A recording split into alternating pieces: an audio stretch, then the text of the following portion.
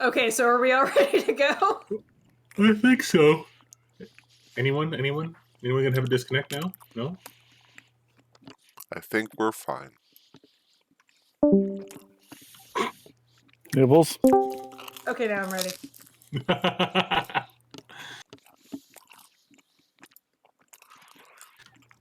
Okay. Start us off, I guess. Yeah, who would like to remind us what happened last week? A lot of talking. We all went to our very separate things. Fire and Camille went and did some healing, and Fire got buddy with Merle and got some interesting information. And gave away some interesting information. Yeah, well, I mean, that's Fire. That's Fire. I want to think that above all things that I could have sleep out, I didn't say that much. No, just that you're staying with the family of the person they're most interested in getting. I don't know. I don't remember what Zoe did. So we had an emotional confrontation. All right, the whole cultist thingy. Rizwin and Pert and Ama investigated the surrounding fire area. They found a shoe shop, I want to say. Yeah, shoemakers. Shoemakers that were very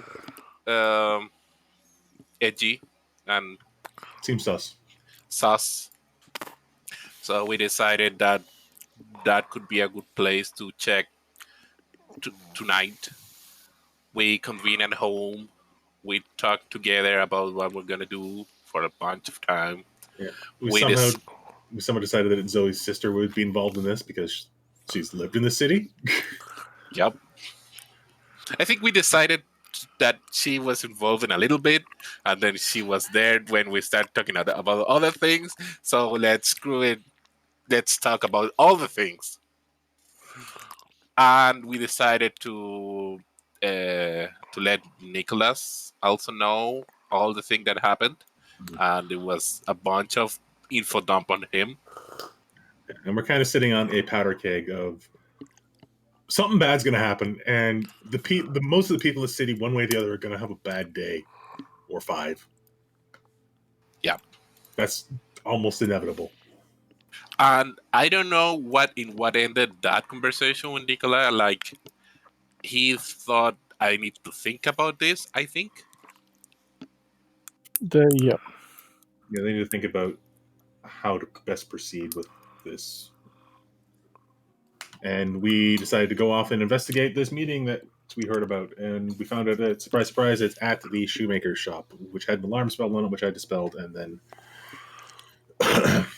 the 3 of us who aren't super stealthy are hanging out in an abandoned building across the road. And the other 3 are, one's a mouse and the other 2 are stealthy.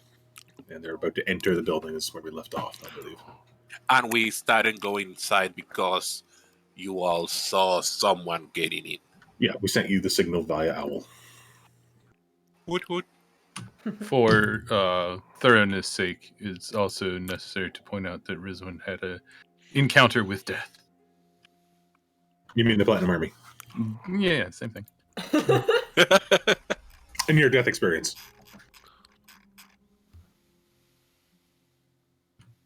Luckily, his insight roll was bad, so she got out of there without any problems. Mm-hmm. So, where we last left off, I do believe Pert had just opened the door. Yep.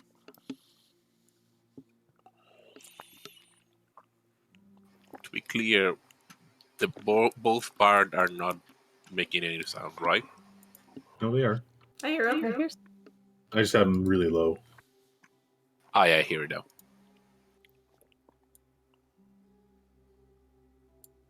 All right. So Pert, you open the door.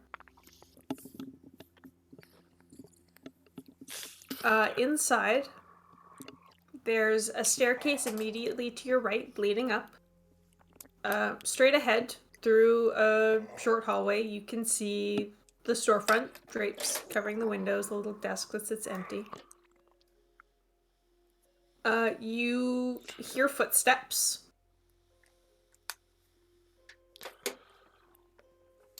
Footsteps up, footsteps down, footsteps on the same floor. Make me a perception check.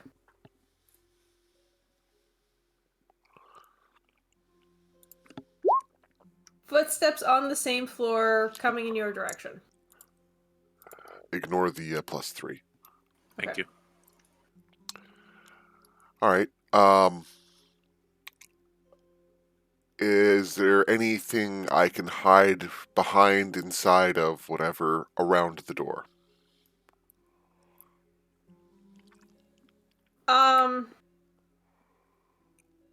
Like inside or outside? Yes.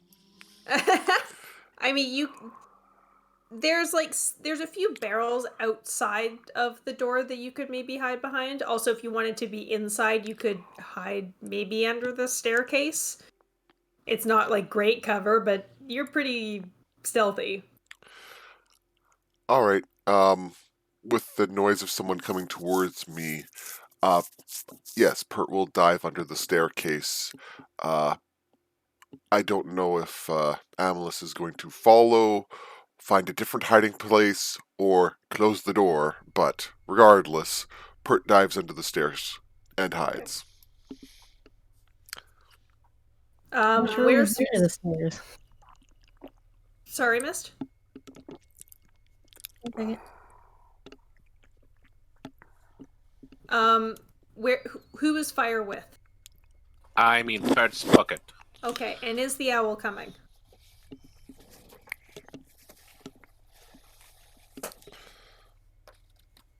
Can I make some roll to figure out if I can get the owl in there?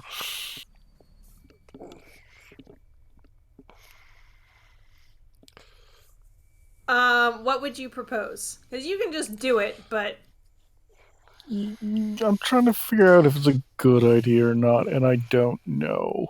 make me a wisdom check.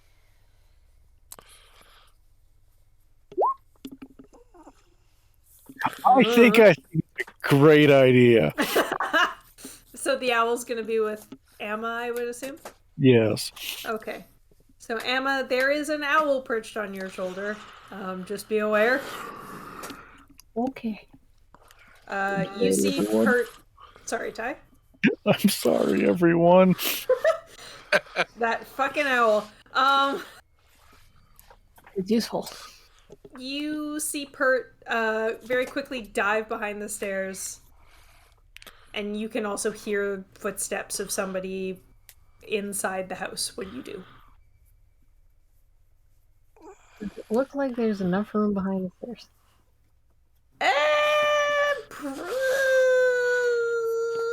This would be a tight squeeze. Does it look like there's anywhere else to hide? Not inside the house, as far as you can see, unless you wanted to like try to book it up the stairs. You don't know what's up there. There's a Actually, you can make me a perception roll too.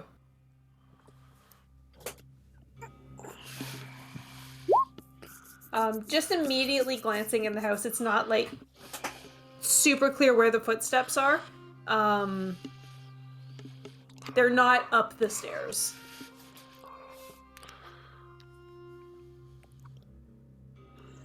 Try to go up the stairs or not?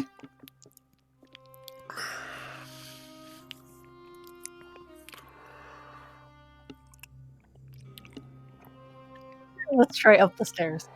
Okay. Make both of you actually make me a stealth check.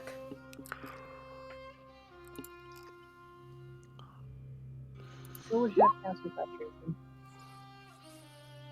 Sorry, what? I said I would have passed without tracing. Okay. Okay, We so- were trained to be stealthy. Then that's a 40. Jesus Christ. Well, nobody's seeing Pert. Pert just ceased to exist. A mouse falls to the ground. Gods don't believe Pert exists. Pert, you sneak in behind the stairs, just pulling the cloak a little tighter over you and staying very, very still. Nobody would ever notice that you were more than just a shadow. Amma, you very quickly and very quietly rush up the stairs to the second floor. Upstairs, you do not see anybody. It just looks like living quarters. And you wait at the top of the stairs.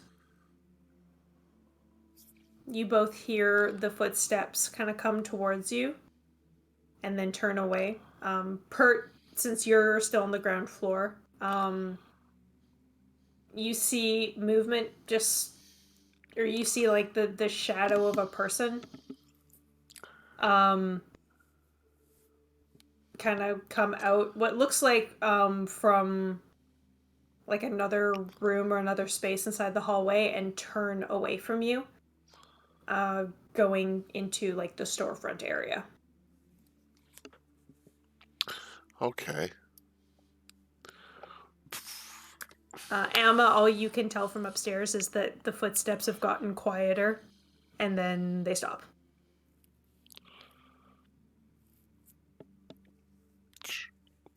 I think once Pert's certain they're not heading upstairs, he'll come out from his hiding space and start investigating very carefully the main floor, just to get a better understanding of the dimensions and where they are, and where there's safe places for him to dive for cover should they start moving again.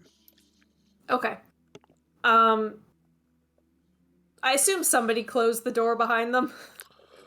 Yeah, once it was clear that Amma was coming inside, either Amma closed it or else Pert closed it when they both moved. Because Alright. even though it took us like 2 minutes to make that decision, we actually did it simultaneously. Oh yeah. Okay, so Pert, sneaking out of your little hiding spot, you can just peer carefully down the hallway.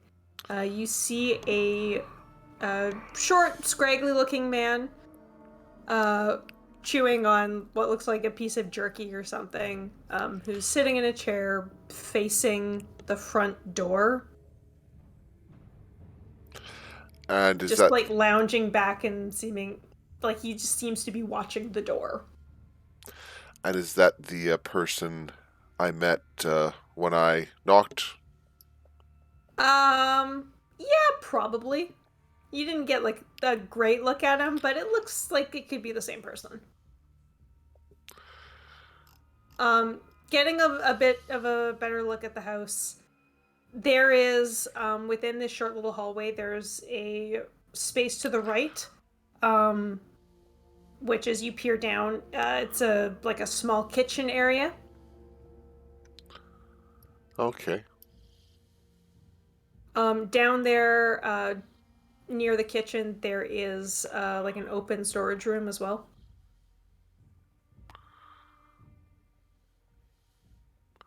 The person that's watching the door, are they drinking something or just chewing on that jerky?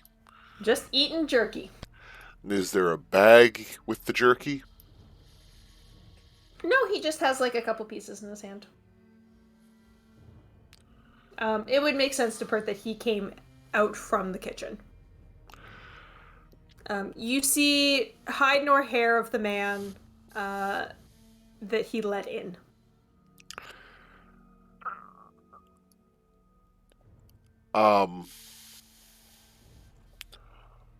So I think I will peek into the kitchen next, but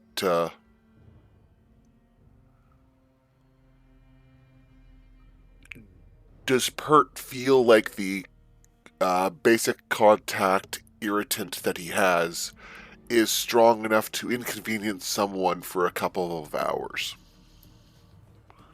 Or is it just more of a, oh, this is going to cause a rash and that'll last for a couple days, but it won't actually, it's a rash.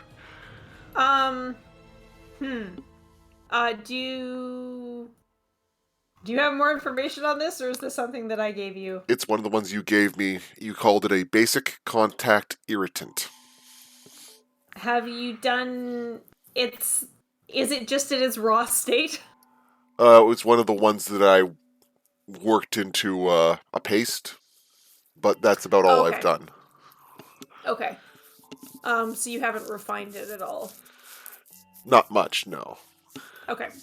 I was just thinking, oh, if I slathered some of this on the jerky and then he ate it, but he's Oh. got all the jerky in his hands, so it's not easy for me to sneak over and just slather. Because, casually buttering his jerky. Just gonna butter his jerky with pure capsaicin. Oh no. Yeah, that'd be pretty tough to do. It would cause... It's strong enough that it would cause, like, irritation within... Or, like, significant irritation within, like, 5 minutes. Alright, I will keep that idea in mind and go into the kitchen and look around there. Alright. Checking around the kitchen. The kitchen itself seems to be pretty innocuous. You poke your head in the storage room, and there is a set of stairs leading down. Alright, Pert will slip back to the staircase and see if he can find Amma without having to go all the way upstairs. Meanwhile, what has Amma found upstairs? What is Amma doing upstairs? I mean, I would probably cautiously be listening at the doors to see if he hears anything in the doors. Okay. Upstairs, you don't... Like, there's a couple of rooms. You don't hear anything. You're pretty sure you're alone up here. He'd probably peek inside the doors then. Okay. There's like a little, the space that you're in right now is like a little work studio. And then inside another door is a bedroom.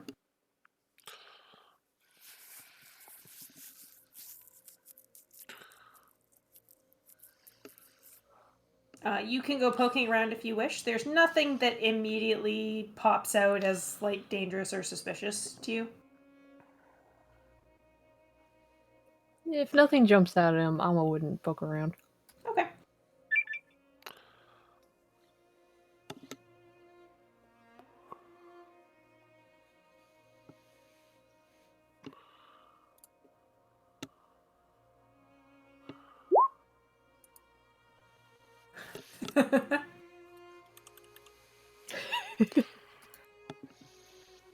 Yeah, exactly. All right. I think do you go downstairs? Does Bert have to come up and get you? He'd probably wait He'd probably wait by the stairs to Okay. see if everything's okay from Bert. Mm-hmm. After a couple minutes, Pert appears by the stairs. Assuming he wants to be seen, of course. I think Pert would go up to the stairs and then just give... No, he'd probably just proceed up the stairs carefully once Ammo's face was not instantly visible peeking down at him. Mm-hmm. Rather than giving himself away by knocking lightly or something. Okay, so the two of you meet up at the stairs.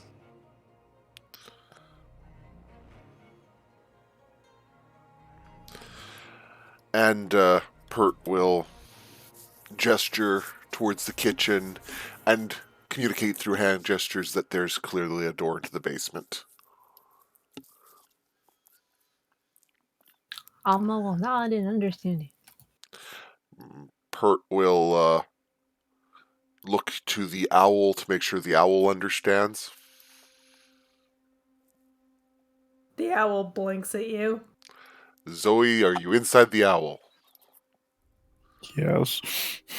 Does the owl nod? I believe Jamie just said boinks. Head Oh, nod. okay. I All mean, I right. don't think an owl can physically nod, can they? Yeah, okay. Okay, It can at least bob its head up and down. that's true. Okay. And Pert will put his hand into his pocket and make sure Fire is given a chin scratch. Because he's not going to try to ask Fire, hey, is this good? Okay. So yes, Pert's going to start leading the way into the actual basement. All right.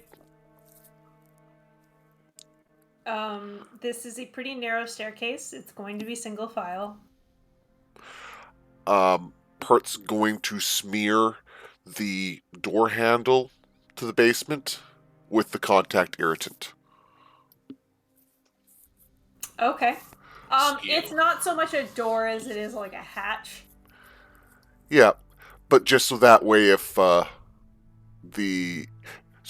he's not going to smear it. He's going to just put enough of the pounded up goo onto the hatch handle, so that way, if the watcher comes over and goes to close it, he'll most likely get at least a little bit of it on his hand, thus causing irritation in the next 5 or 10 minutes. Wait, you're Okay. not closing the door? It's open. You found it open and left it open. Okay. Yes.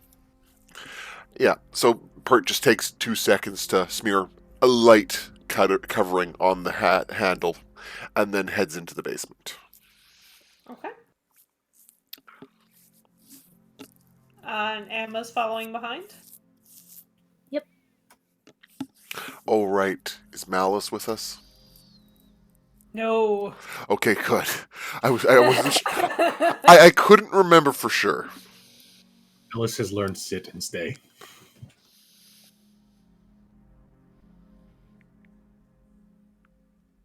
Okay. You both journey down the stairs. They look old and creaky, but the two of you are very sneaky.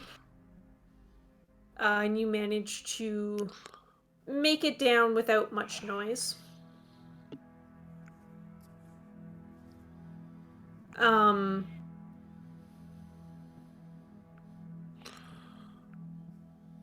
Sorry, I'm just thinking about distances here. Part of the way down the stairs, you start to hear voices.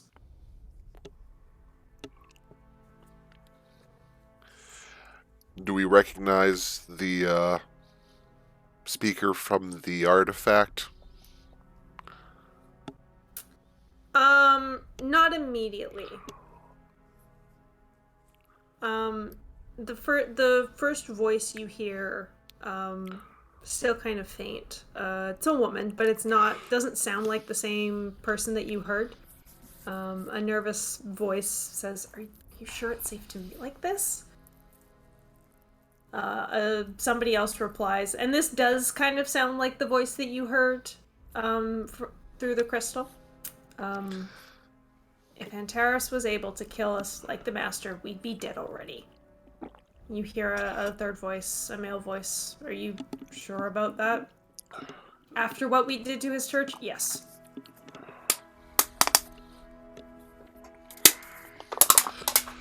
I'm pretty sure Pert agrees.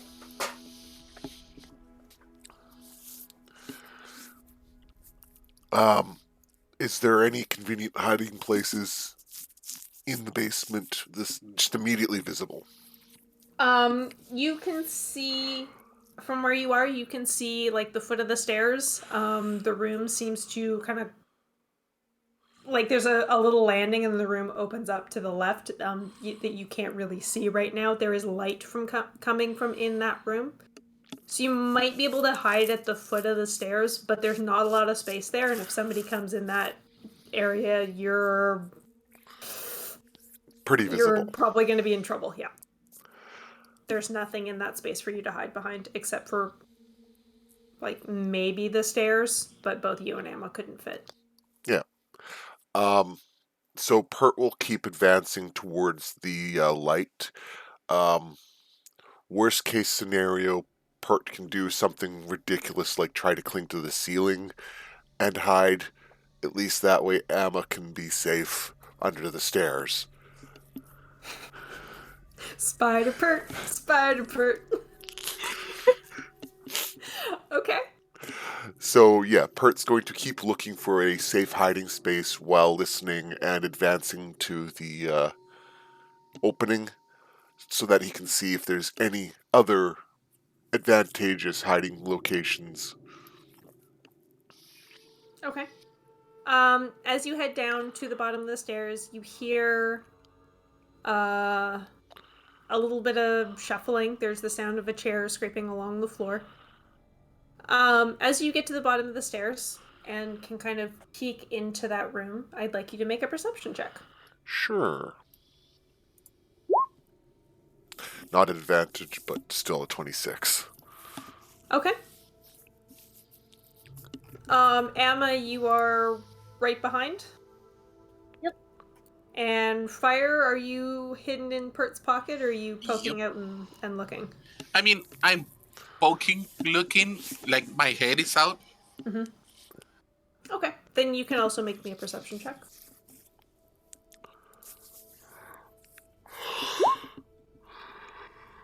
Okay. So both Fire and Pert see a group of 5 people gathered in this kind of dugout room. There's a few chairs and a table that are the only really decorations in this space that you can see. There's no like barrels. There's no good hiding spots. It's just a big open room. It's just a root cellar. Yeah. Near to where you are, a cloaked figure has their back to you. Sitting at the table are 2 women. One is nervously kind of picking at her nails. The other, grayed hair in a bun, is reclining against the wall. Leaning against the far wall is a very large in all dimensions man. His arms are probably about as thick as your torso. How big is the room, more or less? Like maybe 40 feet. 40 feet square, so that's pretty... Not tiny, but pretty tight still. It's like the size of a living room. Yeah. And beside the very large man, there is a dwarven man with a scraggly beard standing awkwardly to the side. I'm gonna use my fearful magic to use to have detect magic up. Okay. 30 feet, right? I guess, yes. Okay. You sense, Yeah, 30 feet. Okay. So you can't get the 2 men at the far wall, but you can get the person in the cloak and the 2 women. So the 2 women, each have, a magical item in their pocket. Okay. I'm just gonna tell you that feels the same as the crystal that you guys have. Sort of Okay. divination magic. Yeah. The cloaked figure has a whole bunch of magic stuff on them. Okay. A lot of magic items in him, or he glows like he has magic. Both. Fair Actually, the nervous woman also seems like she has magic. enough. Okay. I cannot relay this info, but I will do it someday.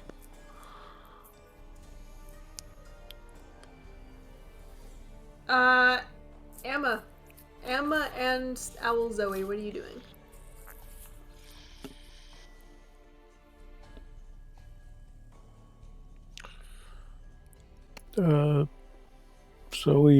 Owl Zoe is clinging to Emma's shoulder Okay. and, trying to take in whatever the owl can take in. Sure. Can Just a question: can human Zoe still speak while controlling the owl to relay information to the two of us? No, she has to slip out of it and slip back in. It is something she can do at a will, though. Okay. I'm pretty sure you can speak, you just can't hear and see. Oh, you might be right about that. So she can respond, but not actually give information. Yeah, you can't pass on information to us, but you can keep us in the loop as to what's going on. Yeah. Okay. Like, you'd probably have to shake her out of it if you needed to speak to her. Yeah. Squeeze my left hand if you need to talk. Okay. I will also have Amma and Owl roll perception checks for audio only. Ignore the +10. One moment, I need to find the right character sheet. The advantage for being a burb.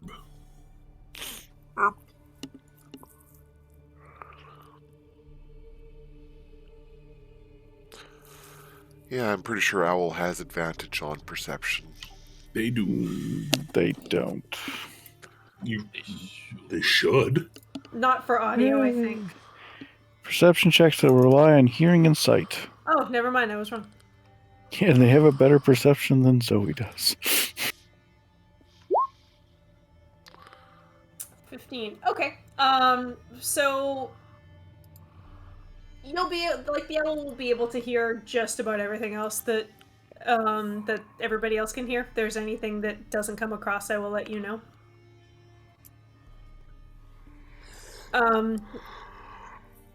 Everybody's kind of settling in, both you, your group, and the group of people that you are watching. I need to make some rolls.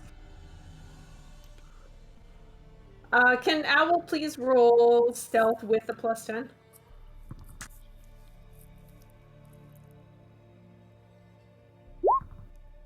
22. 22. That should not have been an advantage. Still the first roll.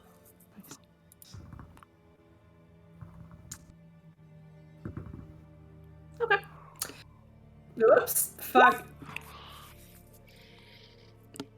I hit the back button. Okay. Everybody takes a moment to settle in, and the large man breathes out a heavy sigh and crosses his arms. So now what?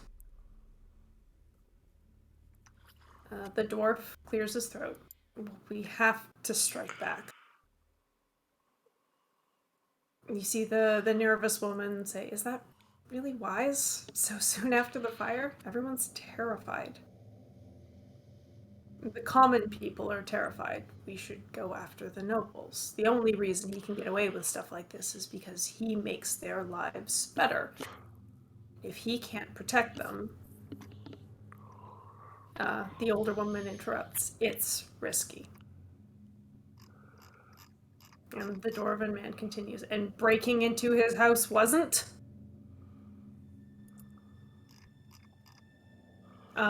You hear a sigh from the figure that is cloaked. He has a deep masculine voice that Judy cannot do. If we make it seem like he's the culprit, even better. A cleric gone mad with power, what better enemy to have? The older woman looks over at the cloaked figure. Can you pull that off? The cloaked figure scoffs, and everyone seems to take that as a yes. The big man speaks again. We hit the top. The dwarf shakes his head no. If we kill Von Edel, the rest of the families will focus on getting his power. They might go to Antares to do it. What about the Van Ursels? The nervous woman speaks up. I thought they were our allies. The older woman shakes her head. Not the main family. They would be the easiest target, given our connections. Nods all around. Trevarian, when can this trinket of yours be ready? The cloaked man speaks again. 3 days. Can you make it 2? No, I cannot. Just an interruption. What's the timeline for Zoe's visit? 3 days. So the same day as what he just said? Presumably. Okay, thank you. Mm-hmm. With no other hiding spots besides the question mark under the stairs, is there any suggestion that if Pert was to hide under the stairs, that would actually be safe as long as the person wasn't coming from upstairs? Or is it just this is literally the only place in the room you could hide and it sucks? Yeah, more the second. Actually, it would be easier to hide under the stairs if somebody was coming from upstairs to downstairs. If somebody was coming out of that room, they would be staring right at you. Like the stairs are open. Yeah, it's one of those it's Yeah. just wood with vertical planks every step. Yes. Nothing yes. else. Yeah. And it's not so dark that there was good shadows to hide in. You might be able to get away with it. It depends on. Just how lucky you are. Yeah. So. It's risky. Pert reaches into his pocket and takes out his tiny friend. Mm-hmm. Squeak. Pert looks him in the eye and then gently gestures towards the room and then kind of gestures his head towards upstairs.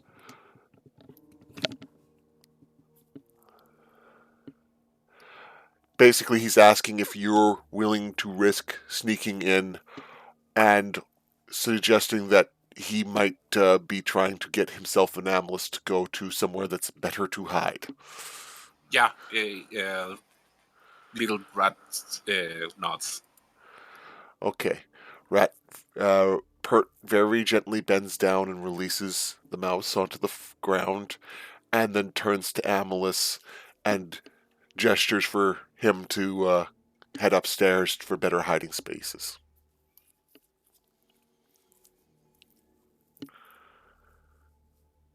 Amulus gonna follow, or is Amulus gonna stick around? Amulus will follow. Okay. Mm-hmm.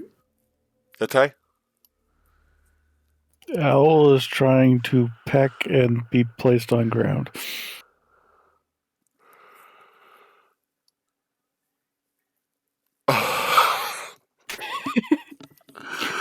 I can make Owl disappear with an action. It takes nothing to unsummon a familiar. Alma will gently place the owl on the ground. Okay. Oh gosh. It's got a movement speed of 5. With all this moving around happening, I want to point out I'm trying to maintain hearing on the conversation so I don't miss an important bit. Right. I think Pert will go back to the established good hiding space underneath the upstairs staircase. Mm-hmm. I don't know if Amulus is going to go outside or go further upstairs to another established hiding spot, but just the risk of them suddenly walking out when we have at least one character who is literally size tiny. Actually, 2 characters that are literally size tiny that could do the spying with lower risk of being noticed. Mm-hmm. But Pert will stay. I'm assuming there's nowhere in the kitchen that would be safe to hide, eh? Probably not. So Amma puts the owl on the ground, and Pert and Amma make a tactical retreat back upstairs. So I have some questions. Uh-huh. Non-main part of an adult family? Sorry, say that again? You said not the main part of family. Yeah. So that would be not the head of the noble family. I thought we established it wasn't any other one. Did I? Yeah. thought they switched from the Von Edel family to a different family. Yeah, they said the Von Edel family, and then they were like, no, that's a bad idea. And they said, what about the Van Ursels instead? Oh, I'm misunderstood something. And one of them is Zoe's family, or no? The Von Okay. Edel, Zoe's last name is Von Edel. Okay. So basically, they said, "What about Zoe's family? No, bad idea. What about this other family?" Yeah. Thank you. And then a smaller branch within that family, like a younger siblings. They Kind of thing, well. Second Here, cousins. I will read it again. Since you guys. Yeah, I just wanted more for clarification purposes. Yes. Names are hard. Yes, they are. So somebody said, "What about the Van Ursels?" The younger woman said, "I thought they were our allies." And then the older woman said, "Not the main family. They would be the easiest target given our connections." Okay, so the main family would be the target because the main family is not their allies. Exactly. Some smaller branch of the family is. Mm-hmm. And the Van Ursels are the gossip from that Zoe met? Yes, you met Elena Van Ursel at Gwen's party. And is she part of the main family? She is not. We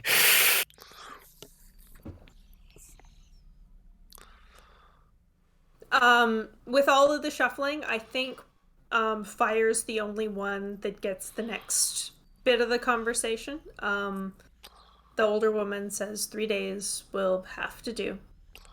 And then the Dwarven man says it gives us time to prepare anyways.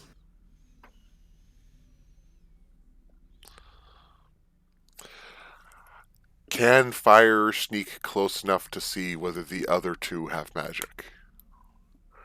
This is just me talking out of character because that was part of why I put Fire down. Yes. Well, Fire can go ahead and make me a stealth check. Fire will not try it. Okay. I would still like you to make me a stealth check, but you can make it an advantage because you are a rat and this is a basement.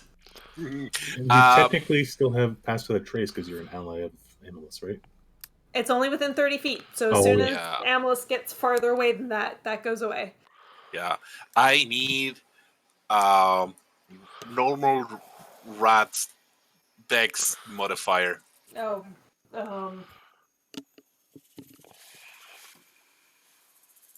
good question. Bestiary, rat. Rats only have an 11 dex. Good, awesome.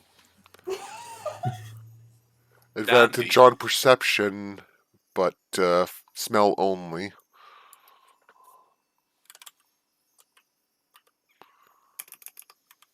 You're a rat as well. Yeah. Rats are pretty damn common.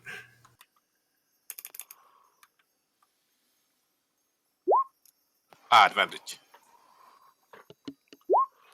19. Not bad. Thank God. All the ones that are friendly to us. Okay, so what are you doing? I'm staying in the shadows as close as I can. Main priority is hearing everything, but if I can see, also good. But staying in the shadow is important. Okay. And Owl is still staying on the stairs? the owl is standing as still as possible and will, if Zoe thinks she's about to get seen, it'll disappear. Okay. So, but still on the stairs. You can't. Yes. You can't see. Okay. The owl movement is loud, so not moving. Okay.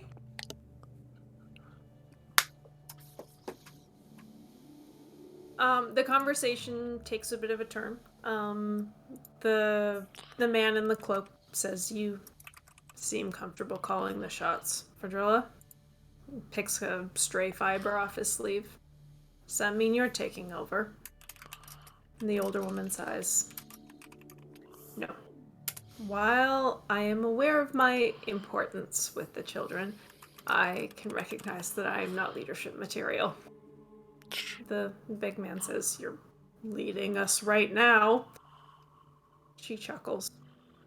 "We have gotten as far as we have because of the Master's ingenuity, his ability to convince people. His successor should be the same." Wait, slow down. Yes. He said the name of the old lady or the young lady? The old lady, Fordrilla. Can you write it? Yes. And they said he's acting as the leader right now because he's leading them. But talk something about the master. I don't know what master is it of them. The The dead master is person. dead. The dead person, yeah. Thank you. Go ahead. She says that the master's successor should be the same sort of person that he was. And the man in the cloak, who you now know as Trevarian, scoffs. "Who might that be? Doesn't sound like any of you." You hear the dwarf mutter something under his breath that you can't quite catch. And he goes very, very still as you see the head of the cloaked figure turn towards him. Make a insight check.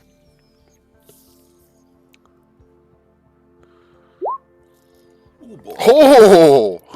Nice. Both the younger woman and the dwarven man seem very scared of Trevarian. Okay. Like almost following out of fear. Yeah, maybe. He doesn't seem to be like the one. Like seems to still be listening to Fordrilla, but you get the sense that the other people in here they're definitely afraid of him. Okay. They recognize that he is a power. Mm-hmm.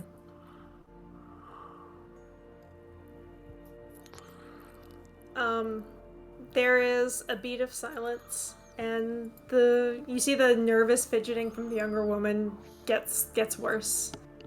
She says, "Well, what about..." "No." This is both Trevarian and the large man simultaneously. And her fidgeting gets even worse. He's had a lot of success in Marielda. There is no way in hell I will follow that smug fucker. And the older woman sighs. "I would agree with Anna that he is cut from the same cloth as our master was. He is more of a loose cannon than we can deal with. Look at Carcamont. His actions almost cost us everything. Besides, he does not have our full support." And everyone just unconsciously looks at Trevarian. And her sentence just trails off.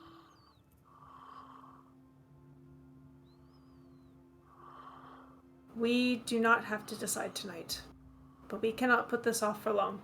Crystals have already been sent to the rest of the elders. The last one should arrive next week. We will revisit this matter then."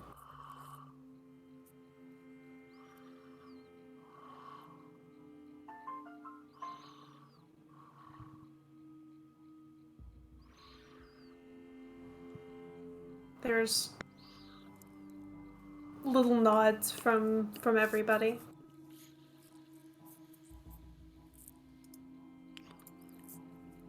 The meeting continues.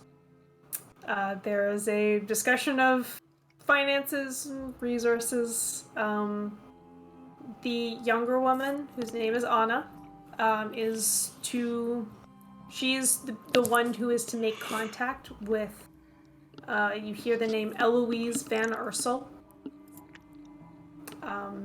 Mordrilla instructs her to keep the details thin, but ensure Trevarian will have access to their estate for the set day.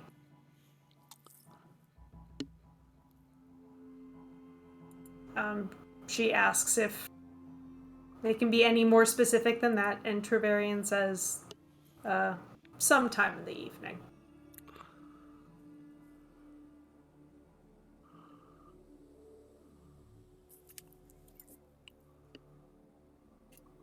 Can I get a knowledge check on that name? Sure. Straight int? Make a history check. I prefer that. Eloise Van Ursel is the younger sister of the head of the Van Ursel family. Does she have a daughter? She does. Do I know her daughter? You do. Oh, joy.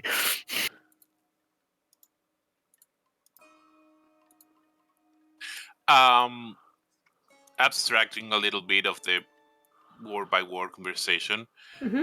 if without demeaning the rest of the information that we got, they at some point say approximately like how many are they? Do I get an idea of we are dozens, or we are prepared? We have hundreds on the ready, or something like that.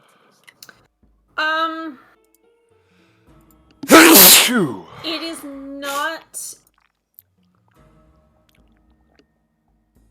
If they don't say any, yeah, it's not immediately clear. I'm just thinking about what I can give you. It's not immediately clear how many cult members are in Blackcaster. You get the sense that these 5 are like the 5 that run shit outside of their head, who is dead. Okay. But they do reference other branches, if you will, in Marielda, in Carcamont, and in Leda. Mm-hmm, mm-hmm.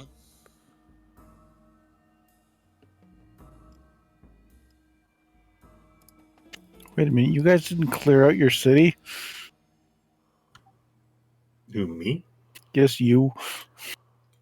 I was never there. Kyle was away when all this happened. Oh. He's barely been home, if at all. How did you get the bear then? He went home for that and then left. And then left. Yeah.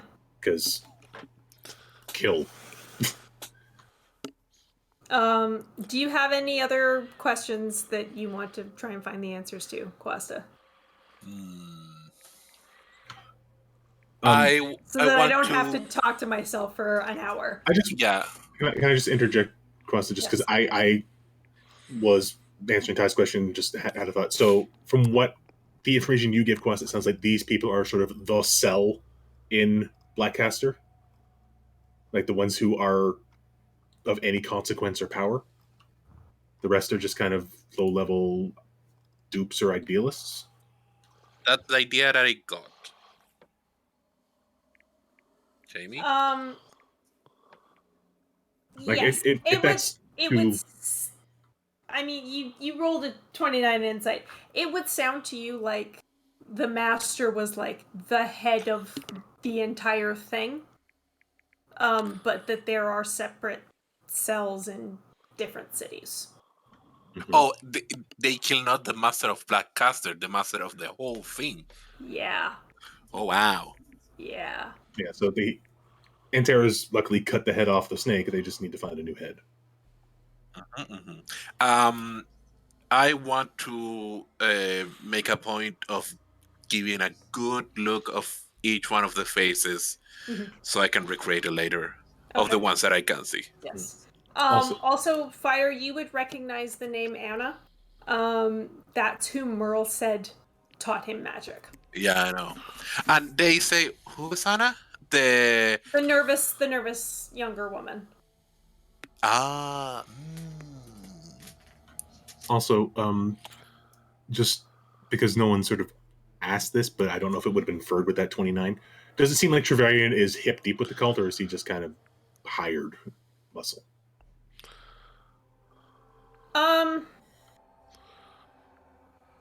I mean, if they're planning on making him the leader, you gotta be hip deep. My impression is that he started as muscle hire and now is getting power. Yeah, it that's kind of tough for Fire to determine. Like, he is participating in the conversations equally as much as anybody else. And is willing to do wet work for these people. Yeah. Obviously, because that is implied he's going to go kill this family or do something to this family. Mhm. Okay.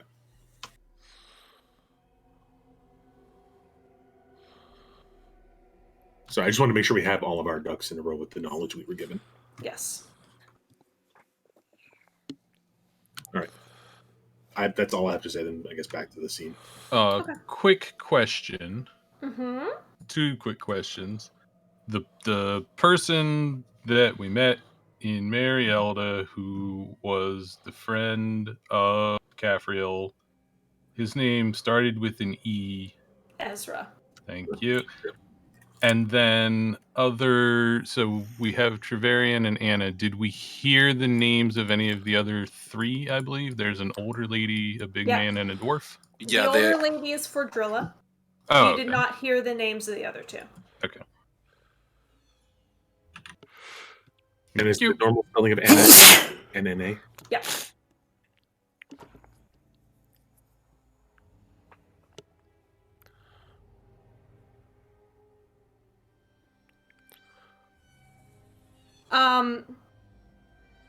So the meeting eventually wraps up.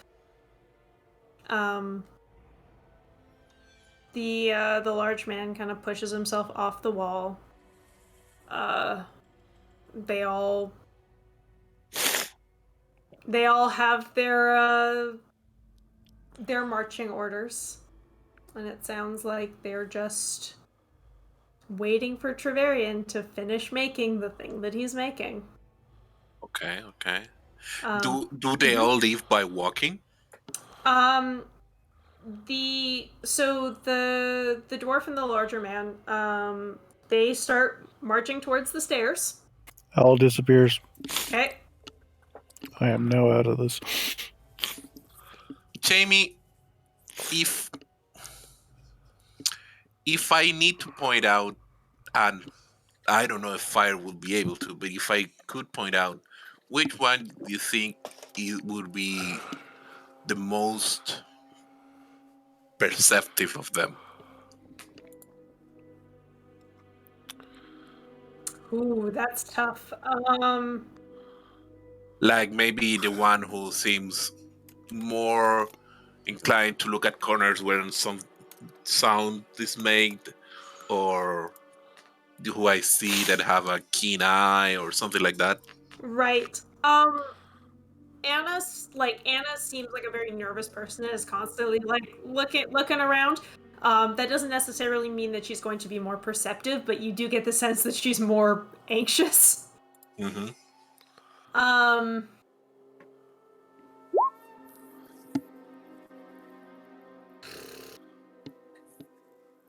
Whirl.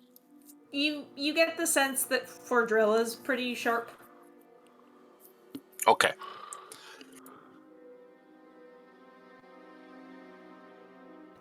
So the other 2 men leave. Anna gets out of her chair, pushes it into the table, and just with a very timid, excuse me, leaves as well. I assume you're like hiding under the stairs.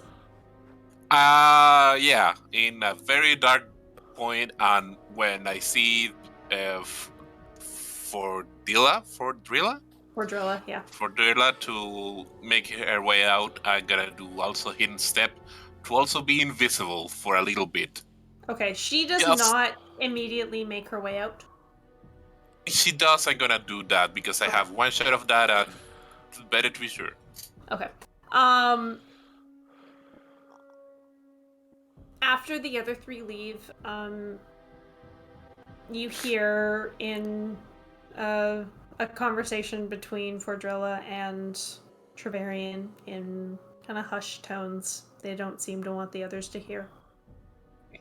Make a perception check.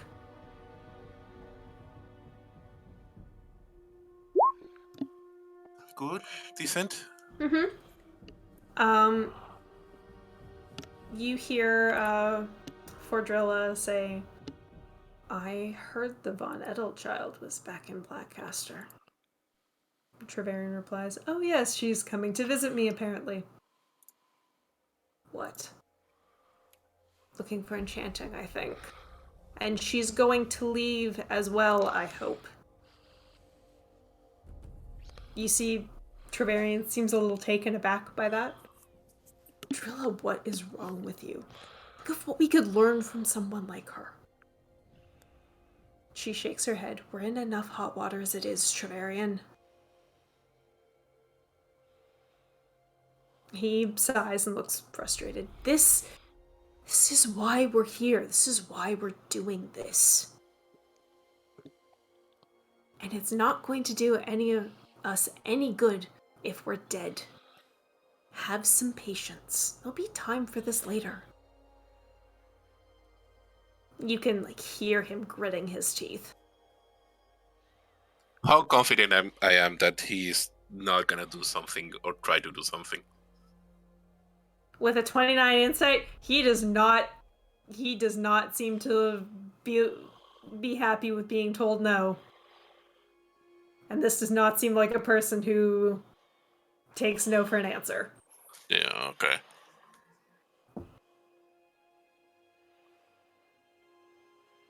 He starts to cast something. I can't remember how long the cast time of this spell is. What spell is it? That's the secret. Oh, it's a secret. Okay. Secret. Teleportation spell, but anyways. Yeah. I think it's longer than an action. Yeah, he starts to cast a spell. It doesn't immediately go off. Counterspell. No. No? Okay. No. You sure you want to be trapped in a room with this guy? Fordrilla sighs and says, "Don't do anything stupid." And she walks towards the stairs. Invisible. Okay. Pert and Amma, you hear people coming up the stairs. They don't go in your direction, they go towards the front. You see a very, very large man and a dwarf.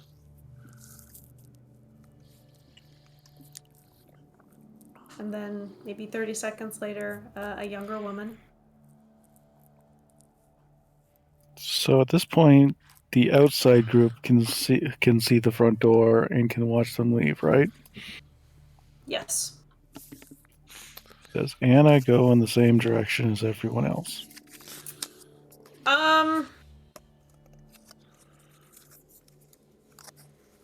No. The group looking at the front door, you see very large human man and a dwarf walking together.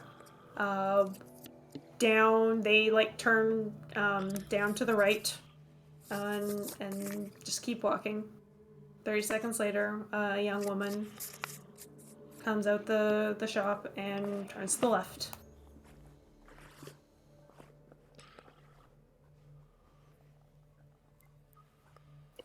After a little bit, Zoe follows after Anna.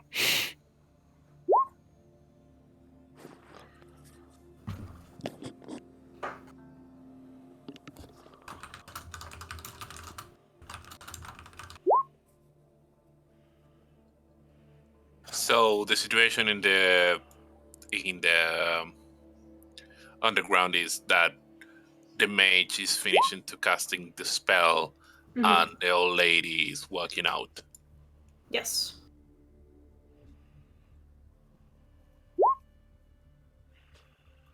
I will just make sure the Trevelyan leaves. Okay. So you go invisible. That doesn't break your... No, because it's one of my racial features, so I can use it. Okay. So you go invisible just to make sure that Fordrilla doesn't notice you under the stairs. She walks up. You become visible again, still as a rat. You wait and watch. It takes him about a minute to finish his spell, and then he is just gone. Cool. That was Us. $50, 50 gold. As soon as he's gone, I start walking up. Try to see if I catch on the old lady, but I don't expect to do it. Sure. The older woman comes up the stairs and does not go out the front. She starts heading towards the back.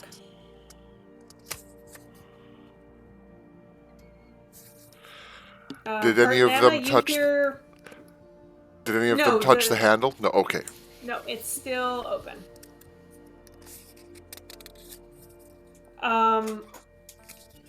As she's leaving, you hear her say, "We're done." And the kind of scruffy-looking man who's standing near the storefront says, "Yes, ma'am.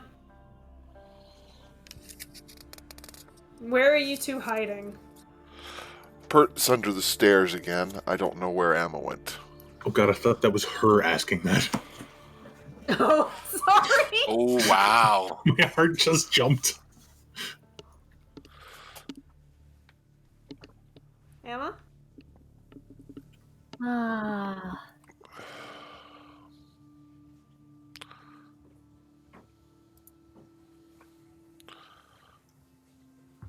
Oh, we'd probably hide back upstairs.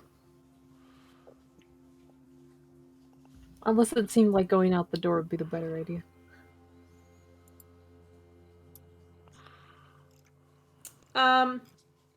Okay.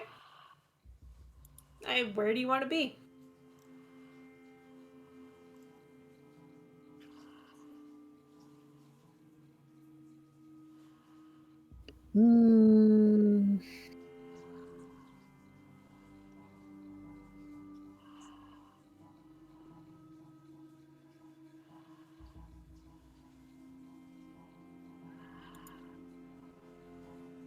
That's a good question.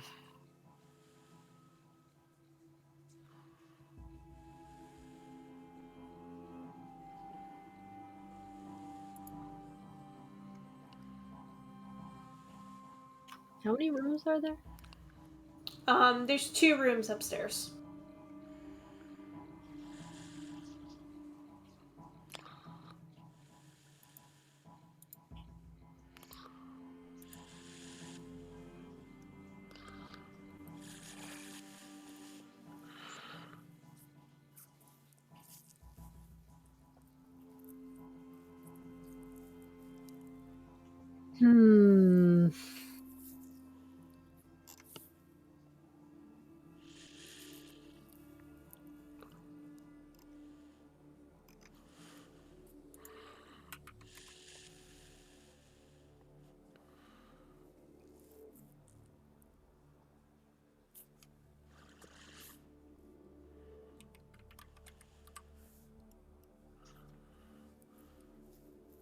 Where you heading, Mist?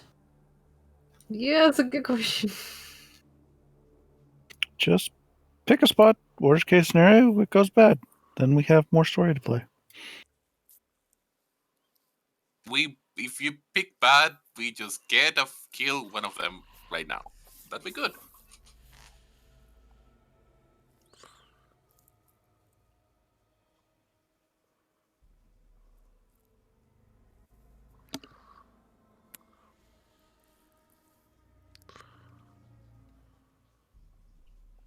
Let's see. One is workshop, 2 is bedroom. Bedroom, man. Alright, so you go and hide in the bedroom. make a perception check with disadvantage because there is. I assume you closed the door. You probably, since the door Yeah. was. I presume it was closed to begin with. Yes. Okay, make a perception check with disadvantage. Okay. So you do indeed hear footsteps. You hear a woman say, "We're all done." You upstairs through a door are not in any danger of being spotted, but I need Pert to make a stealth check. Sure. Am I within 30 feet of Amalus through the walls and stuff?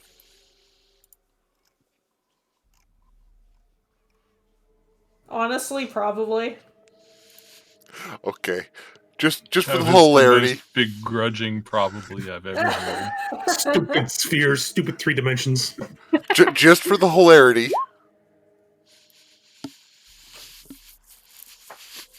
That's perception. Yeah, so it's actually 3 points higher. Okay, 29.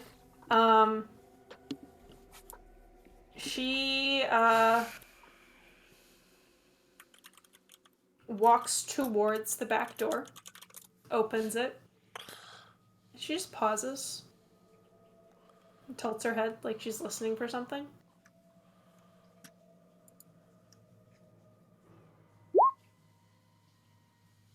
And walks through the door and closes it.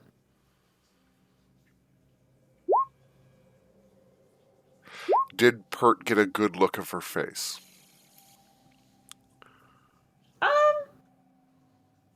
Not really, since you were hiding. Yeah, I understand. You got a bit of a look, but I wouldn't say it was a good look. One of those whole, if I saw her in a crowded ballroom, I might recognize her. If I saw her on a silent night, I'd probably recognize her. Yeah. All right. So just to make sure she left the house out the back door. Yes. The man who was watching the front gets up, walks over to the kitchen. Hey, Fire, what's your speed? 20 feet. Okay. Just make me a dexterity check.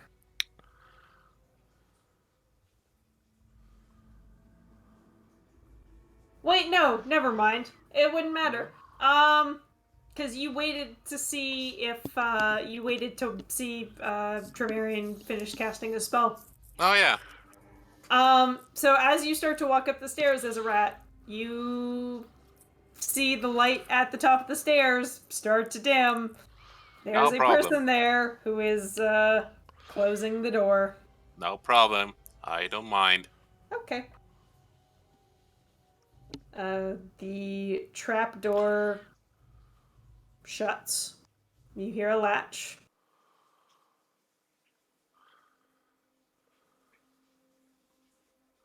He walks out of the kitchen. Pert, if you're watching, you see him like wipe his hand on his pants. And he goes back to the storefront and is just kind of like peeking out the window. He still seems to be on the lookout for anybody.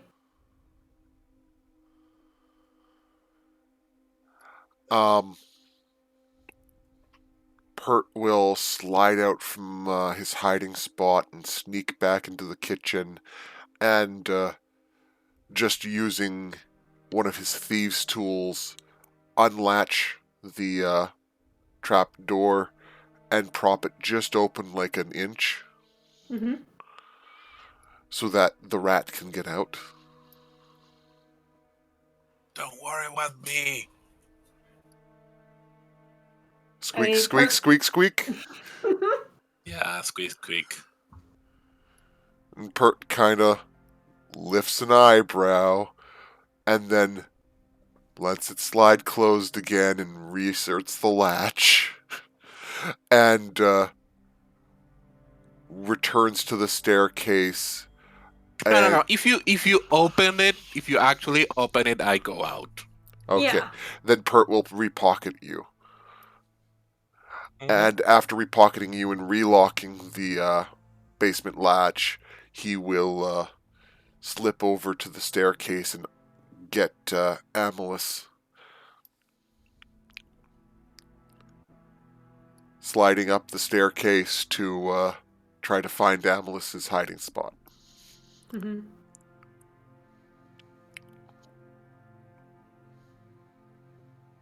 Okay. Amma, Pert comes up the stairs to get you.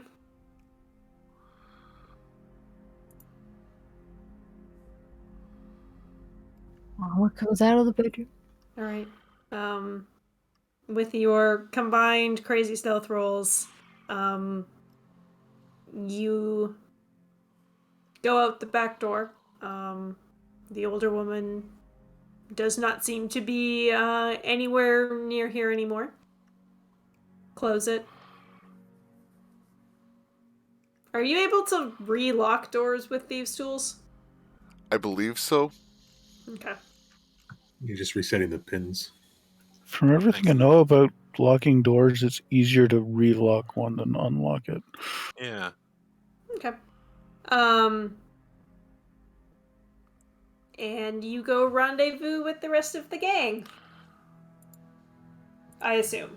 Is Yes. the rest of the gang there? Yeah, I mean, Zoe said she was. Good question. They go to rendezvous with you. So you wanted to go after Anna. Yep. Okay. So I think we need to establish how long that took them to leave the building first. They're probably a couple of minutes behind Fordrilla. So you guys would be like 4 minutes in the future.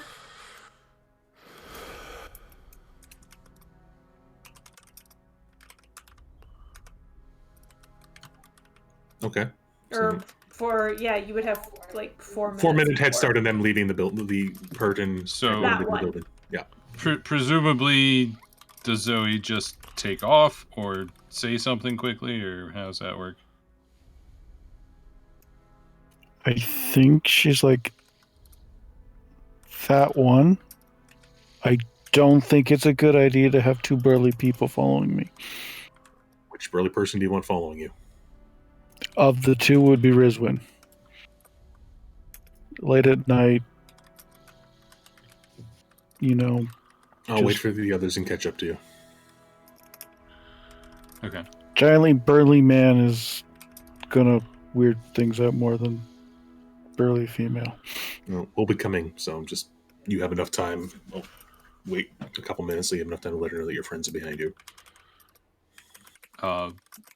As we start moving, Rizwin would suggest that Zoe uses the owl to track Anna, and we stay further behind, and Rizwin will carry Zoe. Not an option. Why not? It's a 10-minute and 6-second It's an action. hour and It's an action. Is it not summoning? Once it's summoned, you can dismiss and conjure it at will. Thank you. It's only once it's dead. That means I didn't have to spend an hour resummoning it. Oops. Whoops. Oops. I could have brought that thing back so long ago. Reading the spell explains the spell. And I mean, you can say no, but that's Rizwin's idea is like we can stay further behind and not get detected if you watch where she's going with the owl and direct Rizwin as Rizwin carries you. In fact, you can wait for all of us. No, I do have a certain distance I have to stay within the owl. Yeah. So like, Carry me like a drunk person. oh yeah, over the shoulder. No Wow. dignity. 100 feet, yeah. Okay. And if anybody like looks at us weird or stops us, that's going to be exactly my story. She had too much. I'm taking her home. At 8 p.m. I mean, look at Zoe. How small she is. It doesn't take that much to have too much. She had her fifth beer. Yeah.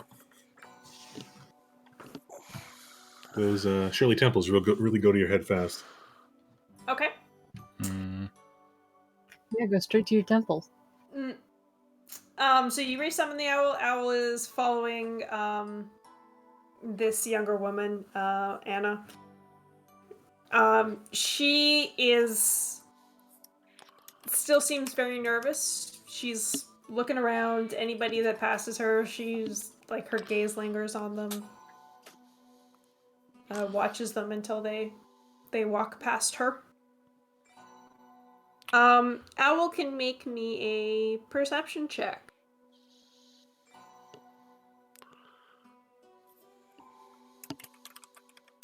Come on, dice. Don't fail me. Because keen senses. Yeah, apparently you have been doing a lot of rolls of perception with Owl without advantage. 20. She is like walking up and down the streets, ducking into back alleys, very much seeming like she's trying to like shake off any sort of tail or anybody that might be following her. But your owl has an advantage that it is flying and is able to keep with her. Although the route you and Rizwin have to take is a little wonky. I assume when they leave and rendezvous with me, I just tell Pert what's going on and tell Pert to track the owl.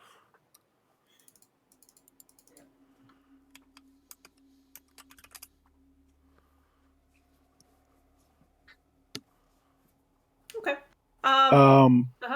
I do think before we left that Zoe made, it's like, she is nervous. Giant group is not going to be a good idea, so just we'll hang space. Back. We'll hang back, but we're going to be close by, is what he says.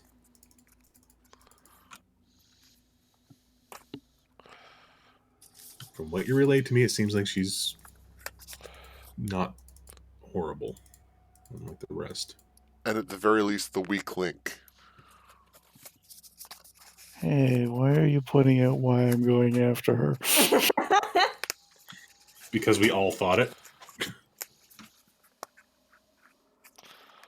Okay. And it's not the fact that she's a weak link. It's the one she thinks Zoe can get to come to the right side. Yeah, the weak link.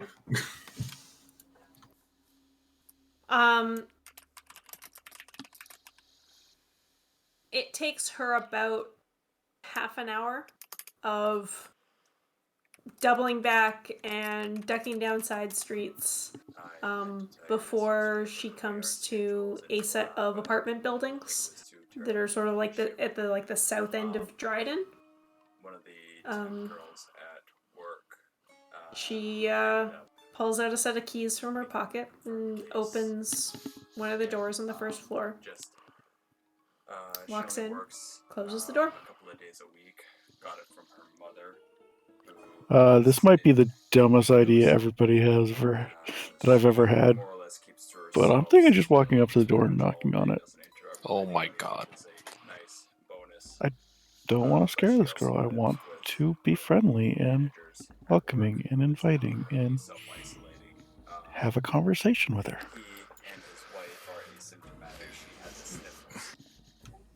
I'm not there, can't say anything. We're like 5 minutes behind you. Yeah, you are with Rizwin there, right? Yes. I get you.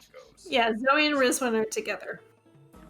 I mean, Rizwin really has no idea what's going on, but I will just point out of character. Yeah. Hey, we followed you from your secret meeting back to your house. That's not super friendly. Yeah. So that's basically. Agreed, cool. but at the same time, Zoe is the princess. I would like to take a quick 2-minute break here. Sure. Well, I prepare a bottle map. Just trying to warranty these because the right earbud suddenly dropped to half the volume. I empty my bladder for very long, involved and in the roleplay. It's been several days, and I've tried cleaning them, and I've tried cleaning my ear, and it's half the volume of the left earbud. So I'm trying to warranty them through Amazon, apparently. Yeah. Fun. I'm not surprised. I mean, they're $100 monsters, although suddenly now they're being sold for $70 instead of $100. But I bought them for $75 with a coupon, so yeah, whatever. Well, hopefully it turns out all right. I mean, worst case scenario, I've just got a third pair of earbuds that work in one bud way better than the other bud. A third fucking pair. It's weird how you have this issue. At least this one's the left earbud works fine, because my other one is the right earbud works fine. So I was starting, because it happens so many times that the right one was fine and the left got fucked up, that I'm going, is this just me losing my hearing in my left ear? No, it's not. And I'd already confirmed that thanks to these, Yeah. but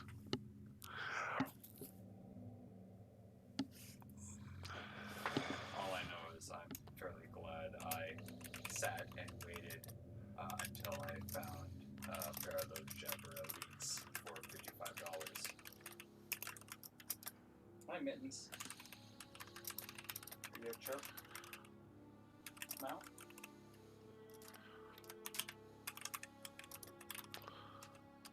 yes, you definitely seem to have gotten a good, both deal and a good set. Yeah, they work.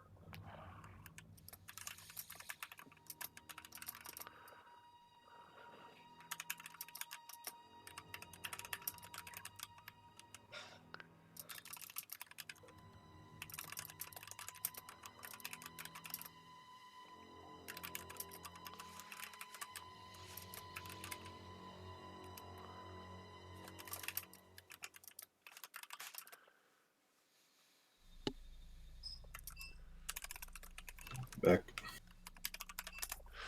Welcome back.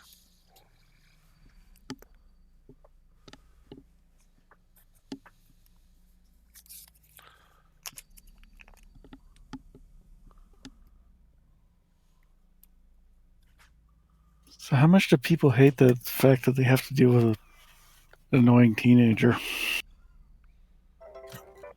Yeah, it has its ups and downs. And the fact that it's a 30-something who has no idea what a teenage girl actually acts like, controlling it. I mean, I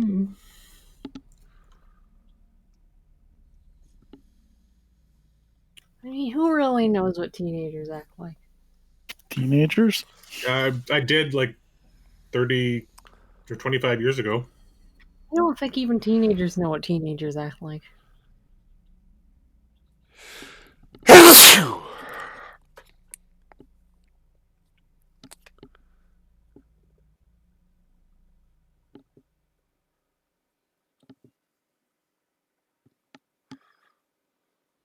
I'm back. Welcome back. Back. Welcome back.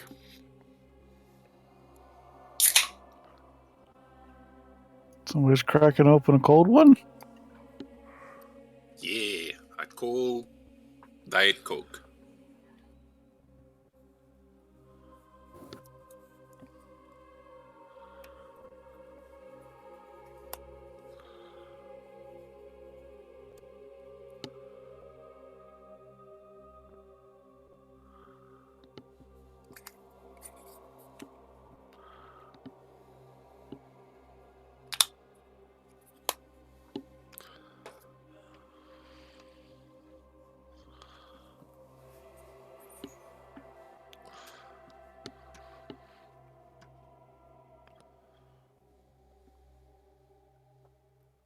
Okay, I'm back.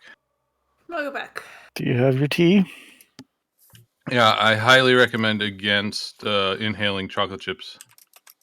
Yeah, that's a bad idea. Chocolate chips and tea?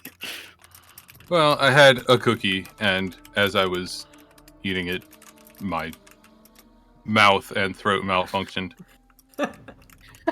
And I've spent the last 5 minutes coughing incessantly. You had a breathing malfunction.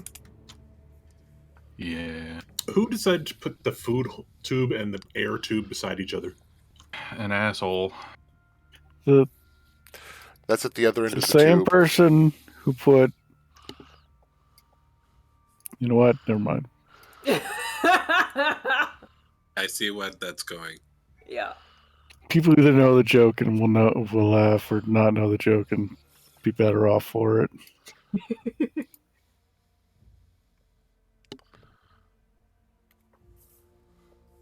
All right. We ready to get going again?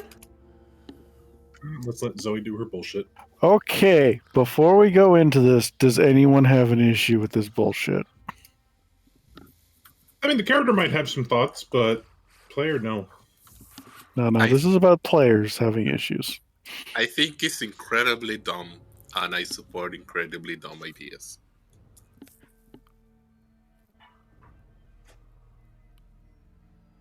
On the plus side, unless there's somebody else in there and things go tits up, we could probably kill her pretty easily. So I think we'll be all right. Oh, how angry Zoe's patron's gonna be if she just walks up and kills someone in the middle of the night. I mean, it's not going to be walking up and killing someone in the middle of the night. It's going to be walking up, having a conversation, and then maybe killing them. Yeah, I think it's And Zoe like, doesn't have to participate. maybe character and or player needs to be aware that at least 50% of the outcome of this is gonna be she's dead. I don't think it's 50. At least. 49.9. Hey, you don't control what Rizwin does. I think, based Or on what Camille. little I know about your patron, it seems like your patron would be supportive of you at least attempting this type of communication. Oh, that part I'm not worried about. Depends if you have to kill her in defense or if it's just, nah, you gotta die, sorry, bye.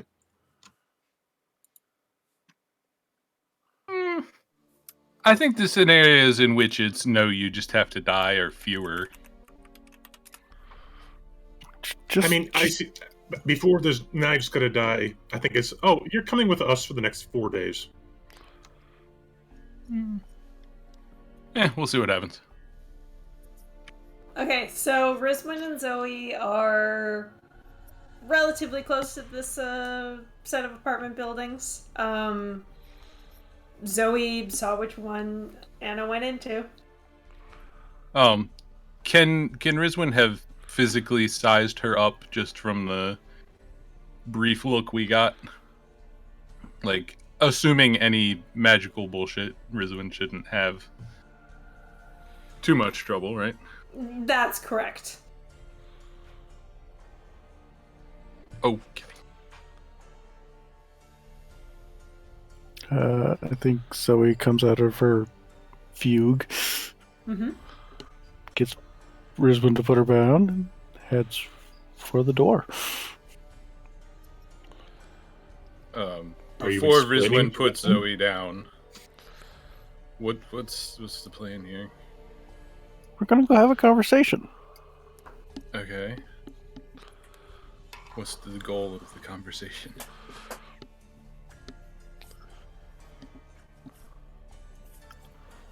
The ultimate goal is to make their number go down one. And to get a lot of information. Am I the bad cop? I think you're the bodyguard. Basically, Rizwin is asking, how much ass do I kick right at the beginning? No kicking ass. We're gonna have a conversation. Hopefully there's tea. Okay, the glaive stays on the back. Alright, so you just walk up to the door? Yep. You know, knock on the door, look pleasant, smile if there's a peephole. Okay. There is no peephole. There is a window with curtains drawn nearby. Of note, while the glaive does stay on the back, she makes sure there's a dagger somewhere close at hand. Okay. Not like in hand, but can be in hand quickly. I mean, it's a free action to draw a weapon. Alright, Zoe, you knock on the door.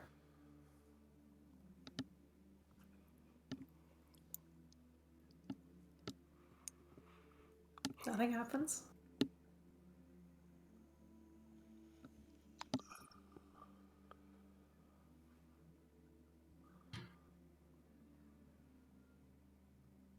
perception check? Yeah, make me a perception check. Oh, can't do it with owl.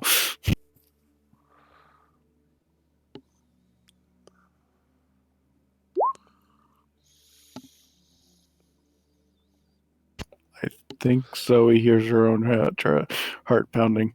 Yeah. Rizwin knocks on the door. All right. Like, not super aggressively, but more aggressively than Zoe did.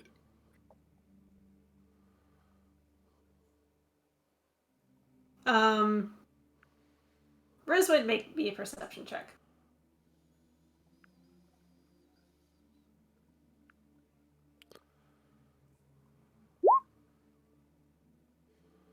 Wow. All right. Well, You wait another 15 seconds. And then you hear a latch.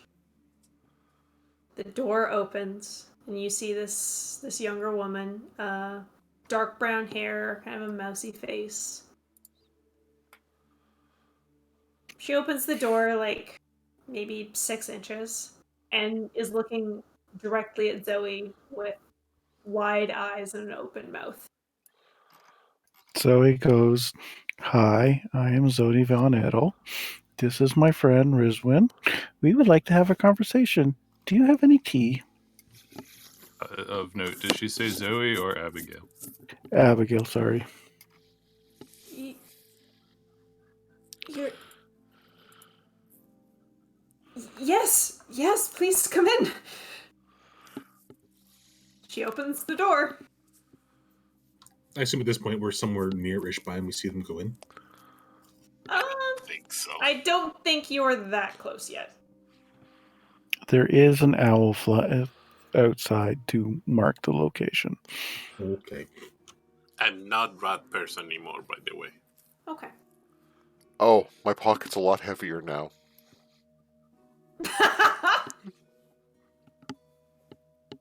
That's quite the pocket you got there, Bert. That's where the bag of holding's been the entire time. Careful, Zoe will steal it. So Zoe steps in, looks around the apartment, looking for some place to sit. There are only 2 chairs. It's like a bachelor type suite. There's like a little, little kitchen area. Her bed's tucked in a corner. Rizwin finds a wall and becomes furniture. Okay. It's clean, like, it's tidy but musty, and it's dark. She, like, is kind of trying to smooth the wrinkles out of her clothing and says, You're the last princess. Oh, can I make a quick perception check? Other exits, other rooms, anything that I can see? It seems to just be the one room. It is like a large room, but yeah, you don't see any other exits. There's a couple of windows. That's about it. Okay. The wall that I find is near the door then. Okay.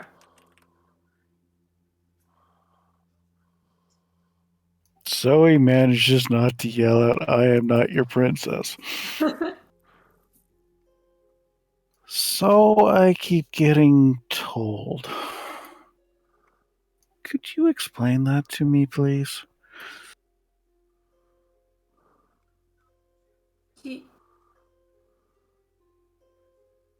Oh.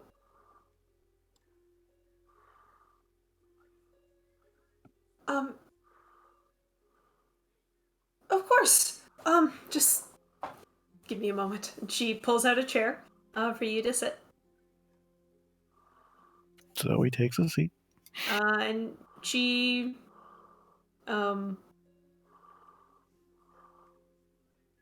puts a pot of water over a fire and start making tea. How did you find me?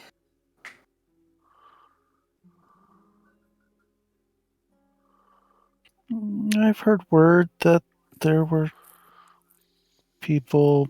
She resists saying cult. Mm-hmm.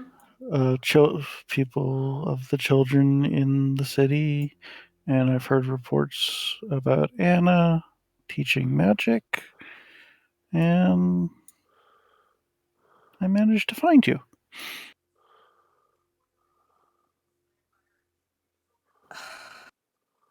Merle. God damn it.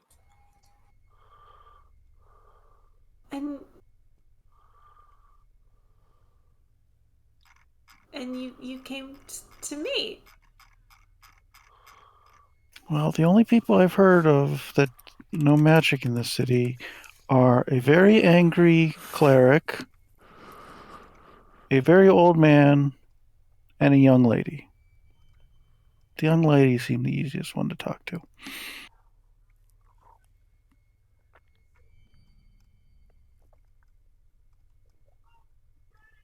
Well, I'm happy to answer any questions, Princess. It's good to have you with us, finally.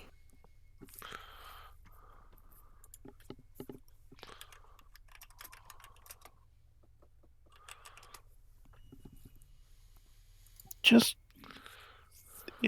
it's Abby. Just Abby. I couldn't possibly. Please? Okay. Abby.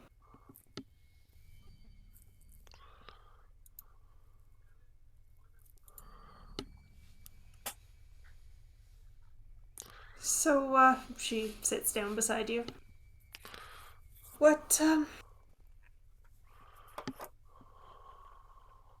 What, what did... How can I help? Well, the first thing I'd like to know is why does everyone think I'm a princess?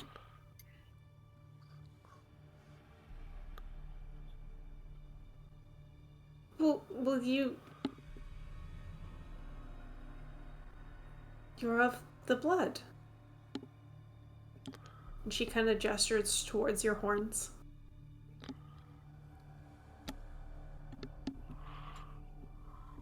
This is a punishment for my family's disagreement with that stupid cleric's god. No. No. This is a gift. Gifts don't get people trying to kill you.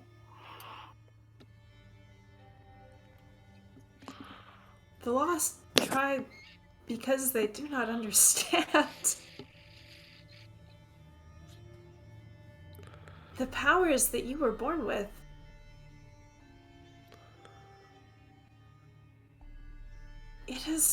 They are our birthright.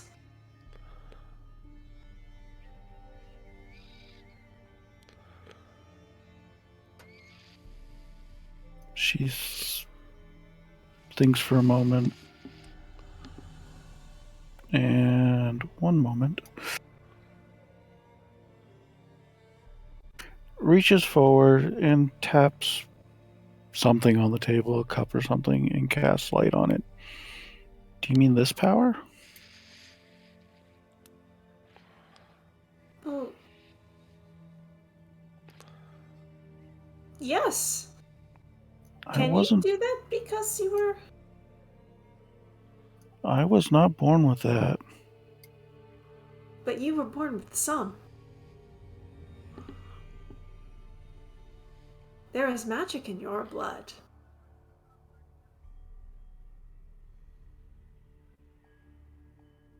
That magic, it was meant for all of us. But it was taken from us. But you have it.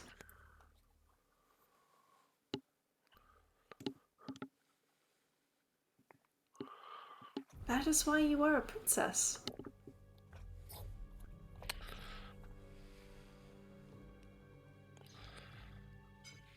But you have that same magic. Well, maybe not the same magic, but you have magic in you.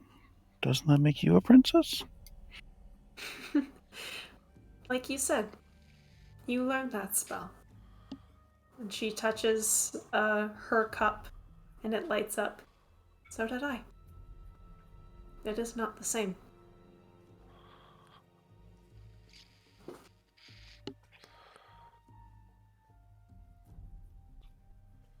We can learn a little, but we were meant to be more than this. Has nobody ever told you? I was told very little. I was called princess a lot, put in a very dark and not great room, and was hinted at that I was going to be a sacrifice. What? No, that can't be right. If you were treated poorly, I'm very sorry. There are, even amongst the found, there are idiots. Am I getting the sense that this is carefully crafted manipulation, or is she actually taken aback here? Make a insight check. May I as well, please? Yeah. God, She seems honestly taken aback. We really need more characters with wisdom. The ones you have with insight are outside. Yeah, well, whole lot of in-character logic trumps out-of-character logic. She continues saying, You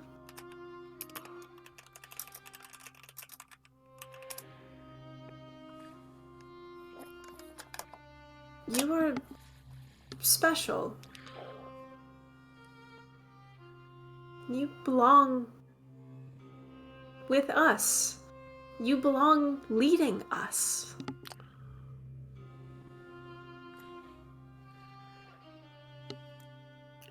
Massive eyebrow raise. I'm sorry, what?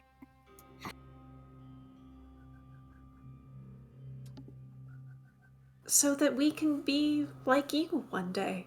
Or our descendants. That power that you were born with, it belongs to all of us. Well, I don't. And we want it back.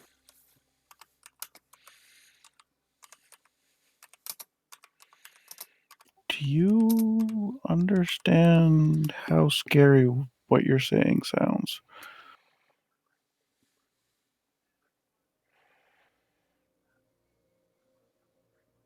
She looks at you kind of quizzically. It sounds like you want to take my powers for yourself.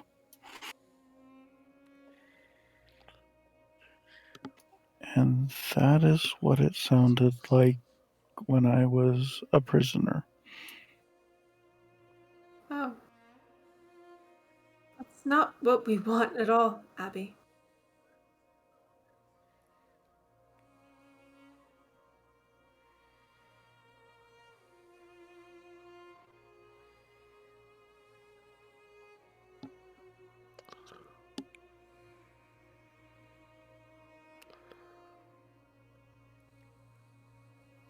She reaches across the table to grab your hand.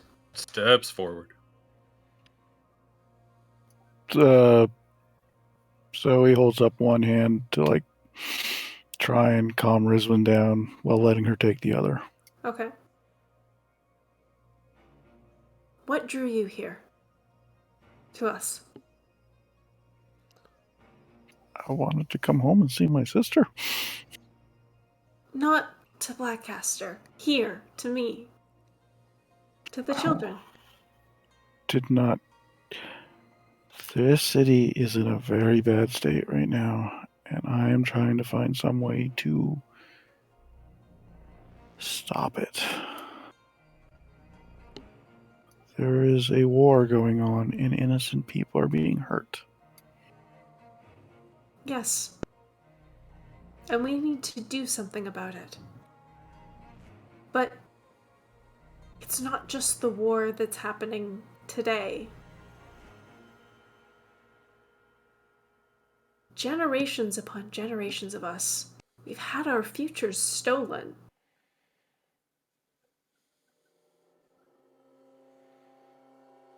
By who?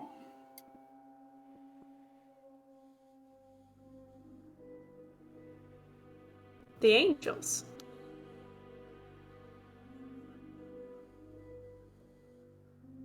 I'm sorry, what? They locked our father away. They took our powers from us.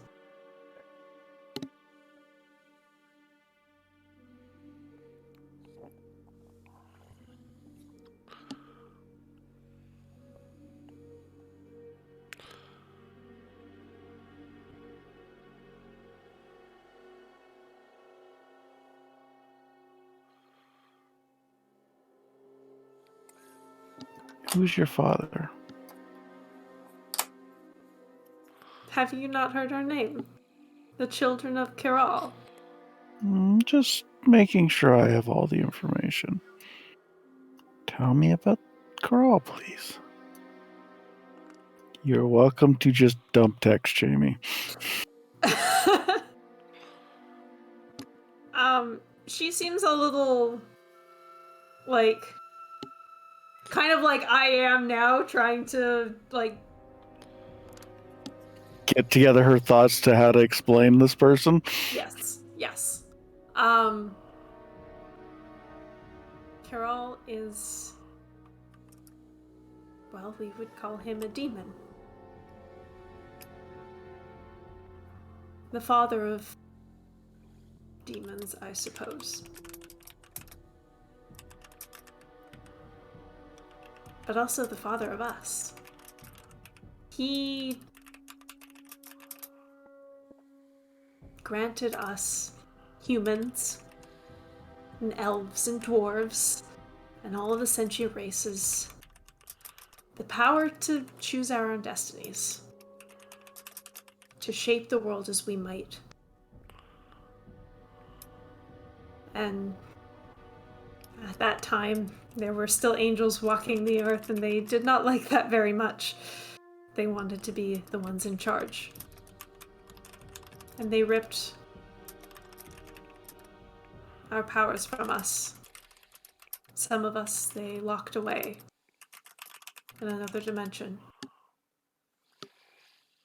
An evil place that twisted our ancestors over millennia.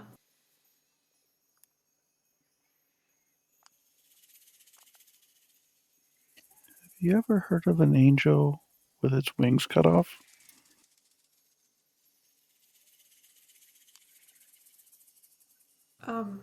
No?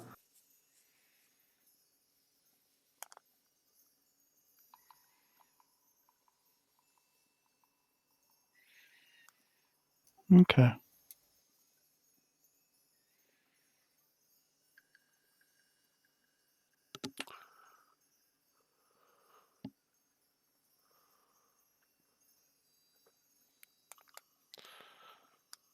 I'm not sure what to say at the moment.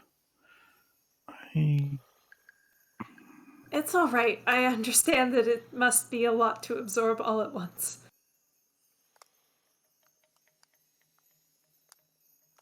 There has definitely been evil done in your father's name. A horde of undead raised to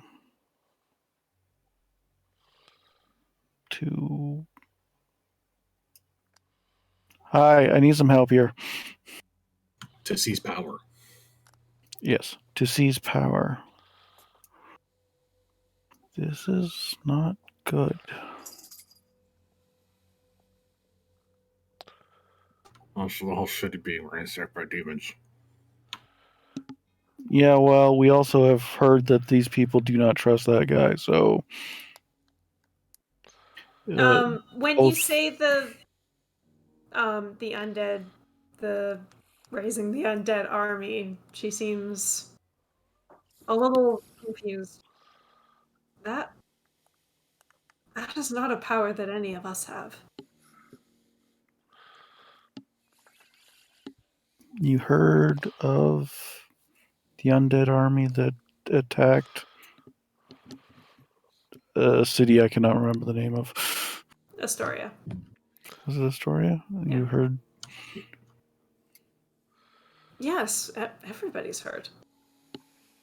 That was one of your followers.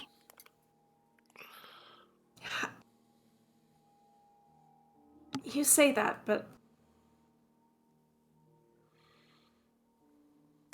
Is it? Yeah, can I actually interject for clarification? mm-hmm. What I understood was the cultists uncovered the object that then raised Santar. Right? I don't think. We know that they were looking for something in that cave, Yes. and that the thing that happened started in that cave. Yes. Nothing. You did not see the cult directly do anything to raise any undead.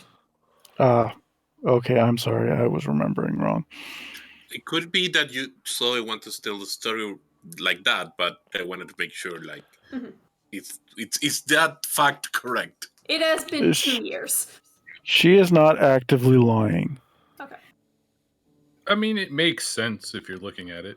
Yeah, from our perspective as the people dealing with it, the cult was in the cave. Bad things came from the cave. The cult was looking for something in the cave. The cult had kidnapped you, etc., etc. Do we have any information on who caused the one in Marielda? Probably Ezra. But we know I- that demons attacked Marielda. I understand the demons in Marielda was the children. That's what I understood, or we were pretty sure without Yeah. confirmation. But, I mean, you have that knowledge that you've seen what demons do firsthand, which is tear and destroy. Not to mention Kamel's entire family. Yeah, not to mention what happened to my entire family from direct actions of the cult, which is confirmed. Okay, so backing up here. Mm-hmm. Zoe's going to mention Ezra. Ezra? Is that right? Mm-hmm. Ezra and the damage that was done to Marielda and the damage done in Karkamon? Karkamon that was done in the children's name.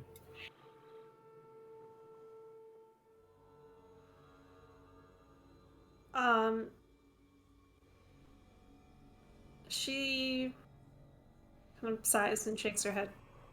I don't. Karkamot was before my time. I don't really know what happened there or why. But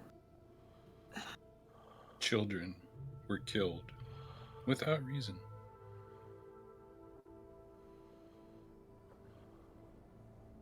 This is Rizwin adding to the story. Yes.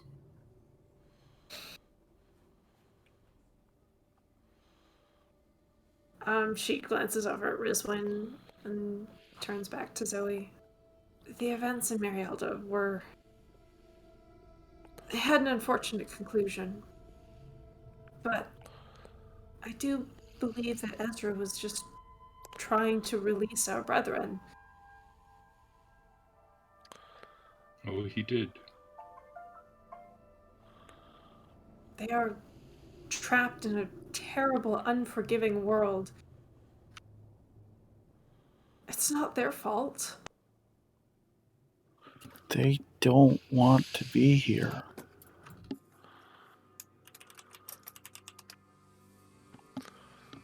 How do you know that? Because I sent one back. He was scared and alone and was a danger to himself and everyone else. But now they're back where they need to be.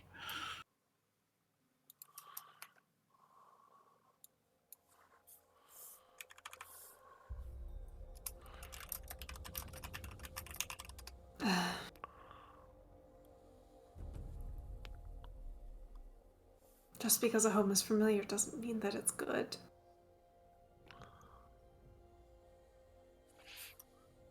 I imagine this place would be scary coming here for the first time. But they belong here, just like we do. They are our brethren.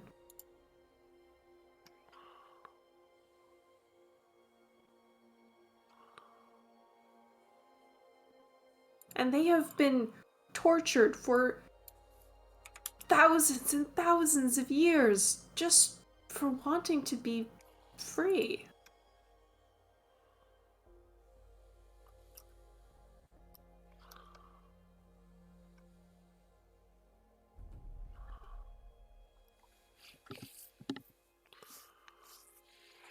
I understand if you have doubts.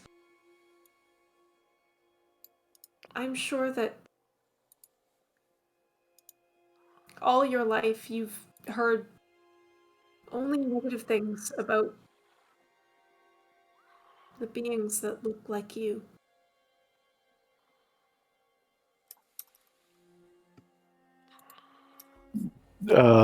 Zoe's eyeing her up and being like, I am a human. Of course. Yes, you are. You're the most human out of all of us.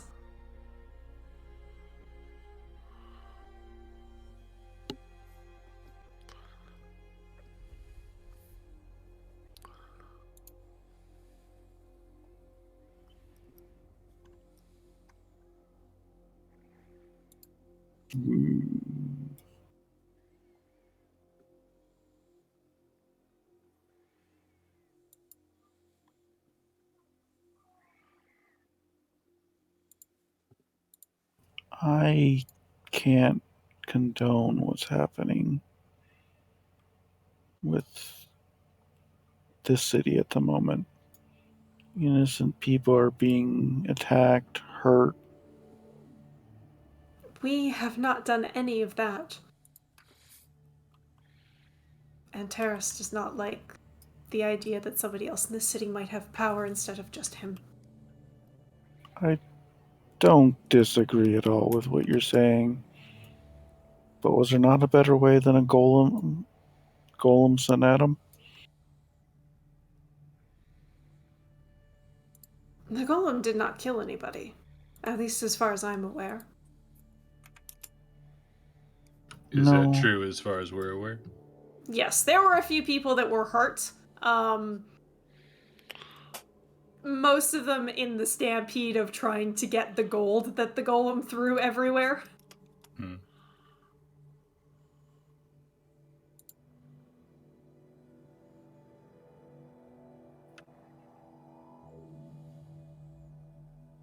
As unfortunate as it is that people have been hurt by this, we can't just lie down and let him win.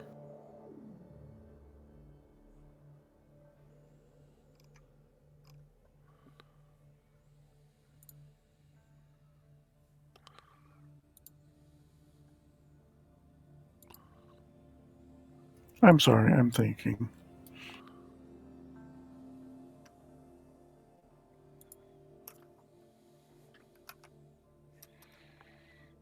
Well, I don't disagree with you that Antares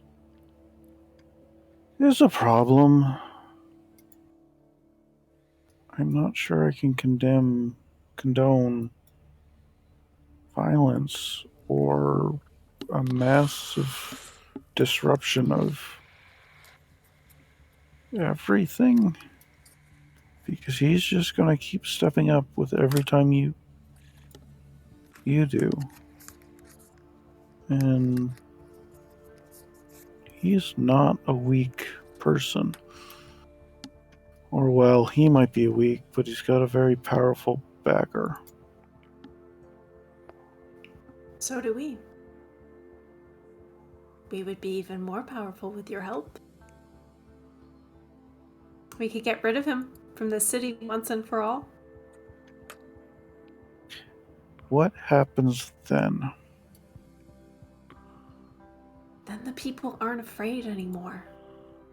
They don't have to give their life savings to him in the hope that his eye will turn somewhere else.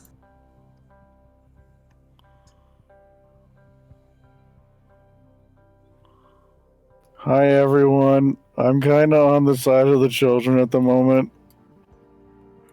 She does make it sound very reasonable. I'm not there. Can I point out a conversation we had previously?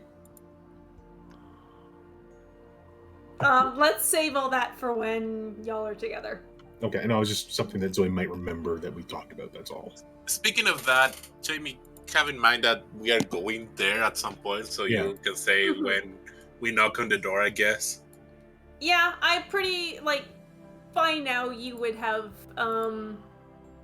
noted where the owl is, marking the spot where Rizwan and Zoe were, or are. They seem to have gone into an apartment building. I'm gonna do something dumb. Because apparently not doing something dumb. I unbuckle my sword belt. I hand it to Pert. All the other weapons, I divest myself from my weapons. And I walk up to the door.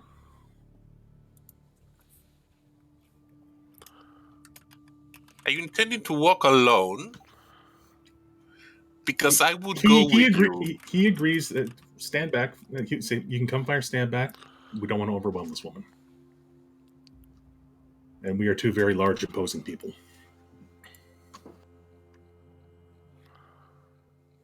Fire's imposing. Camille's imposing. I'm not sure Pert's imposing. Still, less bodies better. I'm not sure. I'm going. I'm not going to try to stop you. Are you going as Fire or are you going as Mouse? Fire.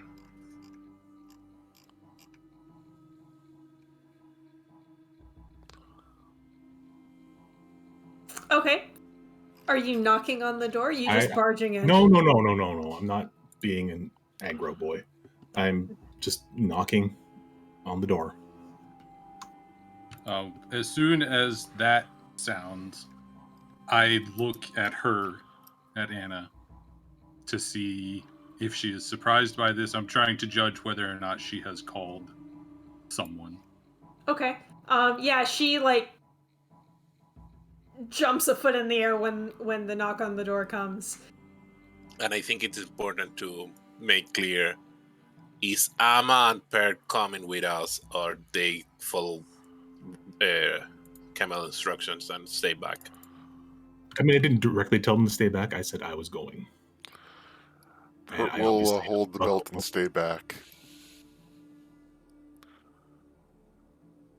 And Amma?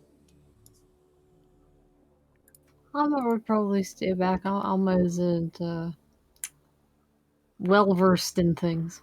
Mm-hmm. He is busy petting Kitty. Yes, he's had some time away, so he needs to, fuel up. Mm-hmm. Okay. I will then just peek out the window. I assume it's pretty straightforward, and then I just see Camille and Fire standing there. If I see you, I wave. I would have been trying to be sneaky.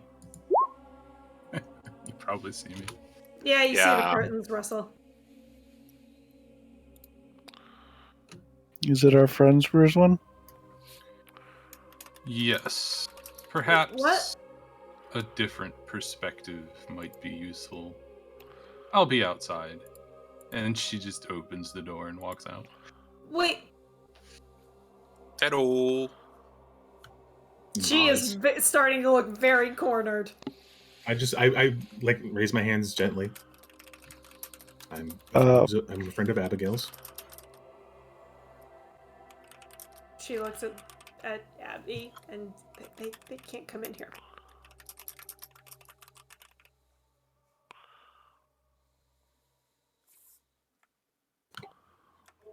He won't come in. He's Okay. not barging in. He's not doing anything other than standing there respectfully. I think Fire opened when we did the door open. Fire would just say hello, walking in. Two steps in. She says they can come in, and Fire stops, freezes. I'm sorry. So, I promise nothing bad will happen to you. These are my friends. I believe you might want to talk to the. Wait, which one's taller? You might want to talk to the blonde one. You might want to talk to the shiny boy. That's certainly a hell of a promise. Do I? Does she? He has a story you might like to hear. Well, like is the wrong term. You might need to hear.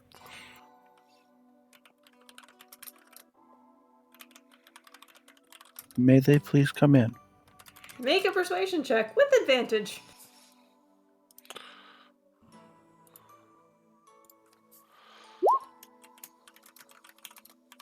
God damn it. I mean, 14's still pretty good. She is very tense, and staring hard at Zoe, and just gives a very stiff nod. Zoe makes a welcoming motion, but points at the far wall. I'll go stand against the far wall. I sit cross-legged in the floor. The tea kettle started to whistle, and she is just frozen to her chair.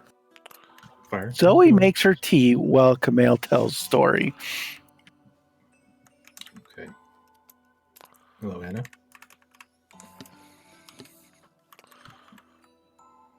That's what. He's sorry. Go ahead. Mm-hmm. To be fair, I think Fire will have catch Camel up on who is she, but have in mind that you don't know any of the conversation that Zoe just had. For sure. No, but she does, or he does have the conversation that happened from downstairs until the owl disappeared.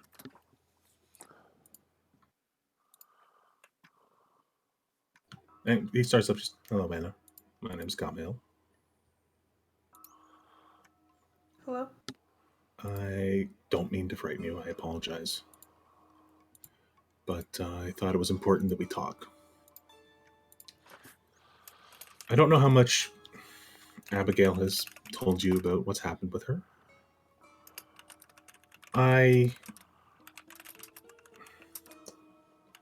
This is incredibly hard for me.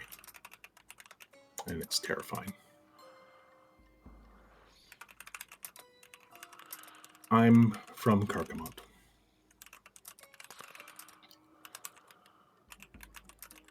I lost my family 5 years ago in Carcamont. Because of what happened with your group.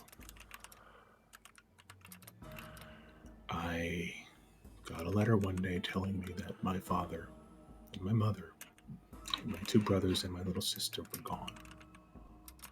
They were burned and my house was ashes.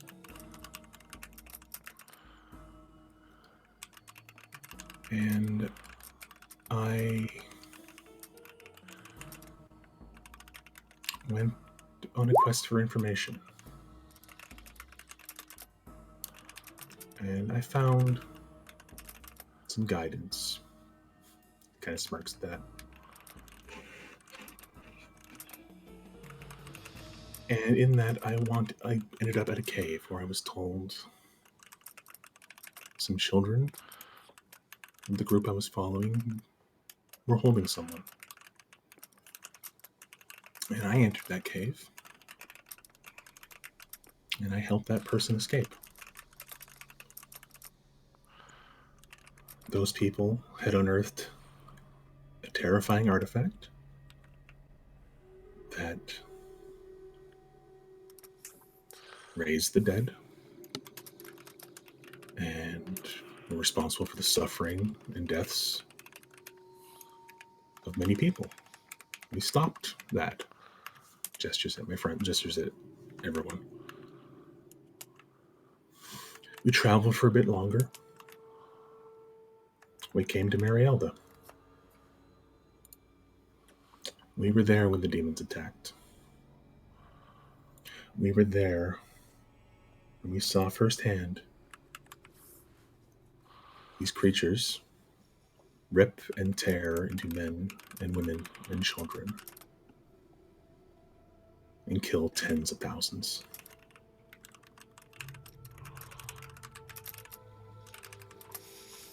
And now we're here. We're here because you may believe that this group has nurtured you and cared for you, has raised you up,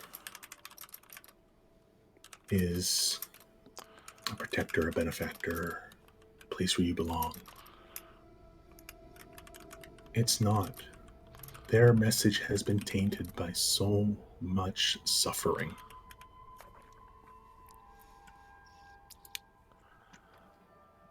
It's what they've done is wrong. They're people. People do wrong things. But if you try to do the right thing for the wrong reason, it still is going to end up tainted and hurtful and destructive. And that's what's happening. That's why I'm here. That's why I was made a paladin, is to stop things like this from happening, to stop people from suffering. I don't want to hurt people. I really don't.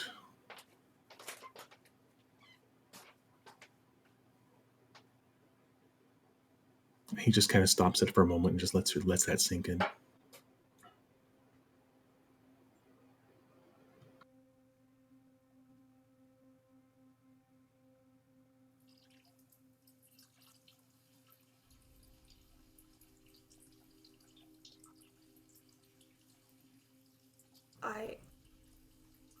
I'm sorry about your family. I know you are.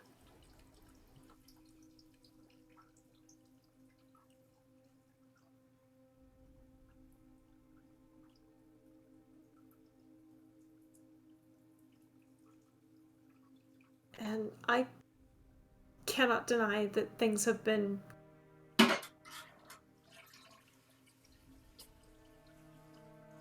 a bit rocky. I think Marielda was...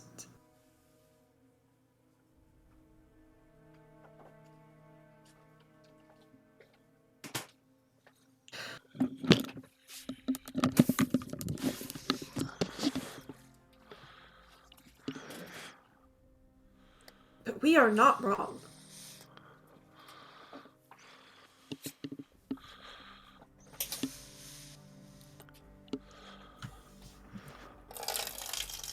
How do you know that? This power that was taken from us, it belongs to us. We should... What is power, Anna?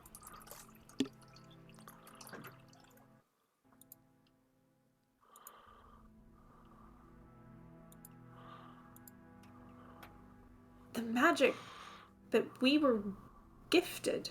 No, that is the manifestation of power. What is power? What does it mean to have power? She seems kind of confused. I just create a ball of light in my hand. What is power?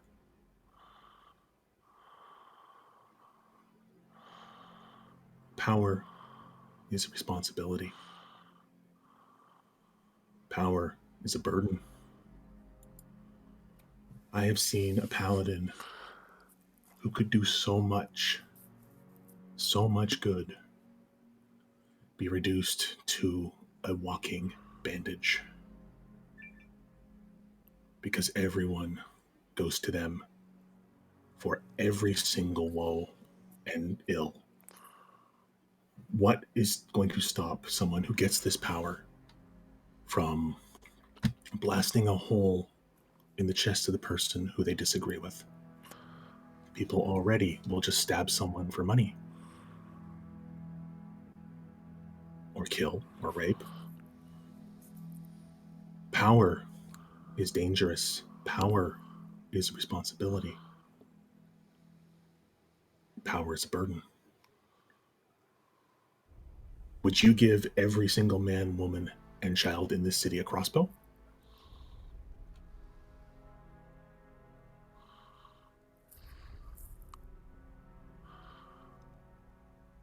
I think you're right. Power is a burden. But it's also freedom. A freedom that most people don't have now. No, you are more free than I ever will be. And Abigail ever will be. I don't have freedom. I have responsibilities. I have burdens. I don't get to just live a life and run a shop and have children.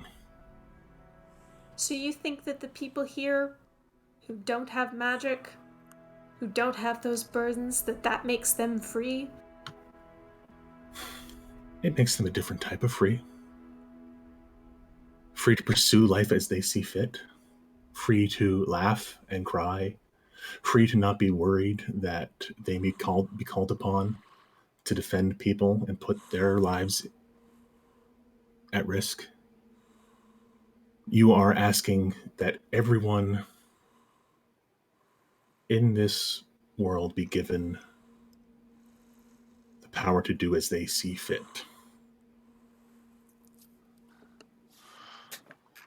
That's very dangerous. What if I see fit to take over a city? What is to stop me? What if I'm the most powerful and I take over a city? I have the power. Is that not my right?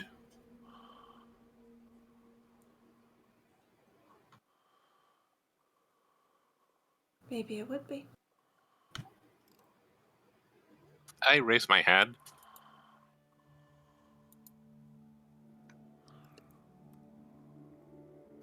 I'll let Fire speak. Yes, fire.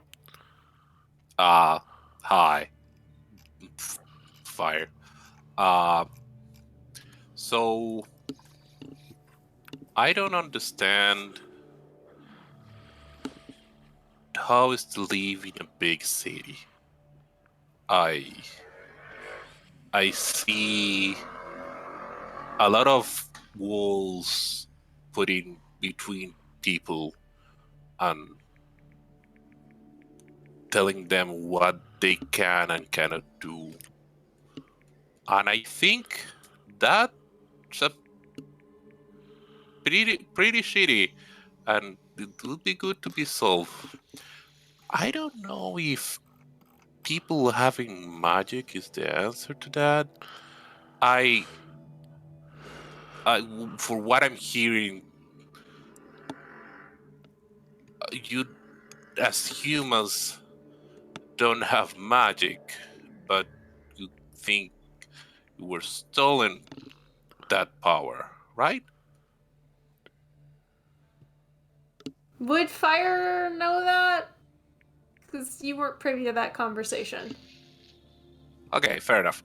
I would say I come from a village, small one, where some of us have magical abilities from our birth, and some don't, because we're different creatures. And that has never been an issue there.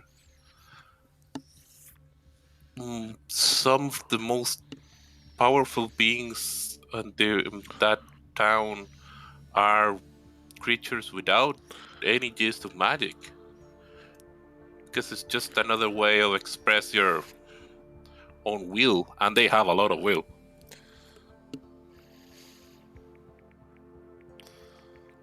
What I'm trying to say is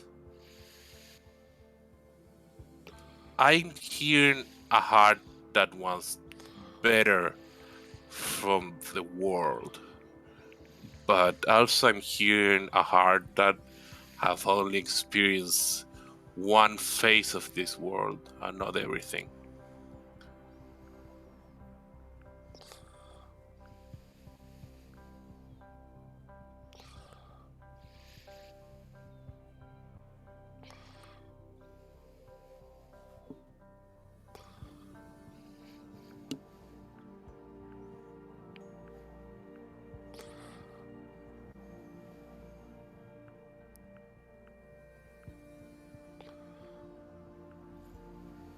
She's just silent. She seems to not really know what to say to you.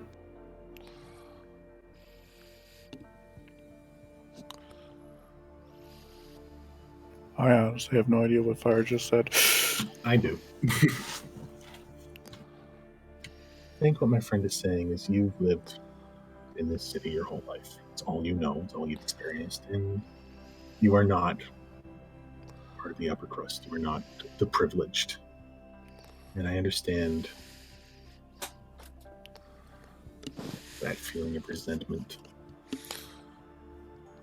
that feeling that you are powerless, and wanting to get power for that reason. But you have to admit that people with similar goals to your own, who worship and believe in your cause, have used that power to cause an intense amount of harm. And you really should look deep within your soul and ask yourself if that is the kind of legacy you're willing to risk your name and your family and your future on.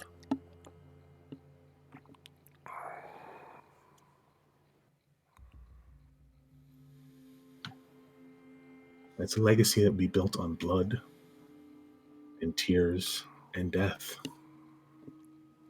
People around the world will remember what happened in Carcassonne and Marielda. Will remember that it was the children of Kiral that took their father or their mother or their brother or their sister. That's never ever going away. There's more than one path to greatness in this world, whether that's through faith or pacts or intense training or being born with it. I have friends who are immensely powerful and strong who don't have a lick of magic. I wouldn't want to face them in a dark alley. I wouldn't even see them coming in a dark alley. There is more than one path to greatness.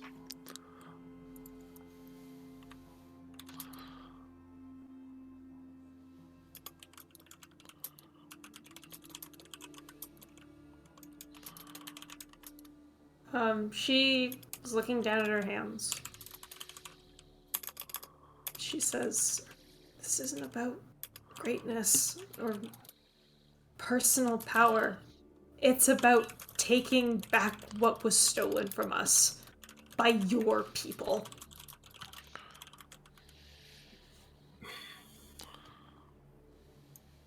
It's about suffering, isn't it? What? It's about suffering. You've suffered.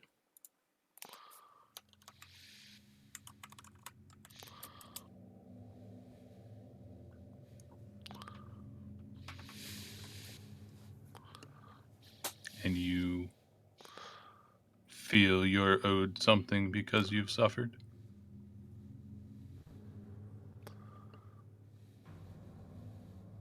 have suffered. And I know that the road before us is difficult, and there will be more suffering before the end, but it will be worth it. It's never worth it. I don't believe that. There are two ways to respond to suffering. One is to spread it around and make sure that everybody else is suffering just as much as you did. The other is to just grab onto it and vow that nobody else will.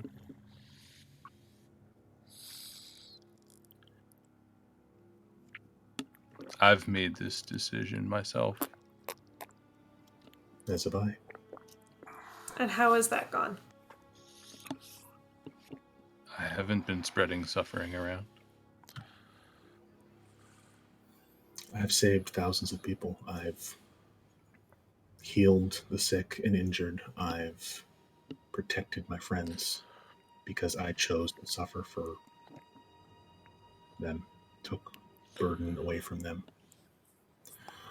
All you are doing is delaying suffering if you go down this road until the next group of people who you've oppressed, who've been oppressed for thousands of years, turn around and do it to your descendants. All you are going to do is perpetuate a cycle of suffering. Break that cycle. Or otherwise you'll just be getting cruelty to beget more cruelty.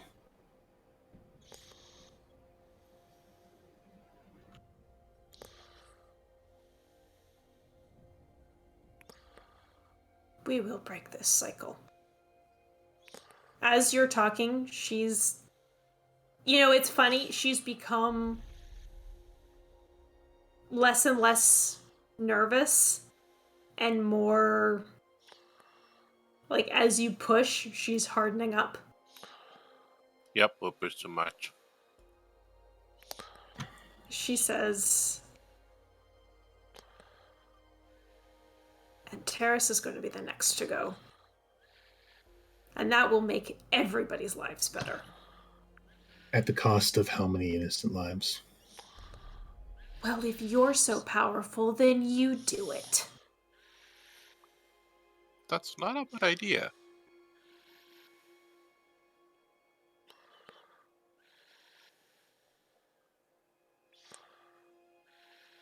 You think your power is a burden?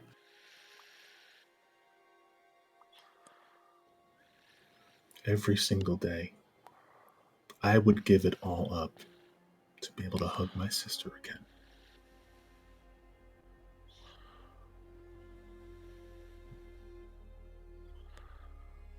I look her right in the eyes as I say that.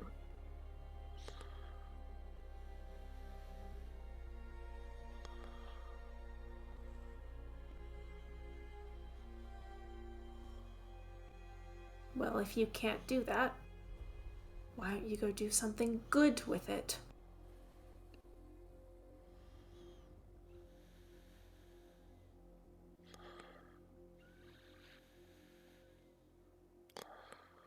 You think you and your kind are better? Prove it.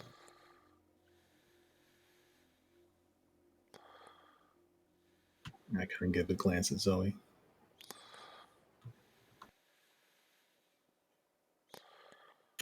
I think we've taken enough of Anna's time. She seems to have her mind set on things. We don't have to come to an answer tonight. But I will say this. This man is my kind.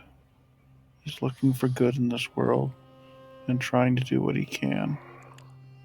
That is what I am doing. So, I guess I am not your princess. She seems a little taken aback.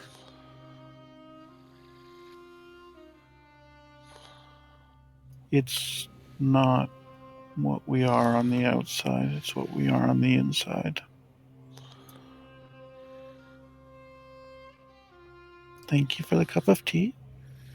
It was a pleasure to talk to you. If Rizwin could have gotten a word in between your two sentences, it's not even what we are, it's what we do that matters.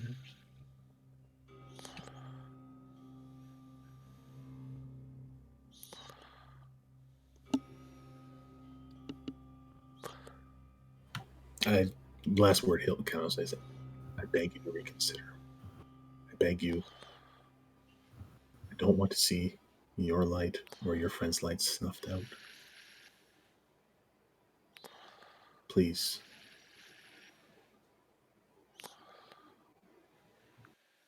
And with that, he'll just back out of the doorway. So as Zoe leaves, she looks back at Anna. Now, I do agree there's some problems with this city. And if you ever want to find a non-violent solution to it, you know where you can find me. And leaves. Fire before going says, "Oh, and say hi to Merle. He's a good boy." For Merle. Yeah, poor Merle.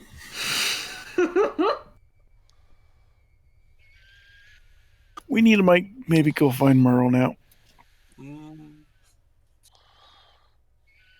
All right, you all close the door to Anna's apartment. Pert and Emma and Nellis are waiting outside for you. Pert's still rubbing his earlobes because they feel funny for some reason. I'll just grab my weapon belt from Pert and just buckle it back on.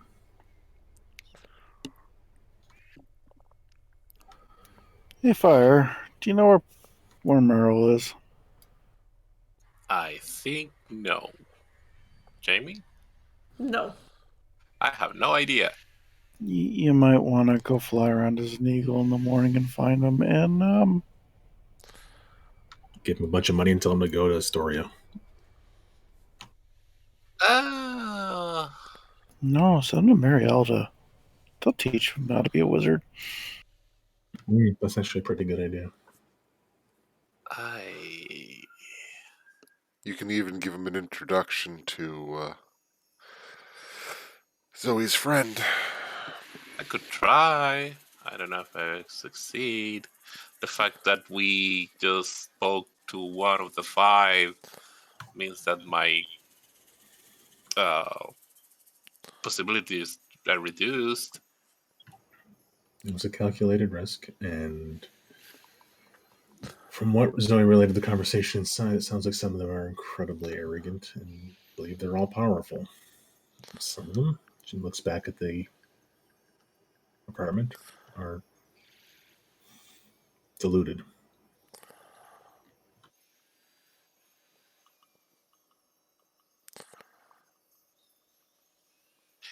The biggest enemy is the one who thinks fights for a right cause.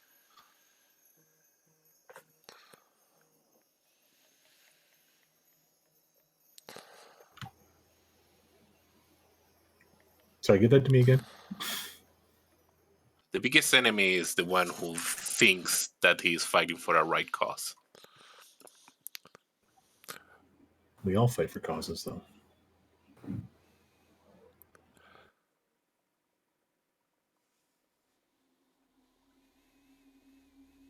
Yeah, but some know they are shitty causes. The fanatic fights harder. Nobody fights because they think their cause is a shitty cause. They always think they're doing justice. You really think Antares thinks that? I think he thinks he deserves it, but I don't think he thinks it's a right cause. He thinks the cause is right for him. Like I said, you do the right thing for the wrong reason. Or the wrong thing for the right reason. That guy's not getting my point. Doesn't matter. I understand what you're saying, Fire. Actually, out of context, you're talking to a character who fights for a very, very big cause.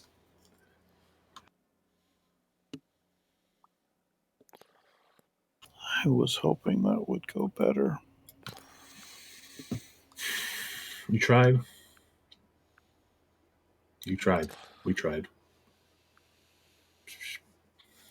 I think right now we have to focus on protecting those people out of the family because they don't deserve to be attacked as pawns in someone's game.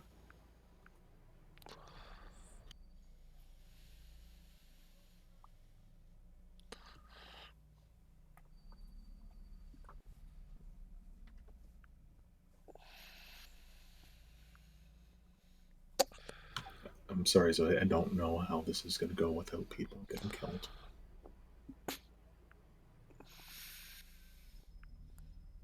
All I can hope is that we keep it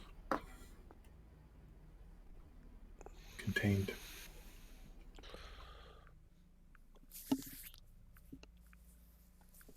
I don't want to have to tell another sibling that I killed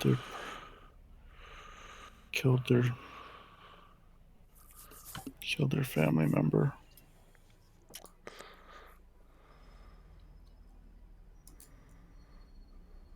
Zoe, the sad truth of this world is people die. And sometimes there is no good way. Sometimes, as I said to you once before, you have to pick the sin you can live with. And if it's a sin between killing someone who's going to hurt others and stopping others from getting hurt, I'm going to pick the one that stops others from getting hurt. It's on my soul. I'll bear that burden. I don't disagree with you, but I was really hoping I could get to her. He just kind of taps you on the head. You tried. That's all you can do is try. You can't make someone who's unwilling to listen. She may not be a lost cause yet.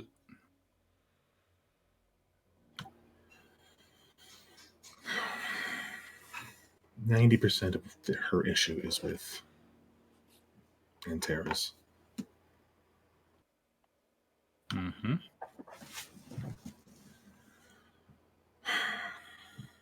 I don't He's think on we're. the list anyway.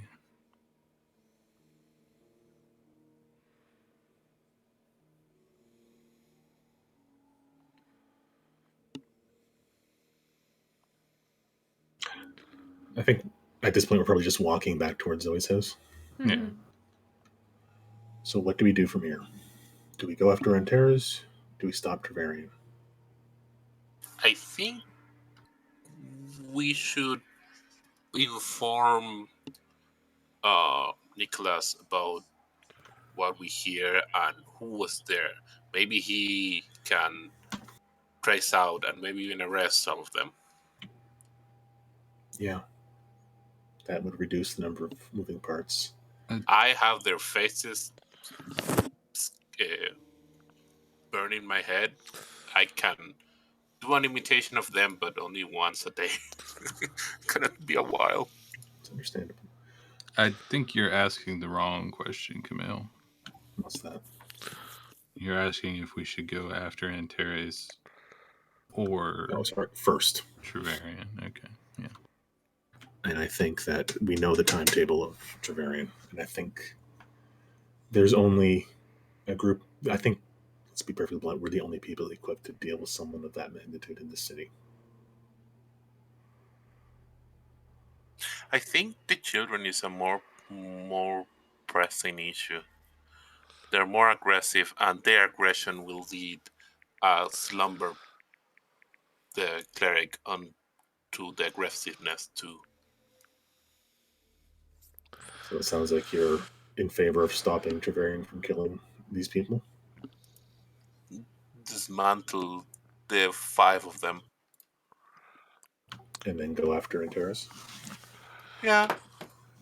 And we still don't know much from Terrace about what happened to the Cleric of Palor. He trying to indicate he's involved somehow without blatantly saying it. The cleric of Palor? You mean Anik, who is in Marielda? Jamie, am I getting people What? misconfused? I assume you mean Lathander. Lathander, then probably yes.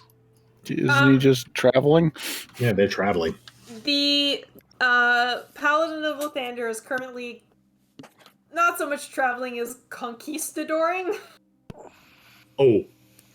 Oh no. Spanish Inquisition. I don't think that has anything to do with Okay, Antares. when Zoe was talking to Antares, he seemed to give responses that suggested to me that it wasn't that he was conquistadoring, it was that he's been dealt with. But I must have been overreading into it. I don't remember it's- them saying anything about Lathander at all. It's more that, like, since the cleric, or since the Paladin of Lathander has been away, but even kind of before that, Zoe would know, Antares is, the real head of power in the city, and everyone knows it. Because his power is so far-reaching, at least everybody seems to think that he can just, change your fate with a very slight touch of magic. That's a lot of power to hold over somebody. And he has used it to his full advantage.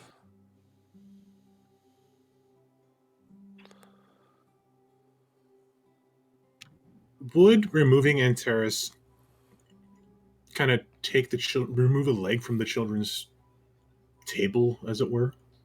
Like, that's been their driving forces. We are better than Antares. Mm-hmm.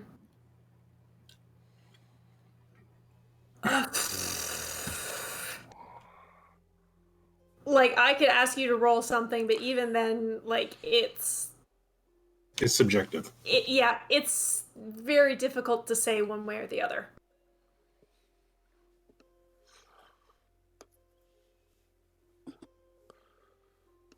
Also, I think with the info that we have, quickly dispatching the children is easier.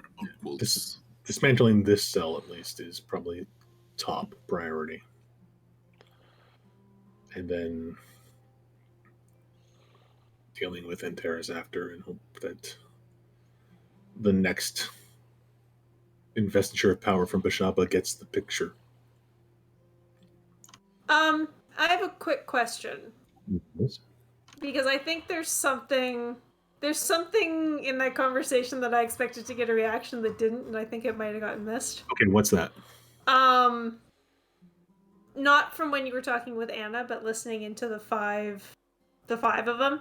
Zoe, did you tell the rest of them everything that you heard? I told everything. If you're talking about that Karkamont has children, I'm aware of it. He's not quite. Okay, what else then? I'm going to, let me just find the paragraph and I will read it again. They were talking about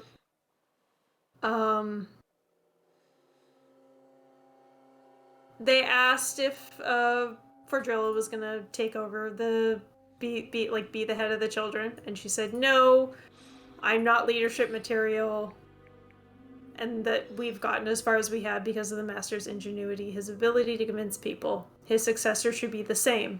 And then Anna said, well, what about? Yes, Ezra.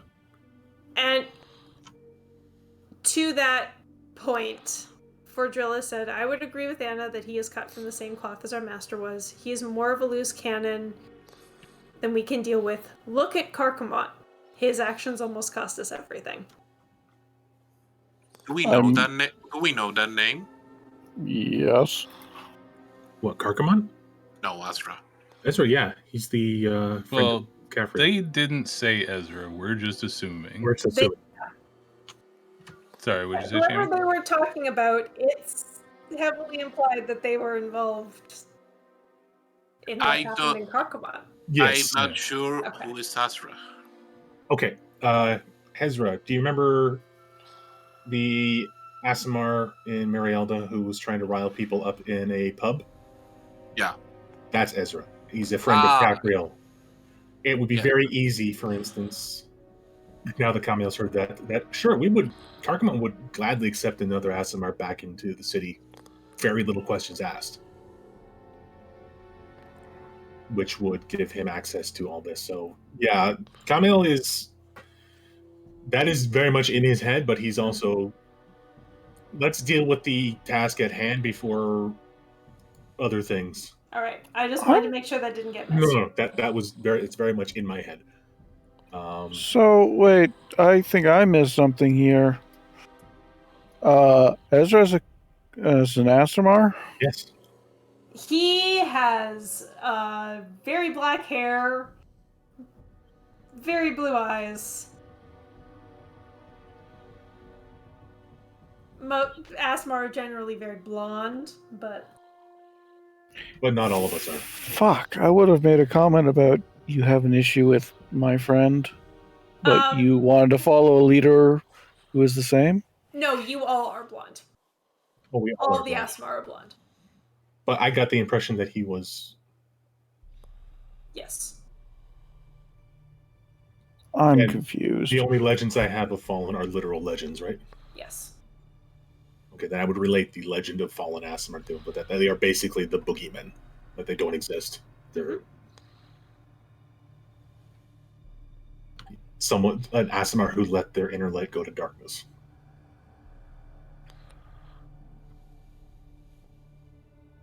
Edgy shiny boy. Yeah.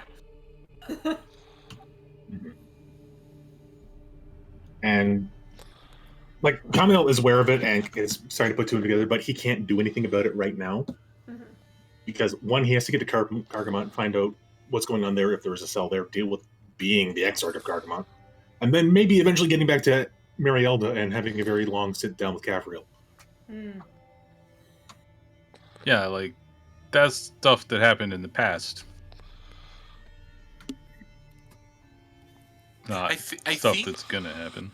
I think I assumed some things that I shouldn't assume before because all of this is not new information for me. And didn't we leave it? We thought Ezra was heading north, right? He did seem to be leaving the city when you last saw him. Yeah. And we know now through assuming I don't know if you actually relayed this from your dream or not, Nibbles. That thing is in the northwest.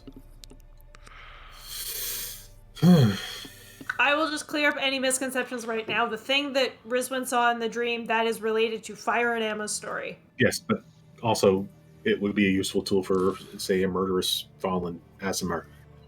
Yeah. Well, either way, no, I don't. Beyond saying there was something that she saw that she wants to go find again. Yeah. But we know that's sort of to the north and the west. That's all we know about that stuff. But we don't know because Rizwan hasn't responded. No, I know. I'm excluding the fact that Brisbane knows more closer to where it is. We know it's up in that region of the continent. That's all I'm saying.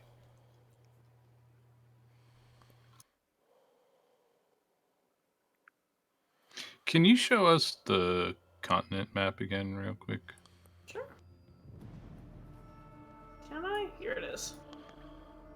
Here's a big map.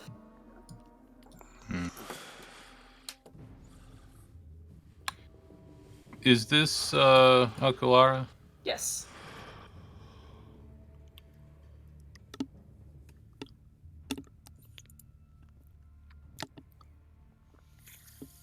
So we are talking off the map. So up over Arden. If he was leaving to the Here, north. I put it here. Yeah, somewhere over here. Where? But if he was leaving for the north. He could have been going to Karkamont. Or he could have been going to Lita. Mm-hmm. But north, he can also be technically be going to Arnog. I feel like if you want to go to Carcaman or Lira, you will take a boat in Hollymore. Yeah. Which could say they were going east then, and they said north. But If you I'm want- remembering that correctly, it might not be. if they want to bypass a bunch of patrols from Carcamont, they'd probably go north and over to here.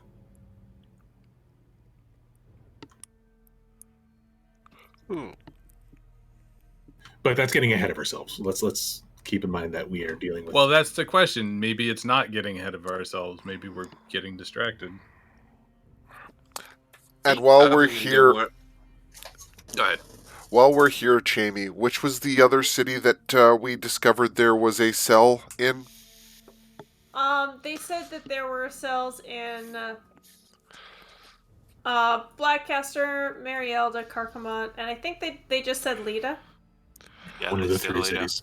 1 or 2 sessions ago, we found out. Bert found out thanks to his contact. That was Lita. That was Lita. Okay, cool. Yep. I More- think you're talking about Dal. Yes. I think he said he was from Innisane. Which is That wouldn't surprise me, yeah. But I mean, at this point, we're hip deep in everything that in Blackcaster. So if we are distracted, we're distracted. We can't undo that now. I think things are happening in the world. That's right, but things are also happening here. And I mean, keep in mind. Remember what Shamey said after the Underdark, or after the Marielda Demon Arc, is our choices. Things are going to happen going on in the world, regardless of what we do. yeah, We go here, something could happen up here, and we can't do a damn thing about it. going back a little closer, back to Blackcaster. Fire points out, shouldn't it's an option? Shouldn't we ask for Anna's arrest? I mean, she's going to tell the other people that she talked to us. I think asking for her arrest, keep her detained, is probably smart. I think she already told it because she has one of those speaking thingies. And doesn't that just prove their point? Yeah, yeah. I think you're right, and it's not a good idea to arrest her because it will make us actually factually the bad guys, and now maybe she's in the doubt. Yeah. She's expecting to be arrested any moment, and when it doesn't happen, she's going to question why not. I would say at this point, have we probably gotten back to the house? Yeah, sure. Should we see if the Primor is awake and info dump on him again? Yep. I think we should awake him if he's not. Let's wait till morning. This is important. Dumped a lot on him. He's the leader of this city. He's used to this, I'm sure. The fact of the matter is, I am personally very uncomfortable taking any unilateral action in this city. Yeah. And the longer he has to deal with the facts, the better informed decision he can make. Plus, he might. Go ahead. Plus, he might be able to give a better judgment on the possible attack that the children are planning. He may very well ask us to step in or get that family out of the city or 1,001 other things, but we need to let him know and give him the maximum amount of time to act on it. I think worrying about your father's sleep schedule is noble, but also not the greatest idea. I'm more worried about his heart, not his sleep schedule. On top of all that, because you're with us, any action we take in the city, whether or not it's unilateral, doesn't look like it is.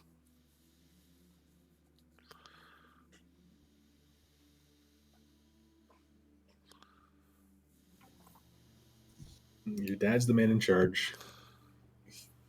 He needs to know. All It's the right. burden of power. Let's go give my dad another heart attack. Your father is still awake in his office. Hello. Well, probably we ask whoever to go ask him if we can come say hello. Yes. They, one of the servants goes and lets him know that you're here and returns and says, yes, you can go see him. The moment you enter the room and close the door, he says, all right, let's hear it. Can Hello. we take a washroom break? Yes. Pee break. I'll be back in a couple minutes. Sounds good. Yeah, near me.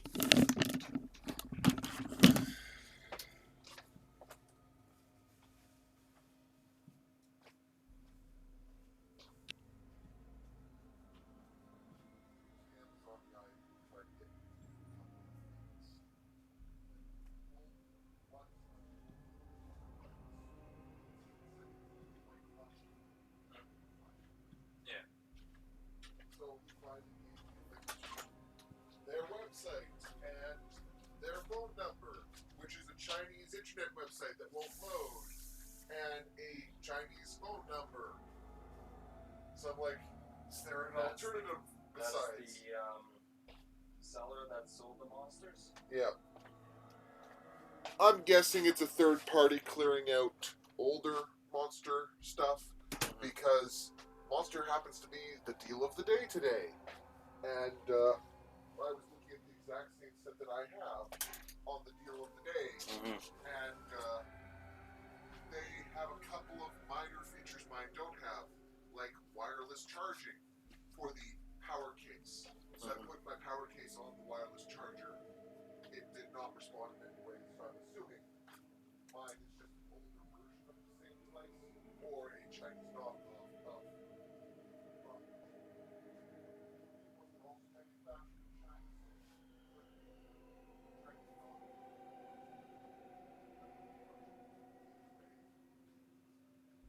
So I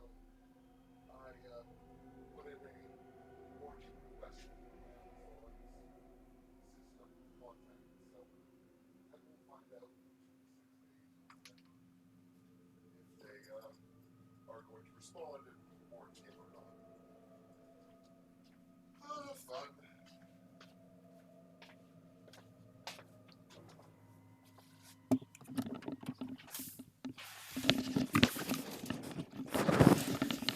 Well, no.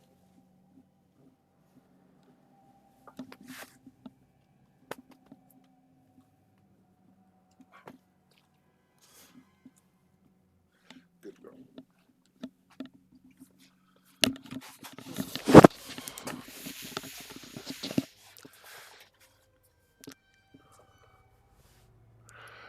Hey, Cathana, did you back?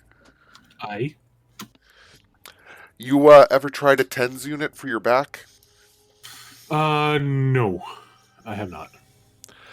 I had a bunch of people suggesting it, so I said, you know what? I've got some other things I've been putting off ordering from Amazon. It's $50. I'll try one. I'm back. What are we talking about? A massage unit for electrical impulses. It's referred to as a TENS unit. Supposedly it's good for muscle aches. I'm back and eating. Good choice. I love this change of daylight savings. Your issues are precisely the I feel like we have played a bunch and I'm not tired yet. That's good. Because it's 9 there now, Yeah. Mm. Unless it's something and in a couple weeks it'll be 8 there now, this doesn't work. Yeah. and we'll be on the same page Yeah. Yeah. until November. God damn it. Although apparently, Chima, did you hear that Ontario has passed the abolishment of daylight savings into law? Brand, so you don't expect them to. Yes. Yeah, we just have to get Quebec and Yep. But New I York put them State the to same agree. tier as- Yeah, because Yep. they won't do it unless The the surrounding low to states do mid it. I think tier BC's in the same rank boat where Yeah. they'll Kate was abolish daylight savings if everybody around them does so as well. Kate was talking about that on stream yesterday. It's like, yeah, we're just waiting on California and Washington. Mm-hmm. I'm amused. I'm back. I mean, Washington wants to. Welcome back. Well, hopefully it'll happen. Maybe in a couple of years there will be no more daylight savings. I mean, it's kind of archaic at this point. That's always appreciated Yes. when they put some effort Like, in. someone made the points for the farmers. Like, my dude, the farmers have been dealing with farming for thousands of years. They don't care when sunrise is. They're going to get up before sunrise anyway. I think the It was- problem probably now is like getting everybody to agree which one we're choosing. Yeah. I'm pretty sure Yeah. Washington is on the making it permanent. It's more, do we make it DST or EST, PST, MST, or MDT, EDT, PDT? Yeah. Whatever it currently is now is what we should be picking. Yeah, that's what Washington wants to make. It's currently PDT now, which is the same as Arizona. Yeah, it's one of Whatever your those. decision, It's what appreciated when Washington games put wants. that extra effort in to make that more whatever realistic your step. decision is, I'm gonna be stuck with it for at least 15 more years. Cool. Oof. I thought you said you'd change in 2 weeks. Yes. Okay, so I thought I must have misheard the earlier conversation because I thought the conversation was, but everything's fixed now for the rest of the year until November. So that's why I was like, I should double check this. No, I was saying that he'll change and then we'll be on the same time schedule until November. I probably missed the first half of that sentence is what all happened. All right, everybody back? Sniffles back? I never left. Pull the mist. Actually, give me 10 seconds. T. Give you even more than 10 seconds. I'll give you as much time as you actually need. That's enough time for me to enthuse about Ben's dog. I, Dogs are So great dogs. adorable. I don't like dogs. He's so cute, though. Like, even for a dog, he's cute.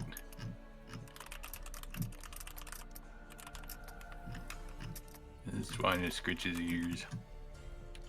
All right, I'm back. Let us continue. You are going to info dump again on Nicholas. Yeah, everything. Blah, blah, blah, blah, blah, blah. Everything. Everything that we learned today. Everything. Okay. With the caveat, don't touch Anna, leave her alone, because it's just going to prove her point if you arrest her. We think it's the best option. It's the boss. Yeah, that's our suggestion. Do we actually share the time with Anna? Yup. I think I don't see why not. giving him the perspective of what someone in his city is thinking is invaluable to him. Actually, Fire will have a 5-minute rant of Anna and Merle are good hearts in a bad place, and maybe more of them are on the same vein. Have been duped and brainwashed.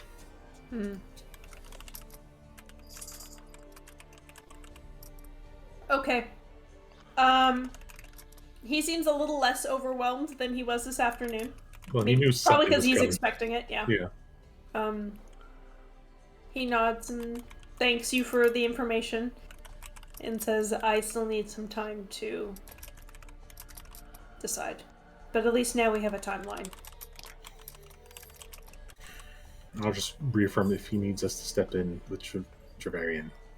Do we get the impression that he knows the people that were in the meeting? I guess the wizard know, but the dwarf or the big dude or something like that? Make an insight check. Ask. Oh, you flat out ask him? I plain out ask if he knows any of them. An insight if he's lying.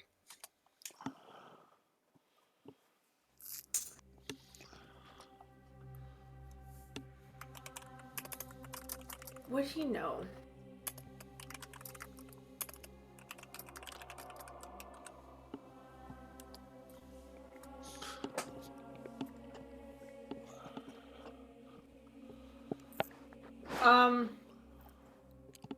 He says that he has heard some reports about this woman Anna, because she is sort of the primary teacher of magic. I can see But he says it's been they've had a very difficult time infiltrating the cult. And so the others, he didn't seem to know. And you think he's telling the truth, Fire. that. I say to him, I will prepare with my ability. I think so. He can help me. There are sketches of the faces of the other guys. So you have I never saw the faces of anyone. God damn it. Do my best. He says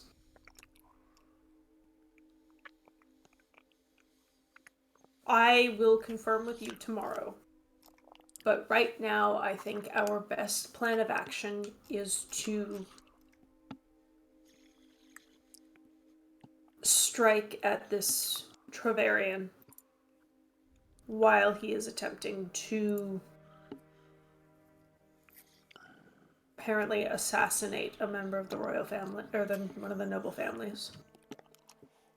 So, do we do that while he's in the act, so you have a reason to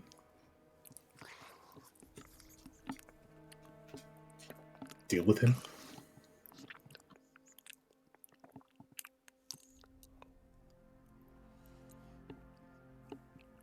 Good talk the details tomorrow. It will be very dangerous. But I think if they have such a hold on some of the people, then we need to show the people how terrible they really are. Such as they're attempting to kill. Does Rizwin, in her brain, think that killing a member of the noble family would really come across to the entire population of the city as an evil thing? The entire population? Probably not. Yeah. Make a history check.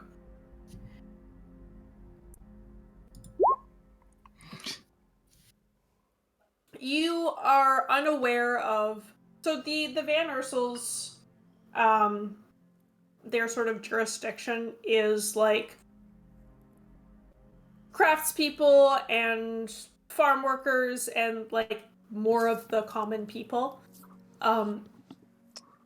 But to that end, you don't really know how the average person perceives them. But I know that they are in charge of that stuff. Mm-hmm.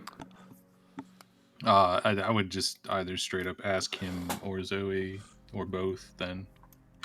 Are the Von Ursels beloved by the common people? Or hated?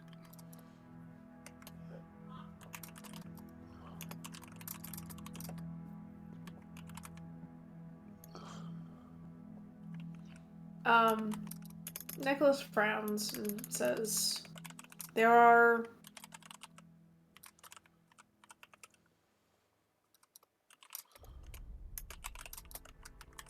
is a range of opinions. There always is going to be. I do not believe them to be hated.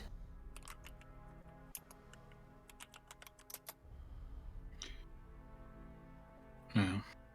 I don't think it changes whether or not we attempt to protect them, just what we say about it afterwards. Would we be doing this with their knowledge and cooperation, or more clandestinely? I will talk to Ethan. Ethan, Zoe would know, is the head of the Van Ursels.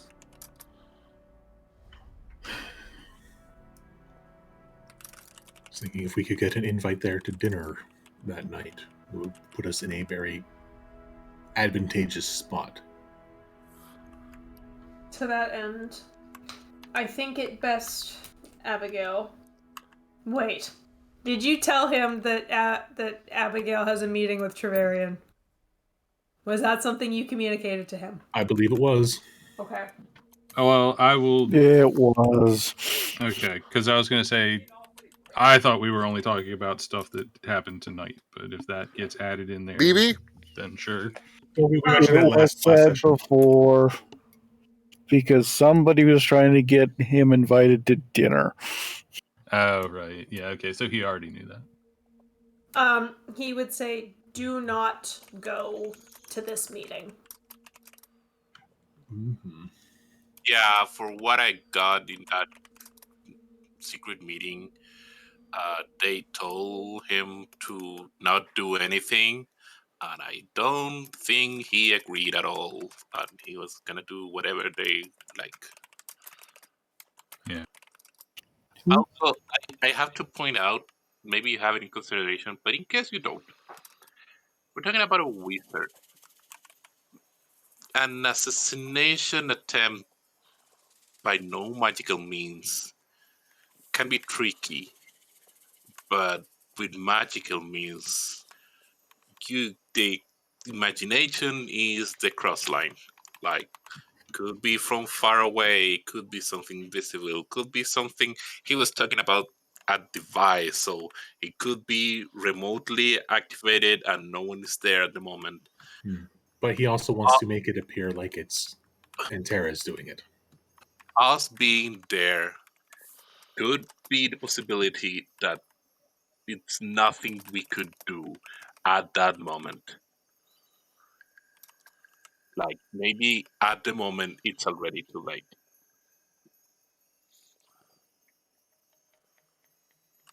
We don't know where this person is in the city. Yeah, I think that's we just got to do what we can do. Yeah, fair. I just want to point out that phase of it. I think we should rest. I think we should leave the Primor alone for the night and see what happens tomorrow.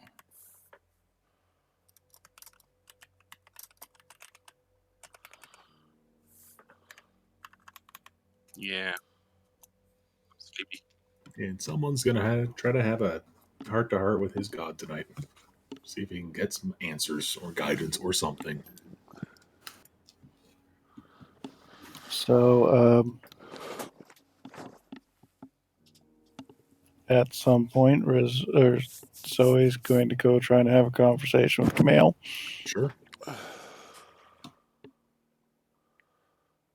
Okay. And at some point, Rizwin wants to have a conversation with Fire and Zoe. At some point, Fire wants to have a conversation with Zoe. All right, who's going first then? How do we want to sequence this? I think Zoe and Camille should go first. Let's say this. Zoe goes to talk to Camille. Fire comes to talk to Zoe, and Zoe's not there, but hang out with Rizwin. And when Zoe comes back, come back. Yeah. So, I guess we all split and then get back together. So, tap on the door. I just said, okay, good night. And then, like, 3 people start walking in the same direction. Yeah. Yes.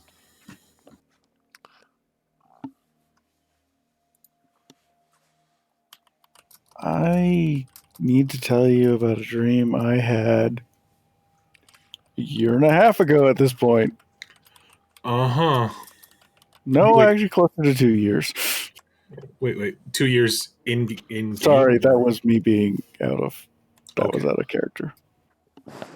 So this is a dream that happened like 6 months ago then? Or 5 months When ago? you were still cursed. Okay.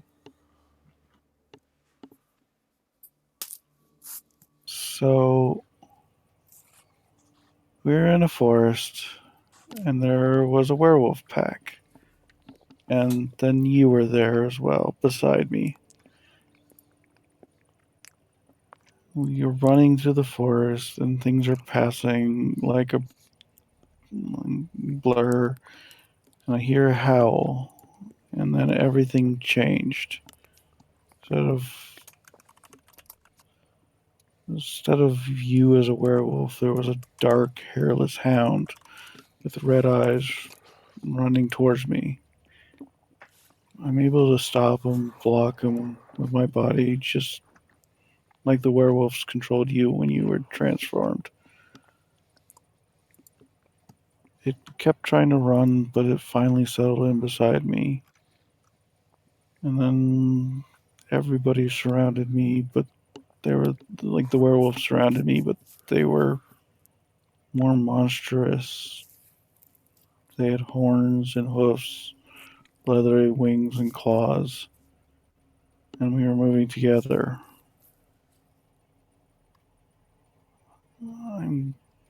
I worry that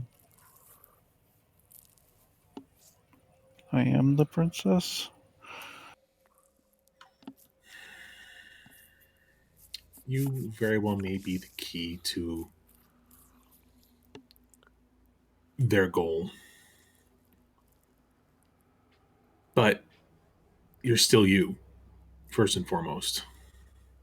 But You, maybe I'm supposed to take control and lead them? Like, not lead them down such a dark path, lead them to a path of light?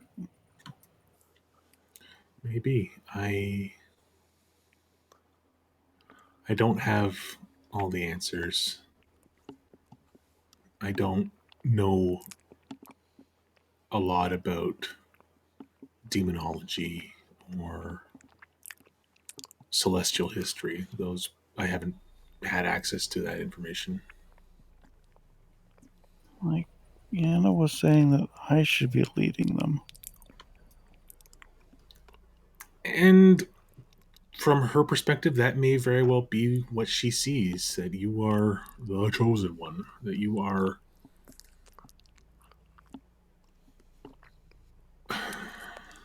the best suited to lead them to glory. I think that there are a lot of bad people and a lot of selfish people in charge of that group, and that they have caused, as we've seen, a lot of harm and hurt and sorrow.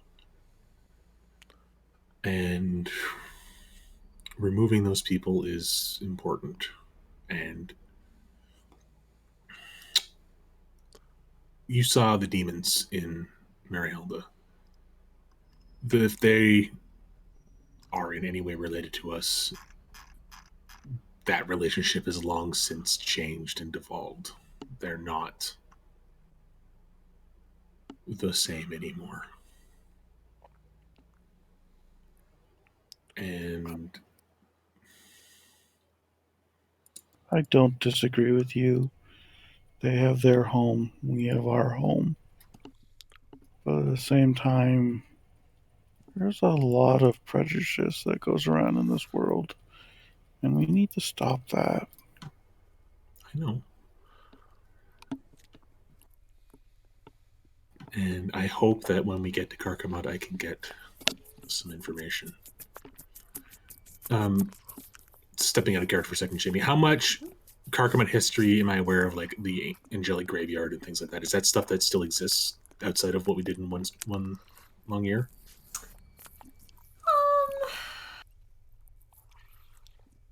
That's a good question that I don't have the answer to right now.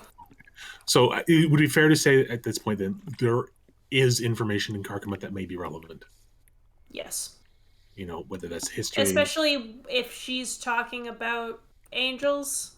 I don't know that there's necessarily a lot of like the dichotomy between angels and demons here isn't so strong. Right, isn't Judeo-Christian. Yes. Right. But Anna did draw a line between them. She did say that it was the fault of the angels, and so there might be information there. Mm-hmm. And that that opinion of hers is very much filtered through what she's been fed by the children. Presumably, yeah. Okay. Sorry, my brain is doing its thing. And the best lies are mostly true. I mean, Also, I want to point out something that Jamie said a long time ago, that in this game, maybe it is, but maybe we shouldn't assume what creatures or beings are evil or good for just what they are. 100%. I mean, Camille's making certain assumptions based on, who his god is. Mariota is kind of Yeah. that was some evil. That was some straight up evil, and he has felt nothing but love and comfort from his god. Yeah, that makes sense. I just want to make sure the players know that. Like his god has pointed him in the right direction and has helped save people's lives. That's what he sees. It would be so funny in the end. Camel's god is Never say never about anything. Anyway, back to the conversation at hand. Mm-hmm.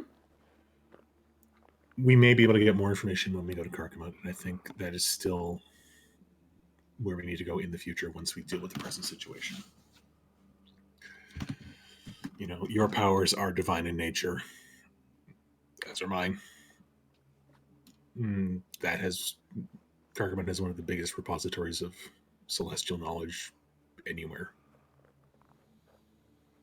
Have you ever heard of an angel with its wings cut off?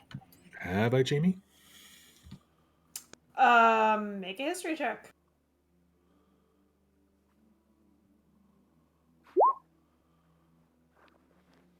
No. No.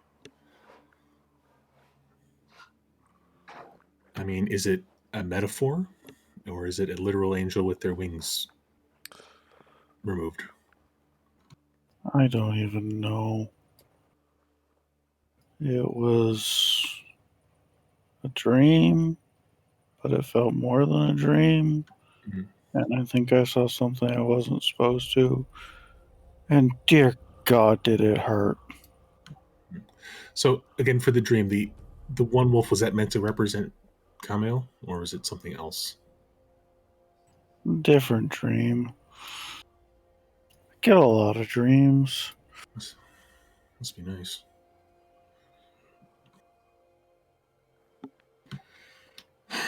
Well, we will do our best and just try to protect people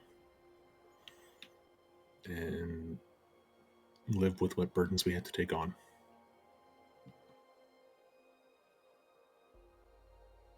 So I don't know if this will work, but Zoe steps forward, gives Kamal a hug, and casts guidance on him to help him talk to his To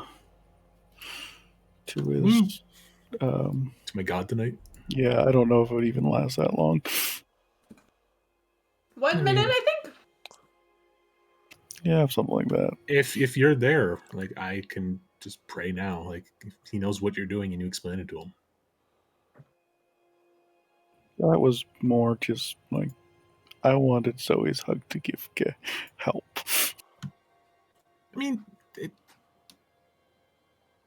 I'm willing to try. Like, if Jamie wants to roll with that, that's up to her. Yeah, I might give it to you. Might. Well, you still have to not roll a 1. Yeah, no shit. Do you want me to do the roll now, Jamie, or? No, we'll do it later. Okay. And I Let's guess do the Zoe dice goes roll. off to. Sorry, you talked over each other. Go ahead, Mist. No, you go. Well, I was just saying Zoe's going back to her room now. Thank you. What Mace wanted to say? Nothing important. I think it was jokes. Okay, who's next? Fire and Zoe. And Zoe? I mean, Yeah, my thing requires us to go to sleep, so. okay, I'm hanging out with you if you want to say something, or we just do small talk and wait. She might ask for your help and explain what she wants. Do? She needs to be able to fly and can't figure out how to do it on her own. So can you please come help her fly? Sure, no problem. Do you want to do it like right now? We'd have to go to sleep first. I just like the idea that Fire's like, and you go to sleep to fly? Okay. Yeah, like I implies that I could actual cast polymorph Yeah. if you want. And then she's like, yeah, but we have to be in here first. And she points at her head.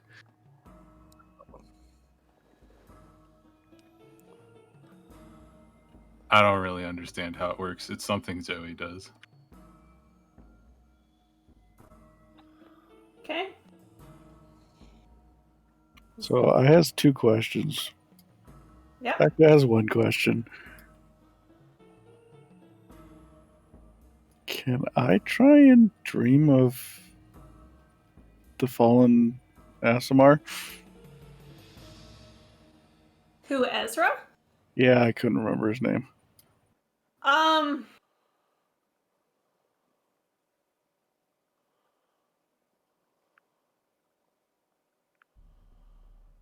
Did you ever see him? I can't remember. I don't think you did. I don't think you were in the inn. I think I was outside the inn. Yeah, you were outside with myself and Risman. I think Pert was inside with Atlas. I think I was very sleepy at that point, and I have trouble recalling anything of that. Nibbles, can't you do this? Can you link the spell? I don't have the spell. You have the spell. I gave you the spell. Yes, well, this is. I think unless the spell says otherwise, I'm gonna say no for now. Just because there's a lot of stuff happening right now. I wasn't going to do it right now. That Okay. was me just wondering and needing to say it before I forget. Okay. It says a creature that is known to you. Because I remember Estella couldn't dream till Lycra's mother. Could it be a willing creature? And if it's willing, he just doesn't Well, want to? right, because they had never met. Yes. So Yeah. it's not just somebody that you know of. It's someone you're familiar with.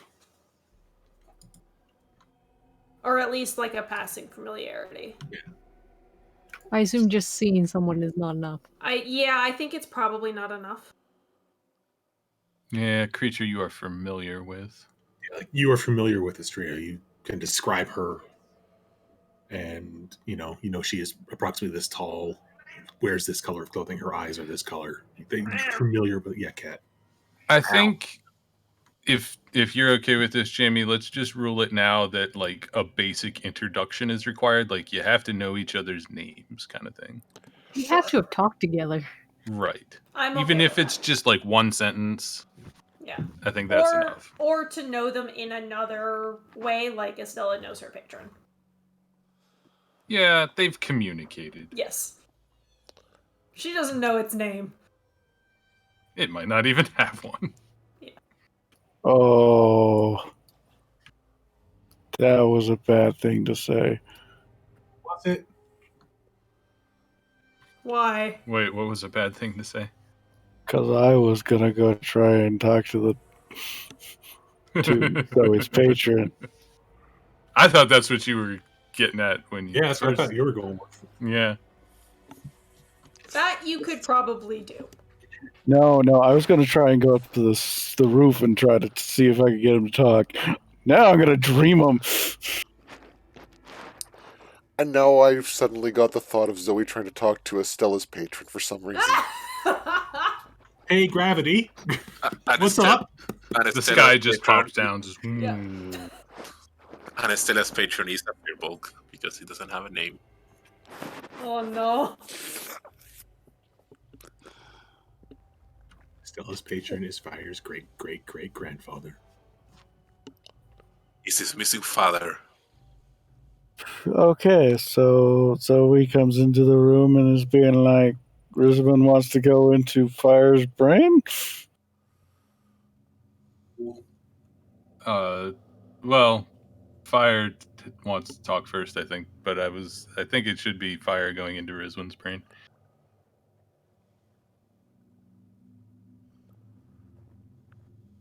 Drug. Whatever you think is best, Zoe.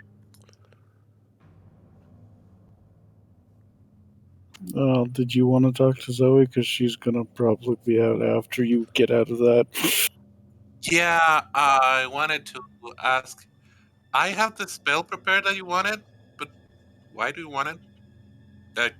Can I help? Can I do something with it? I want to try and make a magic item. Right. That's going to take a little bit. Rizwin, how in a rush are you? As long as it happens tonight. Okay. Well, Zoe pulls out her paper, hands some rocks to Rizwin to smash. Smashy.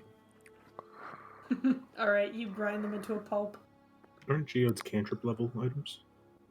Zoe's got the ones from the Underdark. Oh, okay. Yeah, they're the ones from the Underdark are, I mean, players know this, that they're up to 3rd level.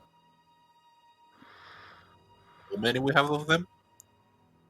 I don't know, what does it say in the document? 3. And Zoe also has one for a 5th level, which she's saving.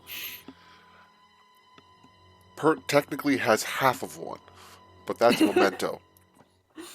1.5 level. So it's an arcane check, right? What's What the are document you say? what are you trying to do? We're putting. Zoe pulls out a hair ribbon and just tells Fire to put the spell that will increase int, because she's trying to make Headband of Intelligence. Or in Zoe's case, Hairband of Intelligence.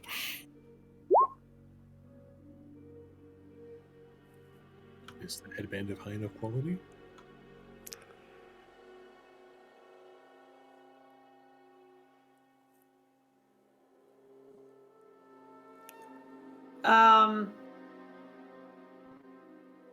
Okay, are you gonna give that a shot? Fire? Sure, I'm following Zoe's orders. Okay. So Zoe, you set it up the way Estrella taught you. Mm-hmm. And with the little bit of the gem dust.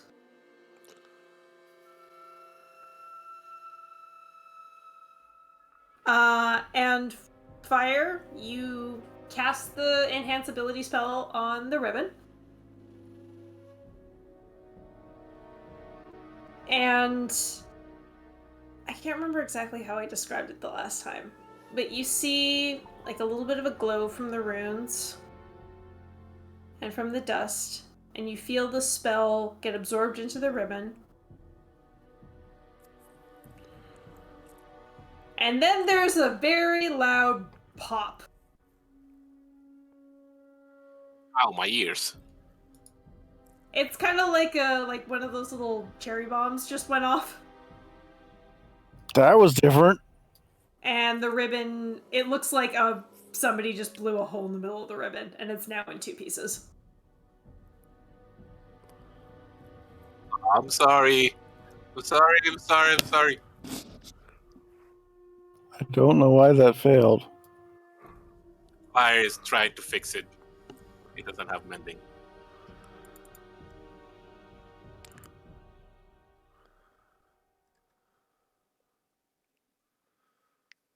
Jamie, what do I have to do to figure out why that failed? You can make either an intelligence or a wisdom check. Can I help? Or can I roll my own roll? You can make an arcana check, Fire, if you want. Cannot be wisdom. Nope.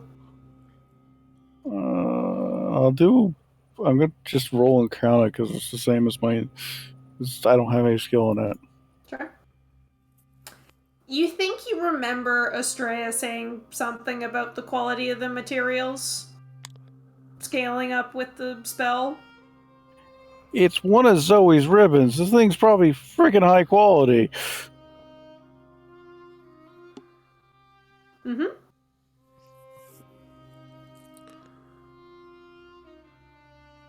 Okay, I don't understand. Let's put it that way. Okay. I will then let me try to clarify a little bit. The higher the level the spell, the more I say like high quality the item you're enchanting needs to be. It's not just like well made, it's also like the quality of the materials.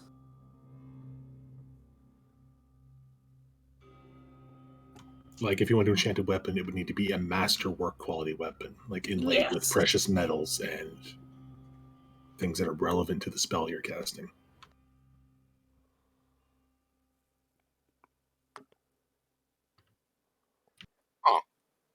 I just. Okay.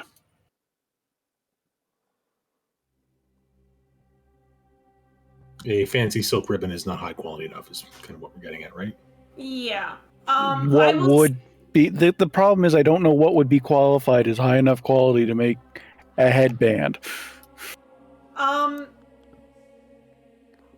will say that like Zoe has a better idea of it than anybody else. But she also, you know, is a novice to magical item making. I will say, like, if you wanted to go shopping around or looking for something, that, like, I will do my best to indicate, like, yes, this would be good enough. Yeah, you're not entirely sure. It's kind of borderline.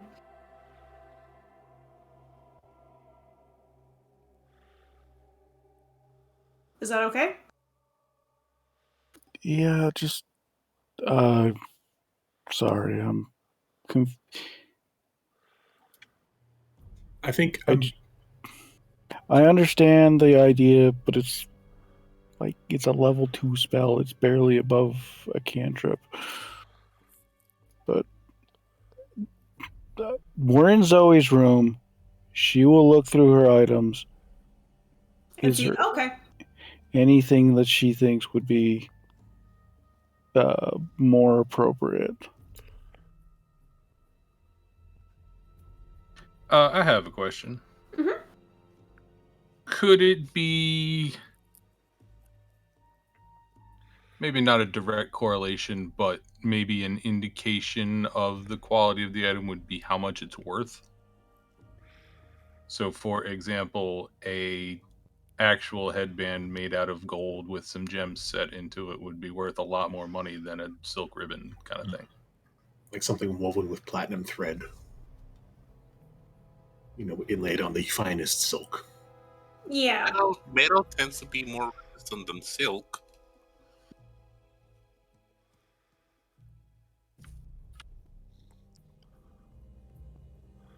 Um. Hmm.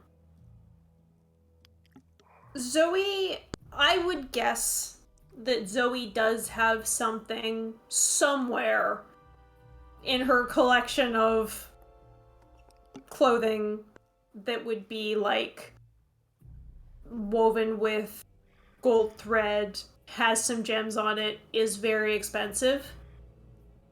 It is like one of the nicest things you own. This is probably more like the thing you need. No, if we blow this up, Mom's gonna kill me. The other thing with the silk ribbons is that you've been wearing them for a long time, and they're probably a little bit worn. I think I didn't explain well enough. Okay. I was talking about pulling out a new one. Oh, I see. I thought you were taking one from your head. Yeah, that's the impression I got too. I'm sorry. No, that would mean Zoe'd have to do her hair again. I mean, if Okay, Jamie's my willing, bad. we could back up. No, it's probably still not good enough. Yeah, I still think, like, I want you to have that experience of, like, oh, this is what happens when it doesn't work. And that's something Zoe can pass on to the rest of us. Yeah. Hey, Fire, can you try that again? Yes, but it needs to be higher level. I don't have a level 2 spell slots left. I can spend a level 3. Now, we've talked before that people can downgrade their spell slots. At least Zoe Yes. can. Is Yeah, that so? for enchanting purposes, I am okay with saying you can downgrade it to a level 2 slot. You're basically bleeding off the excess magic energy. Yeah. Well, it makes me wonder if you use a higher level spot, if it has a better less chance of failing. But I would I would guess think- that goes the other way. Yeah, it would have Yeah. a greater chance of failing because you're putting more magic into... I was thinking more Yeah. control, but it doesn't really make sense for Zoe because she just has spell slot, high-end spell slots to burn. I was thinking Surfbreaker. So Zoe pulls out a very, very elaborate headband and looks actively nervous now. Please don't wreck this. Please don't wreck this. Sets it out on the runes. Hey, Fire, try it again. You sure? Yep. I'll try my best. Okay, so you set it up just like the other one. You cast the spell. The magic bleeds into the ribbon. You see a little faint glow from some of the gems that are encrusted. No pop. Okay, we just have to do this a bunch more times. Right now? Probably not. I know a cantrip I can do in a day, but I have to basically spend the day doing it. What do the rules say? Says what takes 1 hour per day, and Past the cantrip, you don't know how long this is going to take. Fire would ask anyway. How long? I'm not sure. I have not tried this yet. How about we try again tomorrow and the day after, and until it works? All right. I need one of you guys to keep track of this. How many days you've done? Can I have a sheet of paper? Can I have a sheet, Jamie? Sure. Add handouts. Zoe's headband of nice thoughts. Zoe's headband of tiring of rolling crappy onions. Hang on, look. All player journal can be edited by Ty and Costa. So his headband is cerebral edema. Oh no. Swollen brain. Brain got swole. Not that kind of swole. Always galaxy brain. So are you attempting to, just meta question, you attempting to make the literal headband of intelligence? Yes. The one that sets your intellect to 19? Yes. Is I'm that, tired of failing hit rolls. that what you're gonna get, or when we finish the thing, we will see how close that we'll get. Depends how nice Jamie is. Yeah, I mean, if you even end up with an int of 14. Or just having advantage on all your int rolls. Like, that doesn't sound so bad either. Oh, it sounds more powerful than setting to 19, honestly. Yeah, it Yeah. does. Advantage is more or less a +5. We will see when we get there. Minor segue. Yes. How is the fencing in the backyard looking? I know Nibbles suggested it was probably in pretty good shape, but Actual fences?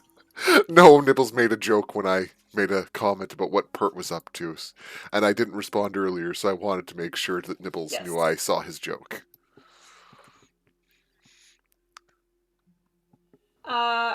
Your fencing is going fairly well. The also like physical fencing in the backyard is looking pretty sturdy.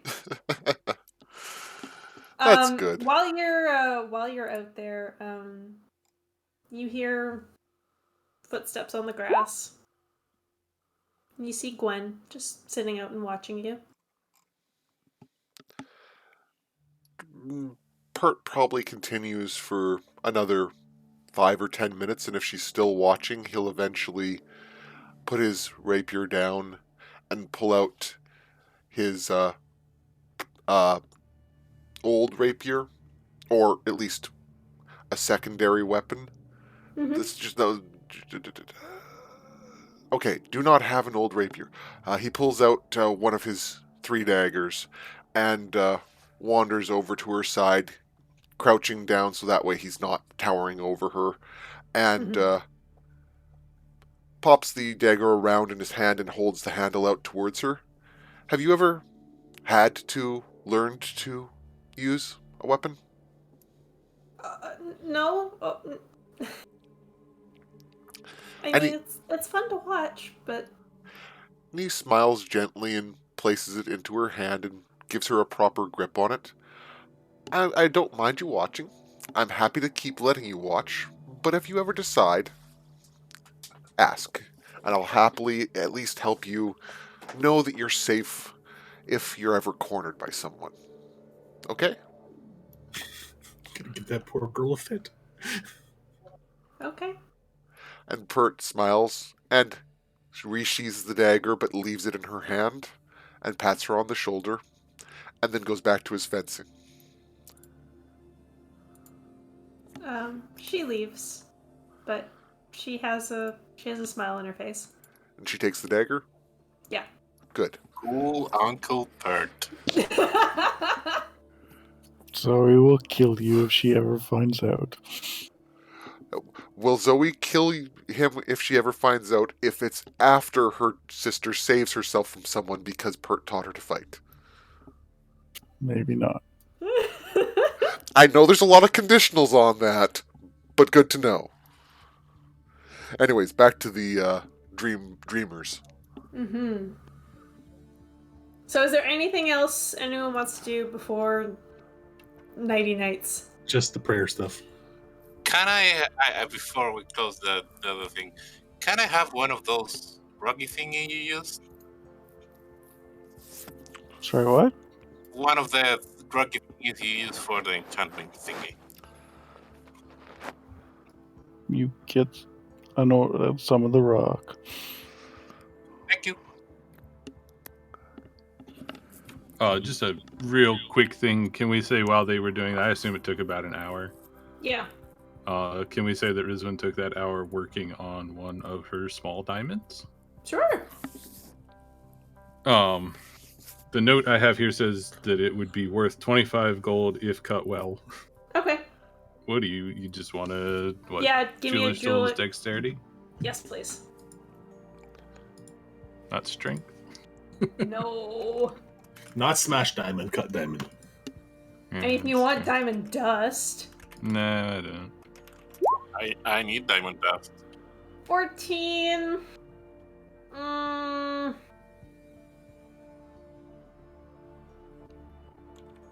Those numbers, that's just could be anything.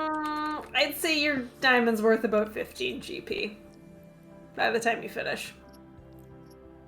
Okay. I still need a little bit of practice.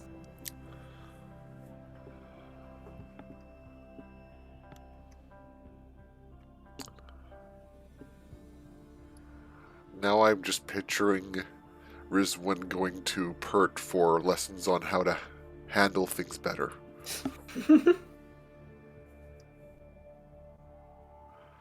Manual dexterity is an annoying skill. Yeah, I got to figure something out on this because right now I'm sitting on a ruby that's worth 2,500 gold before it's cut. So I'm gonna have to come up with something that's gonna. Well, I You're mean, already proficient with them, right? Yeah, enhanceability is probably my best shot. But I was Yeah. going to say, yeah, talking to Fire about spare casts. Hey, fire! Guy scratch his neck. Guy more of them spell slots. can we say that maybe she learns from this that she needs to go a little slower, and maybe next time she'll take longer but get to make extra rolls? Yeah, I'm okay with that. Okay. Especially with something like the bigger diamond being a long, or ruby being a big, slow process.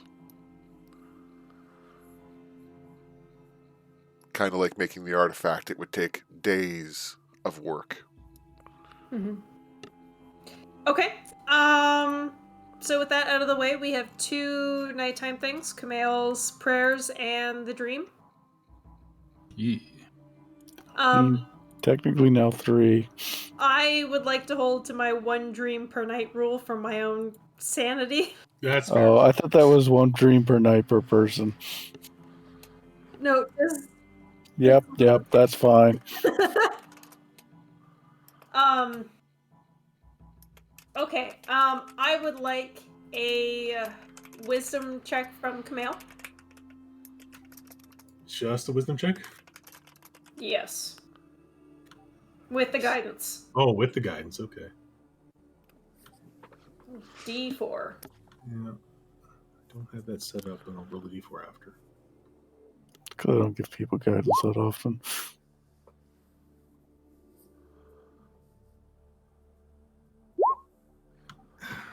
Womp womp.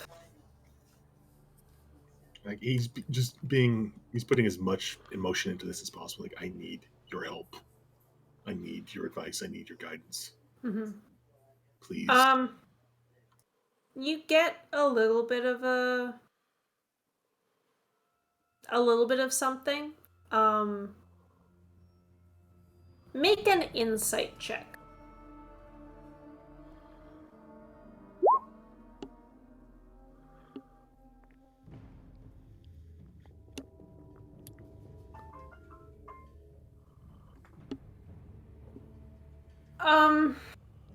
How do I say this? Like, you're not really sure. I don't think you've ever really talked to Anik or Xander or, heaven forbid, Antares about the way that they communicate with their deities. No, he's been kind of winging it this entire time. Yes. Actually, to be fair, I think he did have a conversation with Xander about it, but he doesn't remember it. Yeah. Whatever you're doing right now doesn't seem to be working very well. And that may mean that there is some other way that you could communicate with your deity other than just straight praying. Do I have any inclination through like the spells that are in my mind of what could do that? Like, I don't think that you... Let me just check the list. I don't think that you have anything at the moment. The only thing I can think of is ceremony is the closest thing. Ceremony might work.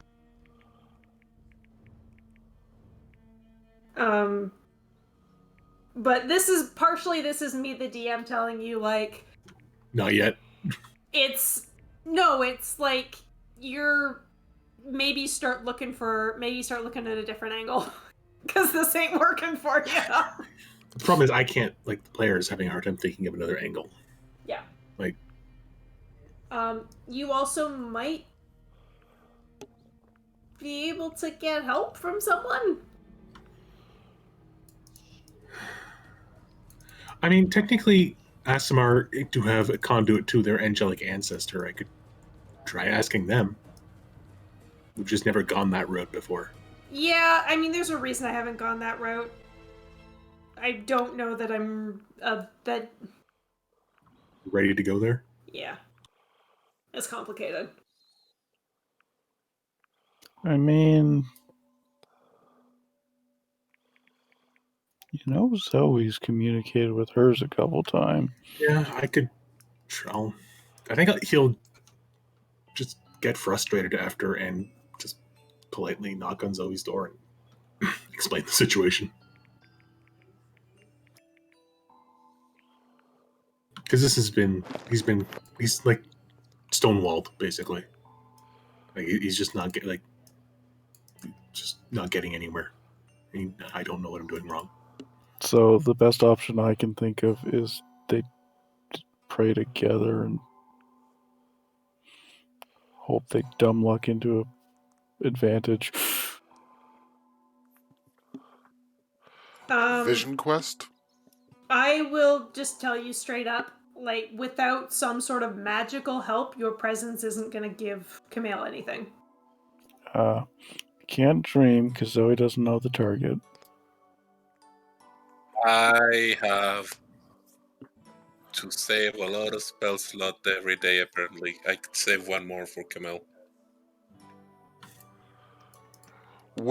Just as a insert from me out of character, would you accept the concept, Jamie, of Zoe using Dream to send Camille on sort of a vision quest type concept where he's constantly being sent into the dream to try to find his deity over multiple trips?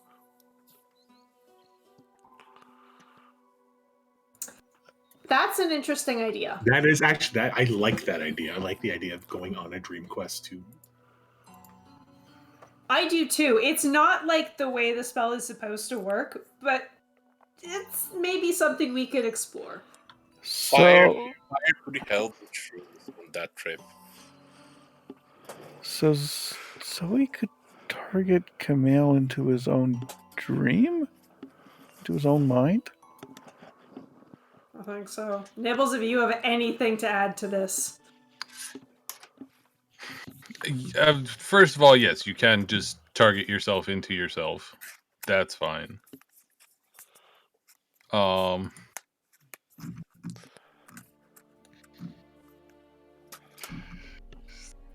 mean, it's still manifesting anything in the dream that's not there. Still, I mean, it requires a wisdom roll,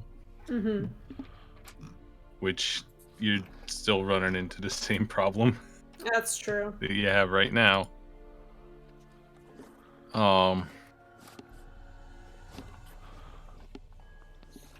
The other option, which would sort of fall back on you, is maybe Camille is able to locate Or Anik. an entity in the dream that could help. There could be something living in there that might give more information. Or you could communicate with, I think Anik would probably be the well, actually, I think somebody that you don't remember is the best target, but I think Anik might help with that. So I'm just going to point out one thing. If a spell doesn't do what you want it to, but you want it to do it, the DM can just say it does. And things that happen in this game don't affect Nibble's game unless you specifically choose to. The rule you make does not mean it has to go into Nibble's game. That's true. I want to... Let me think about this for a bit. Take a couple of days to consider. Yep. You got at least 2 weeks. That's true. But I would say keep thinking up ideas. There's more than one way around this problem.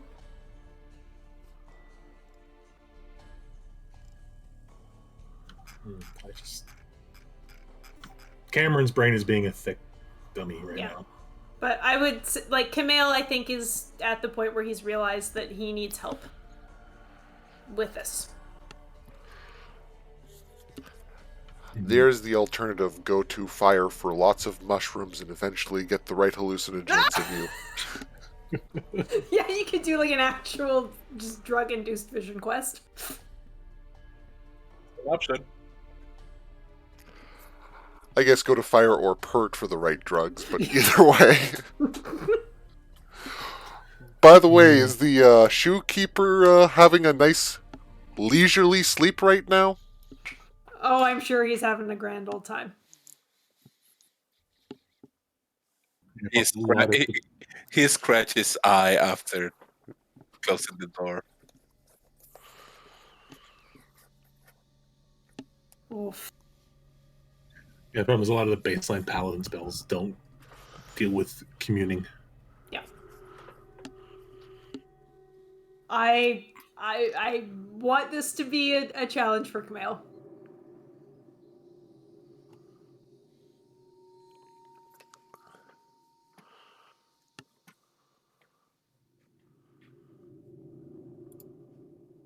So mean. So mean. All right. Fire and Rizwan. Okay, now what do I do? You lay in the bed. You lay in that bed. Yeah. Zoe points at her bed for Rizwan. Rizwan continues to believe that for some reason this is required. Yay, pajama party. Even if it wasn't, this is like I don't want fire in my bed. Mushroom crumbs everywhere. All right. I'll come back when you're both, well, at least one of you is asleep. It's like 3 a.m. at this point. It's not going to be too hard. You've apparently never been so tired that you can't sleep. Hmm. Yeah, Fire has to fall asleep on his own. Rizwan gets put into a magical trance, but Fire has to fall asleep As long on as his own. one of you falls asleep, she can be like, you'll figure it out. Right. All right. So Dream is cast. Rizwan and Fire. Where do you wake up? Who is in charge of that? Technically? Are we in charge of that independently, or does he just get pulled to wherever I am? If you're being put into a magical sleep, I think probably the last thing's always going to be like, all right, you're going to wake up in Estella's or in Estrella's home. And that puts the thought of that into your head, and that's where you pop up. That's fair. Yeah. So, hello. Can you polymorph me and then we go Where are we? fly I'm sorry. around? You are in the front yard of Estrella's place. Oh, Hmm. cool. Yeah, so last time I was here, we flew in circles and found, I think, something that we're looking for, and I would like to try to find it again and pinpoint more accurately where it is so we can find it in the real world. Okay, That excellent. requires wings, and mine's broken. But this is a dream, right? Yeah. Do we do anything in a dream? I mean, Zoe said I should be able to fly, but I tried last time and it didn't work. Can I try to fly, maybe? How are you trying to fly? I imagine myself floating. Make a wisdom check. Holy shit! You Fire has ascended. Yeah, you just float 2 feet off the ground. How about only 2 feet? You want to go higher? With a 24, you can. I try to move around. Like, is this feasible? You start zooming around like Iron Man. Woo!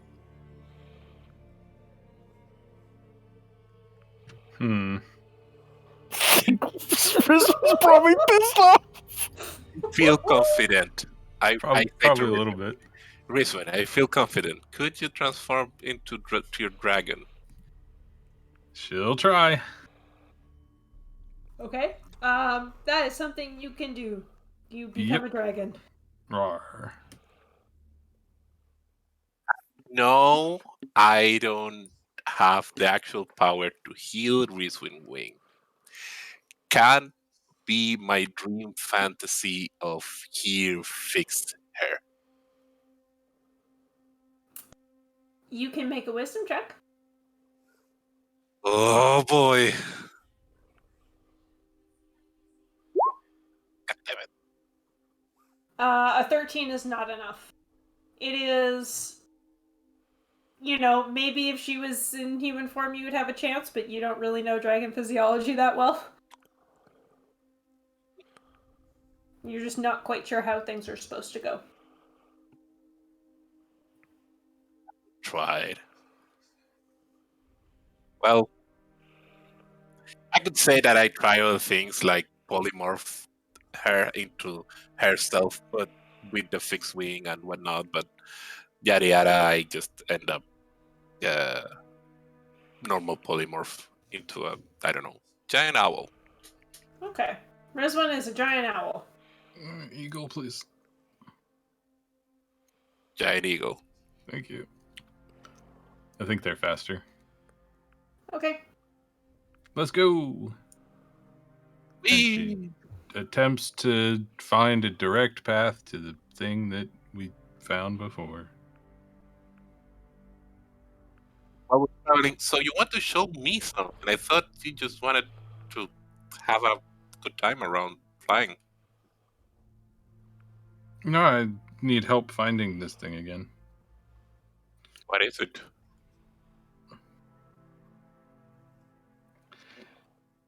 I don't know how she would describe it. The goop.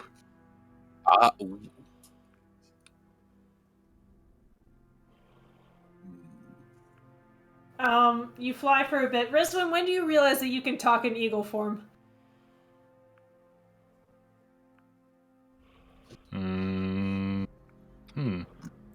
Can't you I mean- always?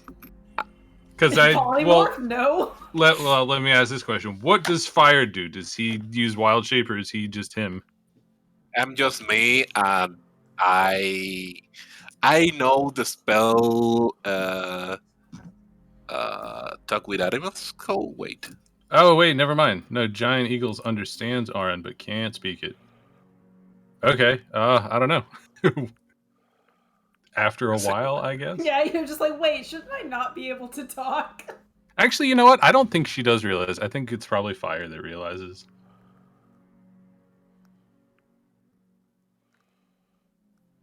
Does fire say anything? I know the level 1 spell beast mode. I don't have it prepared in real life, but I could have it like in a dream, and it makes a telepathic connection between friendly beast and me. No. That's no. Rizwan is talking. She shouldn't be able to. Is the point? Okay. I think Fire immediately thinks, okay, weird. I'm saying nothing out of fear. You don't. You stop doing it. Alright. You two fly for probably a couple hours. Below you is just a sea of trees. Few, well, you go over the mountains, and then past that, there's a little few bumps here and there, but it's mostly just flat, green canopy. And then you see it. A big circle in the middle of the jungle that is just everything is covered in black.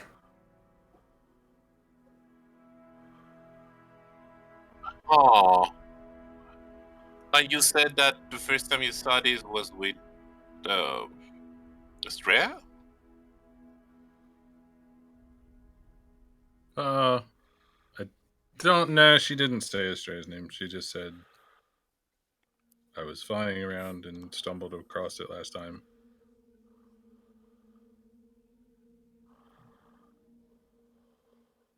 I would imagine if it's a dream, then it's whatever we want. How can something that we both don't know is there be there? I get the sense that this place reflects reality because last time I was here, I opened a door that I had never been through, and the person I was with indicated that what was in there was what was actually in there. But at that point, that person was present, so it could be their memories of it. Can I try to roll to see if I understand if this is just dreams or is it real? Sure. Make a. What would this be? Insight? It probably makes the Okay. most sense. Sure. Make an insight check. Um. This does, like, despite the fact that you're able to kind of do,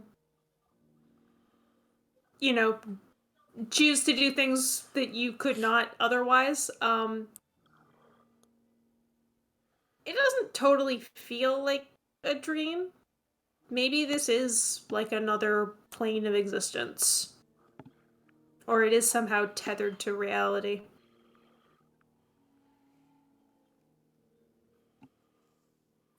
Interesting.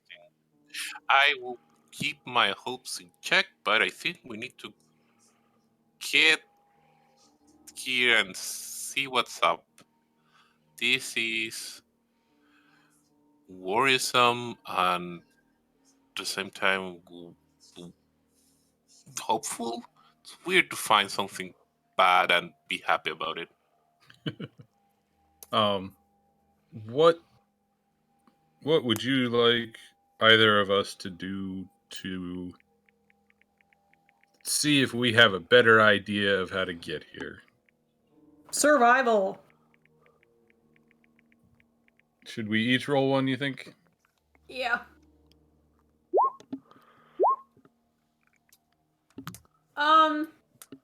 It is difficult to say because from up where you are, there's no obvious landmarks that you can see. Like the mountains are quite a ways away. It's just trees. Like you can with a 15. Um, you can estimate where this would be. I know more or less the direction that we need to follow and the general vicinity. Like from Estrella's place, it's a couple of hour of flight in this direction. Mm-hmm. And it's not like a couple of trees, it's a huge area, right? Make a perception check, both of you. Very nice. Both of you, as you get a little bit closer, there's this area around the outside that is almost kind of not fuzzy, but like sometimes you look and the black stuff is there and then it's not. Weird.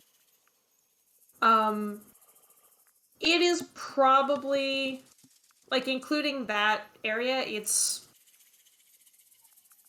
over a kilometer in diameter. So it's big. It's big. I point that fuzziness to Rizwin. That makes me feel maybe this is not there in the real world, but I want to come here anyway.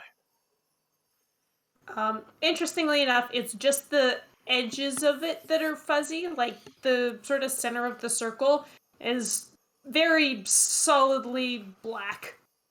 And it's not like. It looks like the black goo. It is dripping off of the branches of the trees. None of the trees have leaves here, they all look dead. Are you willing to go closer, Rizwan? Yeah, if we have time, I think she wants to at least like look at maybe what's in the middle to see if there's like a source or something. Yeah, I'm gonna be very close. She doesn't want to land. I don't want to touch anything, but be very close. Okay. Yeah. There you go. Good boy. As you get a bit closer,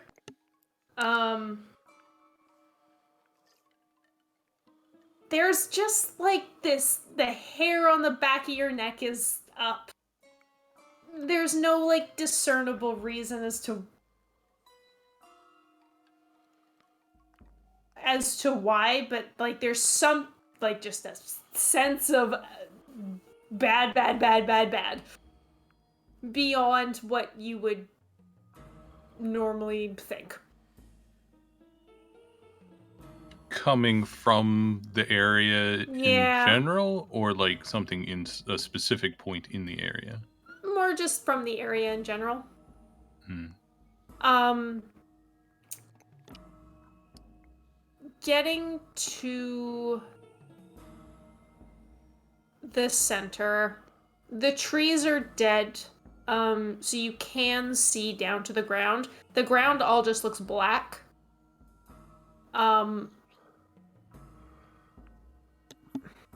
Even with a 25, you don't see any obvious landmark in the center.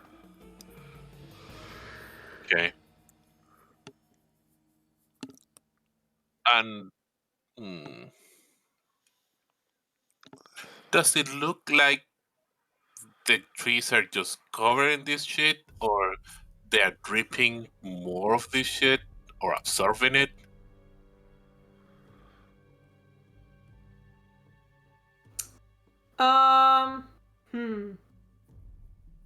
Like, it's definitely dripping off of them, and they're totally covered. It's hard to tell if it's like they're emitting this stuff. Although you can't quite figure out how else it would keep being up there on the branches of the tops of the trees. Yeah, like, or they're emitting, or at some point they're getting sprayed with more. Yeah. Or is it like a slime mold that just grows and drips? Yeah, maybe. Having seen the source that Jamie suggested, I like this imagery, but I'm not sure I can make a suggestion beyond what Camille just said. So, yeah, it's a thing. You'd have to look closer to find out more.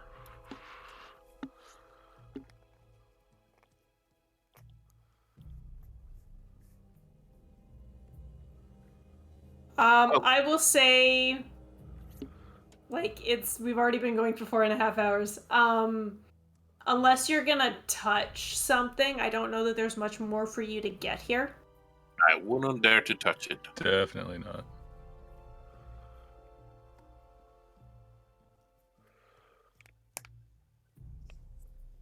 So we wake up. Okay, you wake up. Or we go to sleep, I guess. Yeah. Alright, you go to sleep. So, before we wrap up for tonight,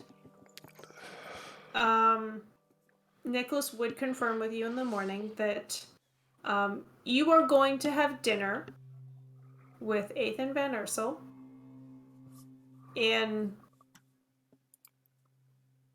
I guess it would now be 2 days, or on the third evening? On that night. Yeah, on that night. Hmm? He will he has already talked to Ethan. And they agree that the best course of action is to try to catch them in the act.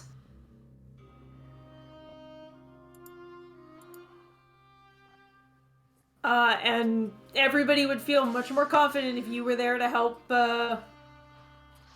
if things go sour. There's going to be a city guard presence. Nicholas has also said that he may try to get some extra help for you, just in case. Okay. And so that's the night that Zoe's supposed to be meeting, or the night before? Zoe is supposed to meet Trevelyan the afternoon of the day that you have the dinner. Okay. To be clear, we said to him that there is someone we named the person who is infiltrated in that family. Ergo, there could be more. Ergo, don't tell everyone. Yes. Right? Yes. Everybody is keeping it very much on the down low until they have proof. He said, like, at the very least, having proof for the rest of the noble families is gonna go a long way. Does he give any kind of indication on what that extra help might be? He does not. Oh dear God. Yeah, we all know what that means, but that's okay. The players know what that means, and most of the characters probably know what that means. Trying to figure out if Rizwan would push the issue at all. And this is despite the fact that we've told him the wizard claims he'll have the thing ready for that night. So the wizard's... We know we're going into a situation with the wizard ready for whatever he's planning to do. Just making sure that's Yes. understood. Okay, so we know we're going into a situation with a wizard that's planning to murder somebody on purpose, which I get. I just want to... Yeah, sorry. Yeah. Go ahead. You're kind of going, everybody knows.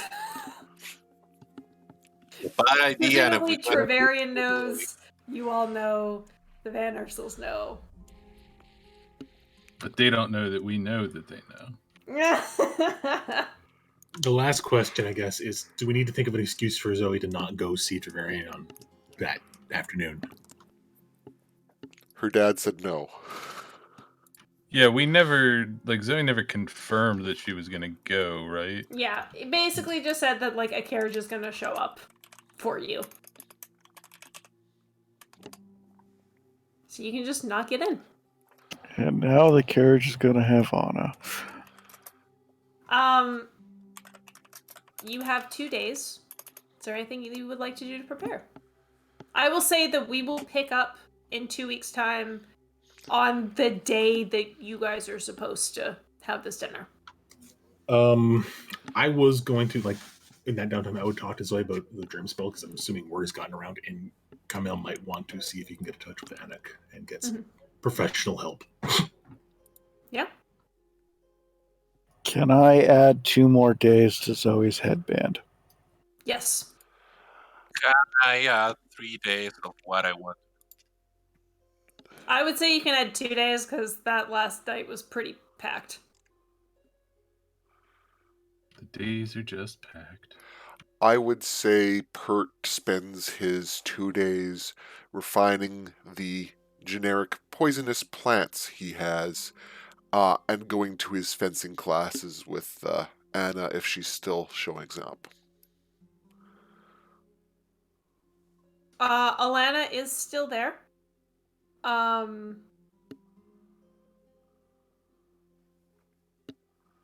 second night, Dal is back.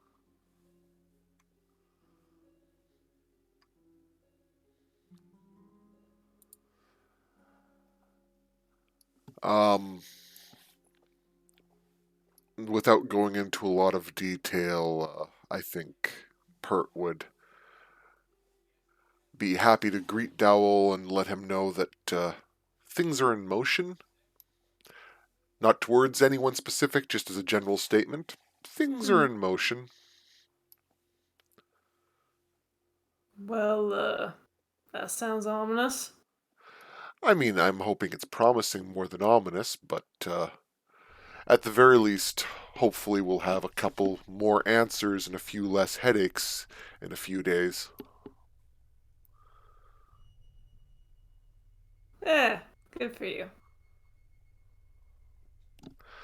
I mean, at the very least, you've helped us confirm future destinations, shall we say?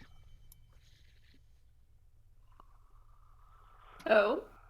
I mean, there's always problems that need to be dealt with, and sadly, you can't solve the world all in one day. You kind of just have to keep going one step at a time and finding a new solution, a new problem that you can deal with right here, right now.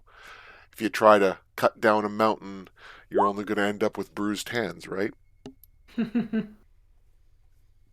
Yeah, that sounds about right. But if you take a pick with you, you find a rock that's already got a crack in it, you land a couple of good blows, you can split that rock, take the raw iron out of that rock, and make a better pick. Time, eventually you'll level that mountain. Might take you a lifetime effort. Yeah. Yeah, yeah. I get what you're saying. Does, from his times with Alana, Pert get any indications of her affiliations with any of the families?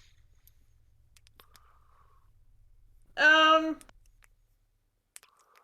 you, Alana is not associated with any of the noble families. She's definitely part of the Thieves Guild, perhaps? Probably. That's a fair assumption to make. Um, Before you go that night, Dal says, I had hoped to help you out a little bit, but you seem to be way ahead of me. I think you did help, just not with what's going on today, but you've at least given me some information to share with my friend who's the most concerned about the problems we were talking about, and whether or not we can solve that problem now. At least we know it needs to be dealt with, and that's what's important. Knowing where problems are. And Pert will make a point of buying Dal's drinks that night. Thank you kindly. Not spending 40 gold or anything, just Yeah. it's covered. Yeah.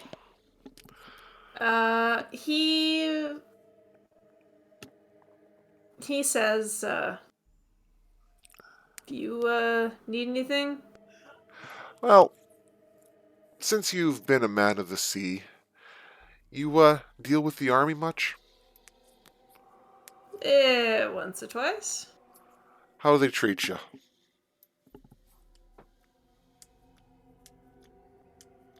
You know, I've met a few people that were total assholes, but most of them are decent folk. Yeah, that's the real problem. As much as there might be one or two monsters in a group, there's almost always some good people, and so you have to find out whether the monsters are the ones in charge or the monsters are just some random assholes you ran into in the street. Yeah. Isn't that the way with things sometimes? Mm-hmm. The lady in charge of the boat here. I've run across her once or twice. Stablehead? She's alright. That's reassuring. I don't. General Zolva. That's her name? Yeah. That's good to know at the least. You, had a stable relationship with her crew at the very least? Oh, I don't know her. Oh, you've just encountered her once or twice, I understand. Yeah. Well, I won't trouble you for much longer. It's good to have you back again. Yeah, you too. Hey, sounds like some shit's gonna be going down. Is there any areas of the city I need to be avoiding? I don't get, like, caught up in some fire or something. I would say if you leave the dock areas, stick to the poorer regions. Whatever's going down is not about the general public right now. I think it's a power struggle in between people with too big of shoulders. Gotcha. Pert's obviously not saying what he's saying. He's saying it's clearly the noble's going to be having a shit kicking. Yes. But he does not say, "Oh yeah, no, I was just talking with Noble A, and he was totally going to kick Noble B's ass." Yeah. Yeah, Dell nods and says, Which as long is, as, go ahead. he says, like, hope it's not like the last big disaster. Which one was that? The fire? Okay. Sorry, I've been involved in too many cities with too many disasters. Yeah, the fire was not nice. But sadly, that ranks on my scale of minor incidents. We talked about what happened in Marialda, right? I'm familiar. Yeah. After things like that, a fire isn't so scary, I'd say. Yeah. Yeah, I suppose that's true. Because at least people can throw buckets on a fire. Yeah. Once that kind of thing starts showing up, it's not much a normal person can really do. I've been lucky enough to get out alive too many times. That luck will run out someday, but as long as it holds, I'll keep going. Don't we all? Well, I hope that you and whoever you're running with, I hope you give him hell. Thank you. That is the plan. I hope you have some calm seas ahead. Thanks. I'll be sticking around for a day or two more. Might run into you again. Sounds promising. Well, good luck. Thank you. And I think Pert will leave. You watch as you go. And as much as Dahl seems to be a good informant, he's still going to do the 2 hours wasted making sure he's not being followed. Because even though his residency is established at this point, he still wouldn't want to literally lead someone in the back door. Yeah.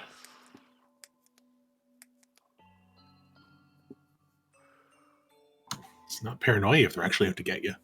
Exactly. All right. And with that, a couple of the things that, the Camille's dream, or, it's almost 10 o'clock and my brain's starting to shut down. The the guidance thing we're going to do, however that plans out, we can do that when we start up again. We can do that off session, whatever you want, Jamie. Yeah. Outside of that, I think that we will pick up on the night of the dinner. Dun dun dun. May I suggest you all get nice clothes? So my fancy armor. Oh, that was a long session. Yep. Fancy clothes what for a happens paladin when in you- his armor. That's what happens when you leave last part of last week for this week, Yeah. and then have just this random thing you weren't expecting added on. Yeah, that was a bit of a lore dump today. Yep. I got some questions. Uh-huh. We got to work some stuff out before next arc. Yes, we do. Because I need to know some things. But Now with Pert, all he talks, we can expect also the Platinum Army at the gala of the dinner. Oh, I'm Yeah, 100% not because expecting. of Pert though. No, just means Resma has to keep her head. hey, Yeah, it's that's like the fight hope. her hair. Oh, that cat tie. It's not paranoia if they're really out to get you.